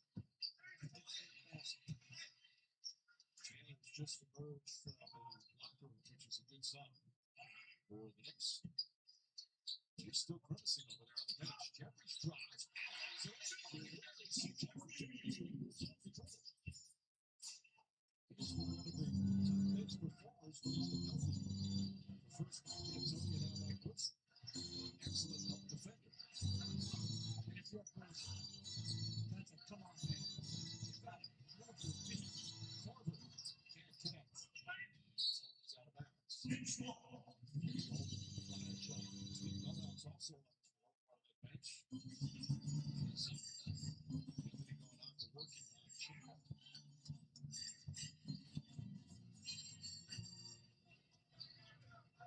Douglas on the pull-up. Tony Douglas shot won't go. Shot it way too quickly. Woodson not happy with that. Downs to it. Off the mark. That's the first quarter of the first quarter. Unbelievable start for the Knicks. They went up 27-6 as Carmelo Anthony starts off 5 for 5 with a couple of assists, a couple of rebounds. The Knicks defense was superb. After Melo starts, Chicago bounced back with a 13-2 run. First quarter complete. Knicks by a dozen.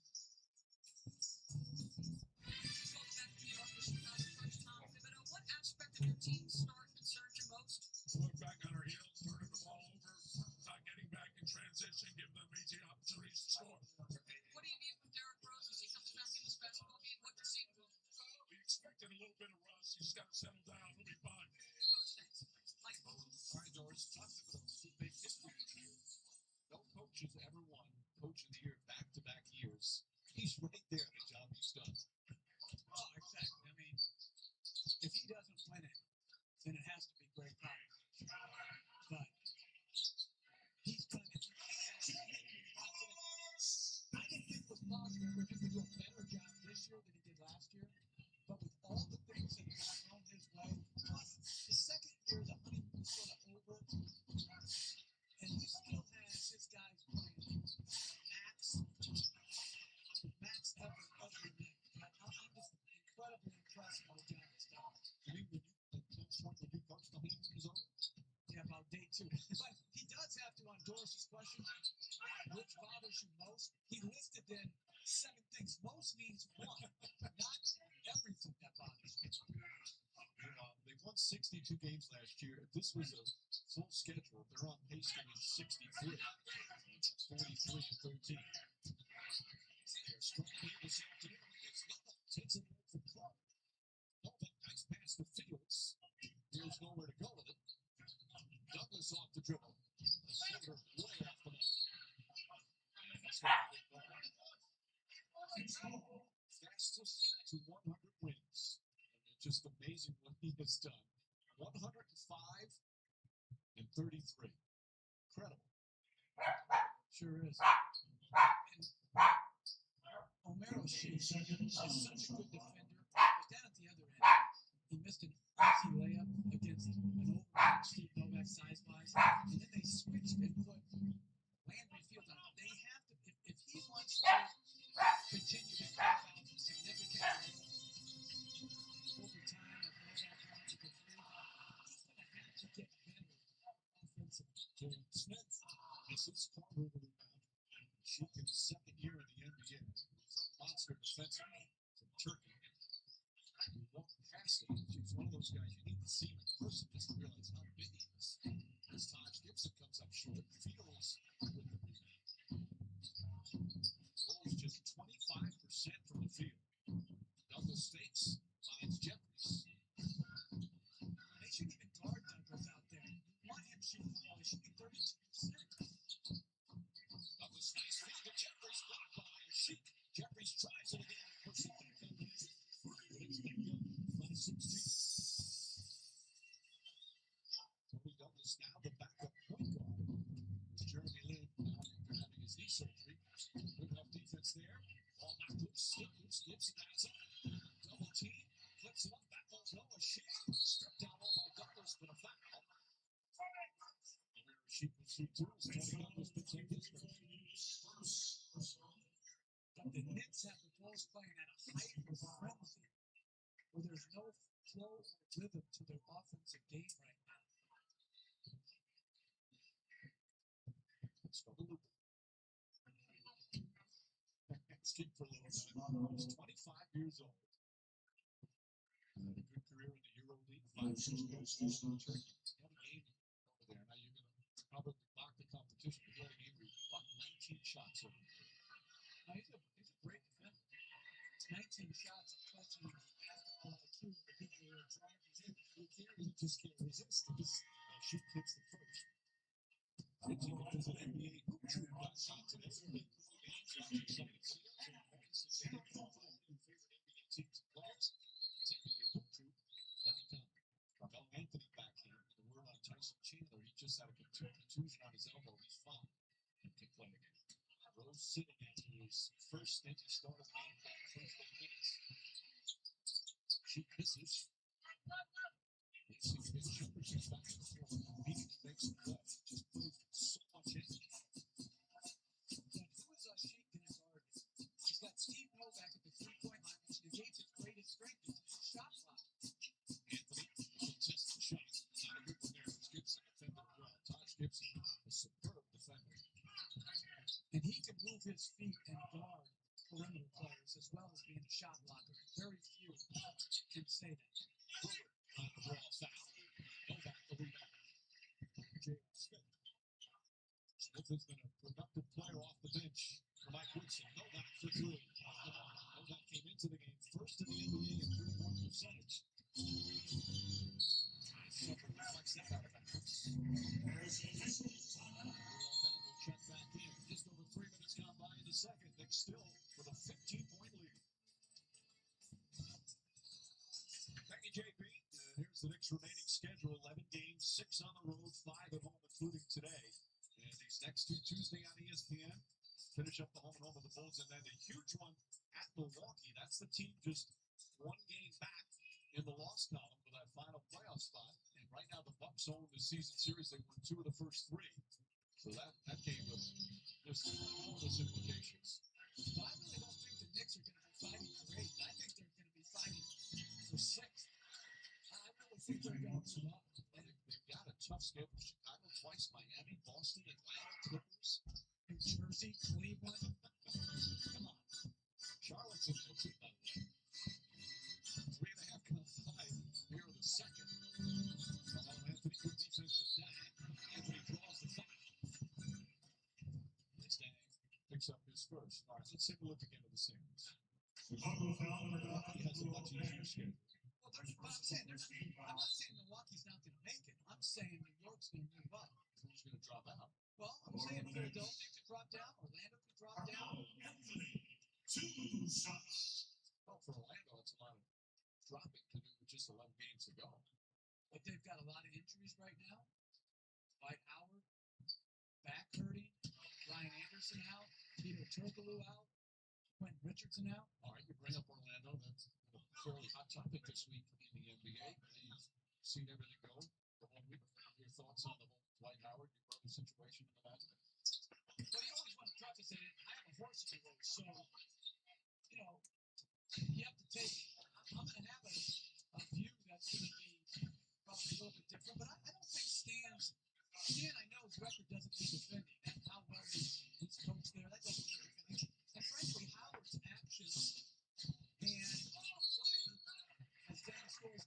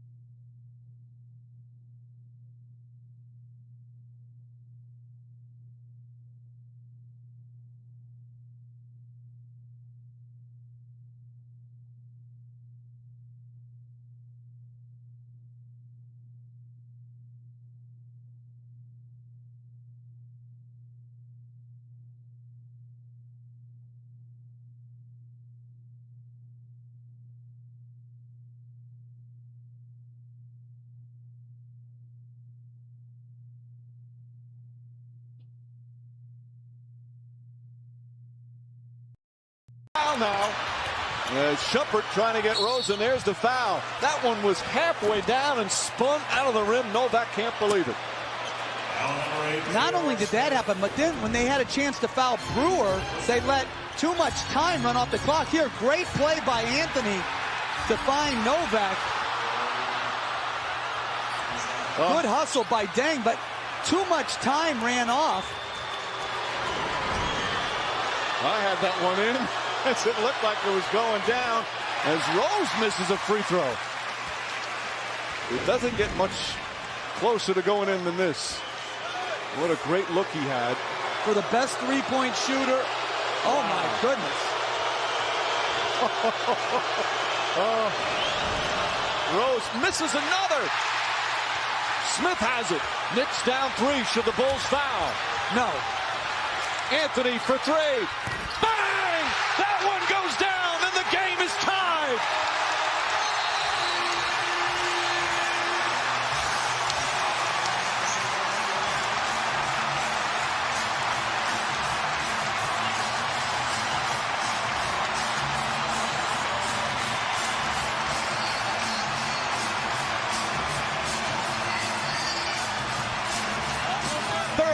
Points for Carmelo Anthony and a long three-pointer to tie the game with 11.2 remaining, and missed free throws down the stretch by Chicago.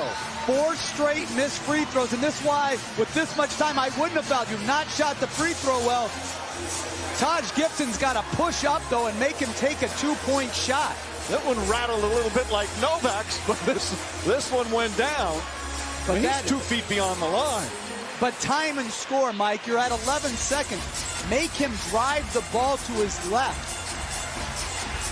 And a 10-0 run by the Knicks. But Chicago with certainly plenty of time remaining. 11.2 left. They still have 1 timeout. The Knicks do not have a foul to give. Well, your 2 best players missed 4 straight free throws, Deng and Rose. Here, Gibson has to push up. But this is just an incredible shot. They saw Derrick Rose underneath the basket there. Rose, you can tell, he is beating himself up on missing those free throws after Deng missed the free throws. And they're 2 not good, excellent free throw shooters, yet they missed 4 in a row to open the window for the Knicks. Now it's time for Chicago with a chance to win it in the final seconds. What do you expect from the Bulls? Well, the ball's going to be in Deng's hand, Rose's hands. I would suspect they'd go pick and roll and leave it up to him, but you definitely want to get that last shot. And on dribble penetration, the Knicks have to protect against the offensive rebound, because oftentimes it's the second shot that beats you as much as the first. Deng will inbound with Boozer, Noah, Rose, and Korver out there for Chicago. Shot clock is turned off in a tie game with 11 seconds remaining. In the hands of the reigning MVP.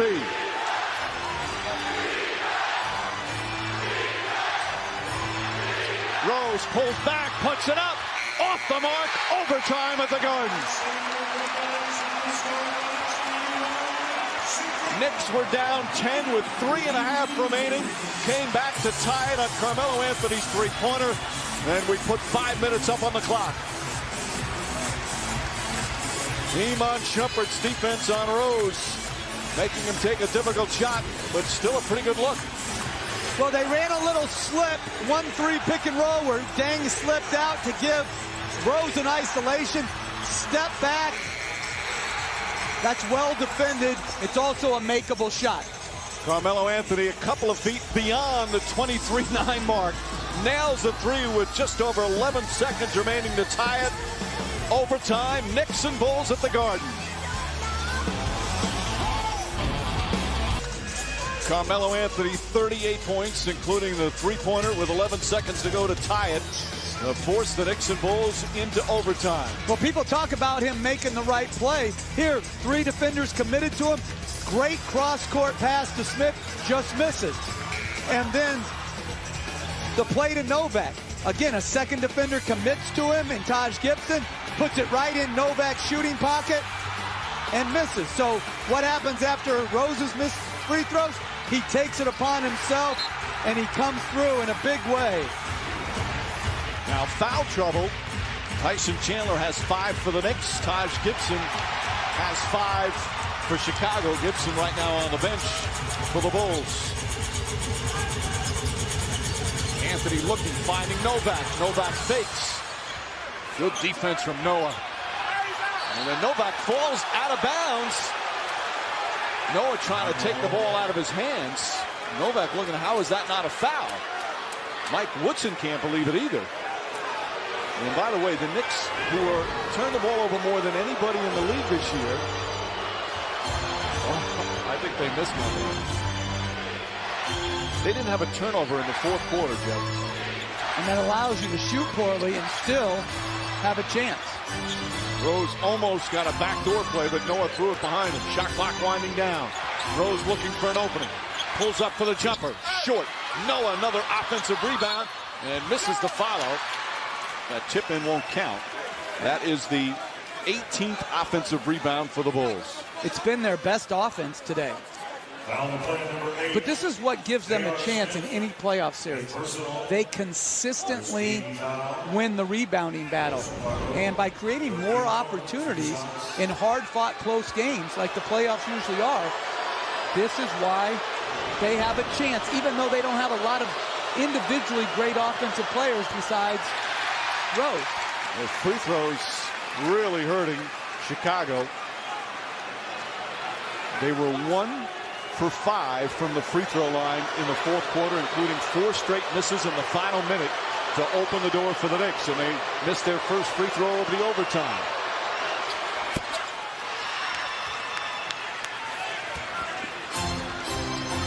In the overtime, the team fouls on the 4th team foul, and each team gets 3 timeouts. Smith on the drive, pulls back. It's good. J.R. Smith, who struggled all afternoon shooting it, gives the Knicks their first lead since the third quarter. The Bulls led by 10 with 3.5 to go in the game. Noah drives, puts it in, and a foul. Pretty pass from Derrick Rose. And it started with a great screen by Noah. Too often, big guys want to slip out of there instead of set solid full-body screens. Here, good screen by Noah, which opens up that roll. That's Carmelo Anthony's help. He's got to either steal or seal the paint right there and take the charge. Noah, 9 points, 4 rebounds. And he gets that free throw to go. The tornado free throw. But an effective one for him. And the Bulls go up by 2. Anthony with Dang all over him. Anthony on the drive. Pull-up jumper. Side of the backboard.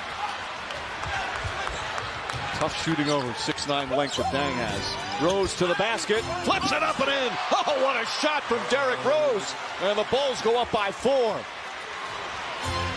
27 for Rose.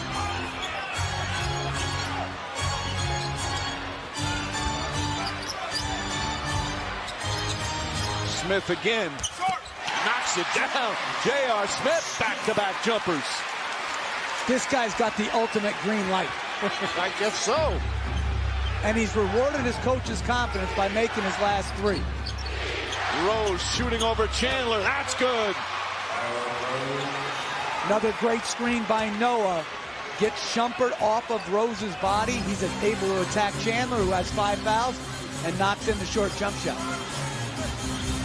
Shumpert back to Anthony, stripped and fouled by Luol Deng. So the Knicks will take it out of bounds. Mike Woodson wants it in the act of shooting. I don't think he's going to get it. Well, again, great screen by Noah. And as much as that's a big-time shot, give Noah credit. That is just as unselfish as making a great pass. Novak. His 3 won't go. Boozer the rebound. 2.5 remaining. Chicago by 4.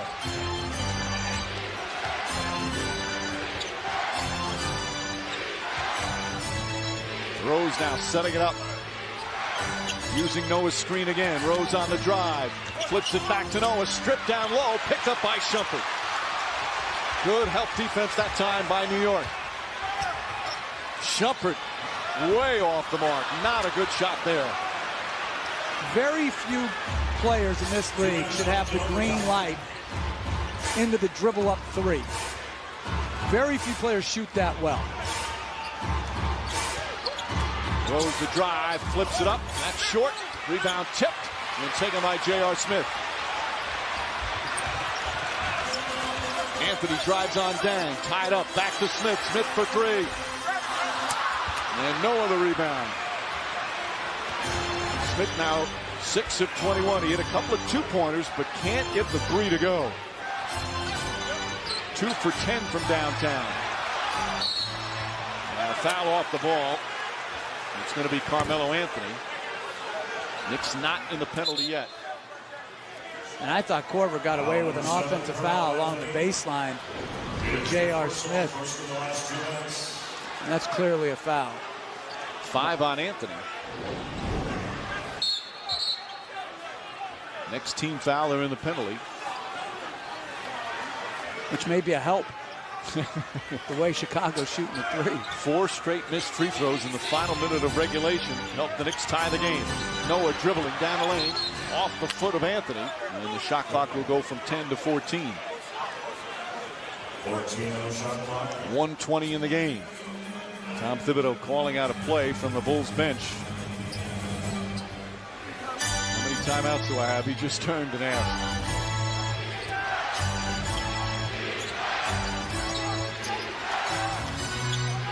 Korver off the screen. Three-pointer won't go. Chandler with his 14th rebound. And a foul away from the ball. And Smith's three won't go. And the Bulls not in the penalty yet, so the Knicks will take it out of bounds as they were arm wrestling Carmelo Anthony. Korver picks up the personal. Next foul, they'll be in the penalty. It's the first in the last 2 minutes. And Mike Woodson's going to call timeout. 1:09 remaining in overtime. 99-95 Bulls. Knicks will inbound. It has been a game of comebacks this afternoon at the Garden, with the Bulls currently leading the Knicks by 4. Knicks were up 21 in the first half, came back and took a lead. And then down 3 in the final seconds, Carmelo Anthony nails a three-pointer to tie the game with 11 seconds remaining. Derrick Rose then missed a shot at the other end, and we went into overtime. So first the Bulls with a huge comeback. The Knicks came back from 10 down in the final 3.5 minutes of the fourth quarter. And can the Knicks make another comeback attempt with 1:09 remaining here in overtime? As the two All-Stars, Carmelo Anthony, 38 points. Derrick Rose, after a rough first half in his first game back following sitting for 12, has been magnificent in the second half and overtime. He's got 29. And Mike, this has not only a feel of a playoff type of game, but it really is a scenario that the playoff afternoon game, day off, then they play again. So they're going to have a great feel after these two games of if they possibly are matched up in the first round of what they want to attack or what they have to shore up. Boy, what a fun first round series that would be, but certainly so much has to happen first. Anthony drives on Noah, gets inside, lays it in. 2-point game. 40 points for Carmelo Anthony.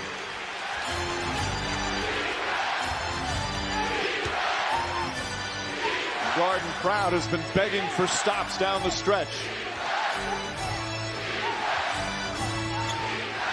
Shumpert fights over the screen. Rose stripped of the ball by Smith.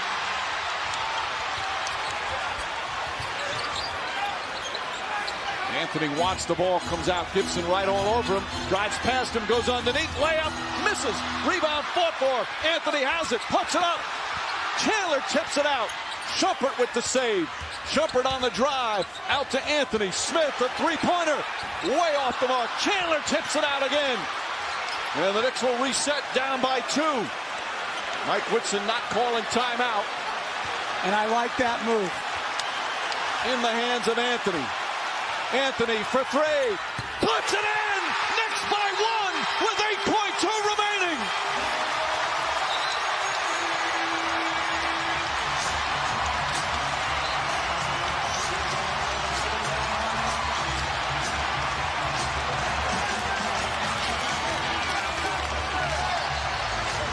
Who's shooting too much now?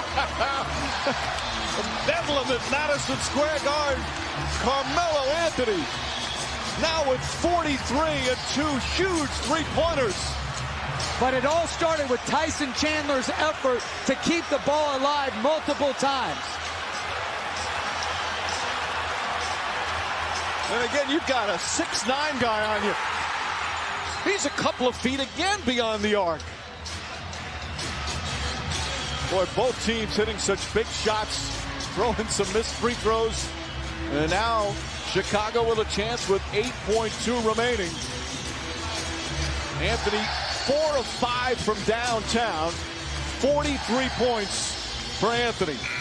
And that is a season high for him.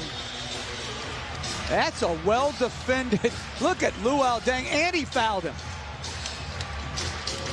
I mean, that's just an incredible shot. What a performance from Carmelo Anthony in such a huge game. The second half started slowly for them. After he erupted in the first half, the Bulls really trapped him. Deng did a fabulous job. He didn't have a big third quarter, even early in the fourth, but has hit the huge shots down the stretch to give the Knicks the 1-point lead. Can they hold on over Chicago? Finish them off here with a chance for the win in the final seconds. And conventional wisdom says you go to Rose again against Shumpert. And I'm not so sure at some point you shouldn't try to get Deng on the way to the basket off some sort of back screen or curl or catch curl and go. The Knicks do not have a foul to give. If Chicago has trouble getting it inbounds, they still have 2 timeouts left. They've got 2 20s. Once again, coming down to the final possession. Deng will inbound with Noah, Korver, Boozer, and Rose. Shumpert picks him up on the switch. They both fall down inside to Noah. Noah on the dribble. Back out to Korver. Final seconds. Rose dribbles it off. Rose drives, puts it up. No good. And the Knicks win in overtime.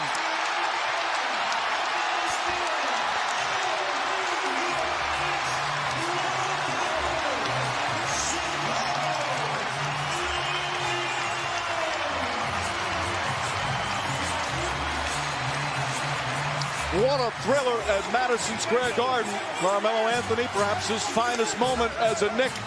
2 clutch threes, one at the end of regulation, one in the final seconds of overtime. And what a huge win for the Knicks here over the Chicago Bulls. Well, I thought Shumpert got away with a foul on Rose, which disrupted the whole play. And he just knocked him down. They were going to try to set a back screen Rose for Deng, but that got blown up because of the contact. And then Rose, tough shot. Chandler did another very good job of contesting. So the Knicks with a big defensive stop. And they finally get the offense going. Carmelo Anthony, brilliant. Down the stretch, he's with Doris. Carmelo, you were 10 down with 3.5 to play in regulation. You trailed again in overtime. What is different about this team that allows it to fight through that? We made stops. We kept our composure, although they made a run. We buckled down, took it play by play, kept our composure, kept our confidence, and we won the game. Prior to the 3 that tied it at the end of regulation, you had made 2 passes as you caught the ball on that 3rd play. What were you thinking? I make those passes any day. I make them all day, every day. Them guys were open. I made the right play. We got to make those shots, and I believe that they'll make them. When this team plays defense and wins this kind of game, how do you believe you fit amongst the best teams in the NBA? This is the morale win for us. We came out here, we gutted it out. We had a will to win today, and we did. I'll take my hat off to everybody on my team.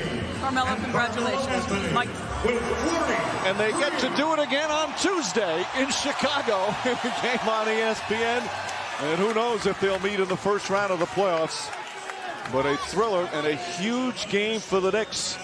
And again, to keep them 1 ahead of Milwaukee. And for Chicago now, they're only 1 ahead of Miami in the loss column, 2.5 overall, as they still are fighting for the best record in the East and the best record overall. And they play 2 more times. So both teams have a chance to make up ground or fall back. But a thrilling game. Knicks built a 21-point lead, blew that, fell behind by 10 with 3.5 to go in the 4th quarter. That 3-pointer tied it at the end of regulation. this three-pointer won it in overtime as the Knicks defeat the Bulls in overtime. For Jeff Van Gundy, Doris Burke, producer Tim Corrigan, director Jimmy Moore, and our entire ABC crew, Mike Breen saying so long from New York, and thanks for watching ABC.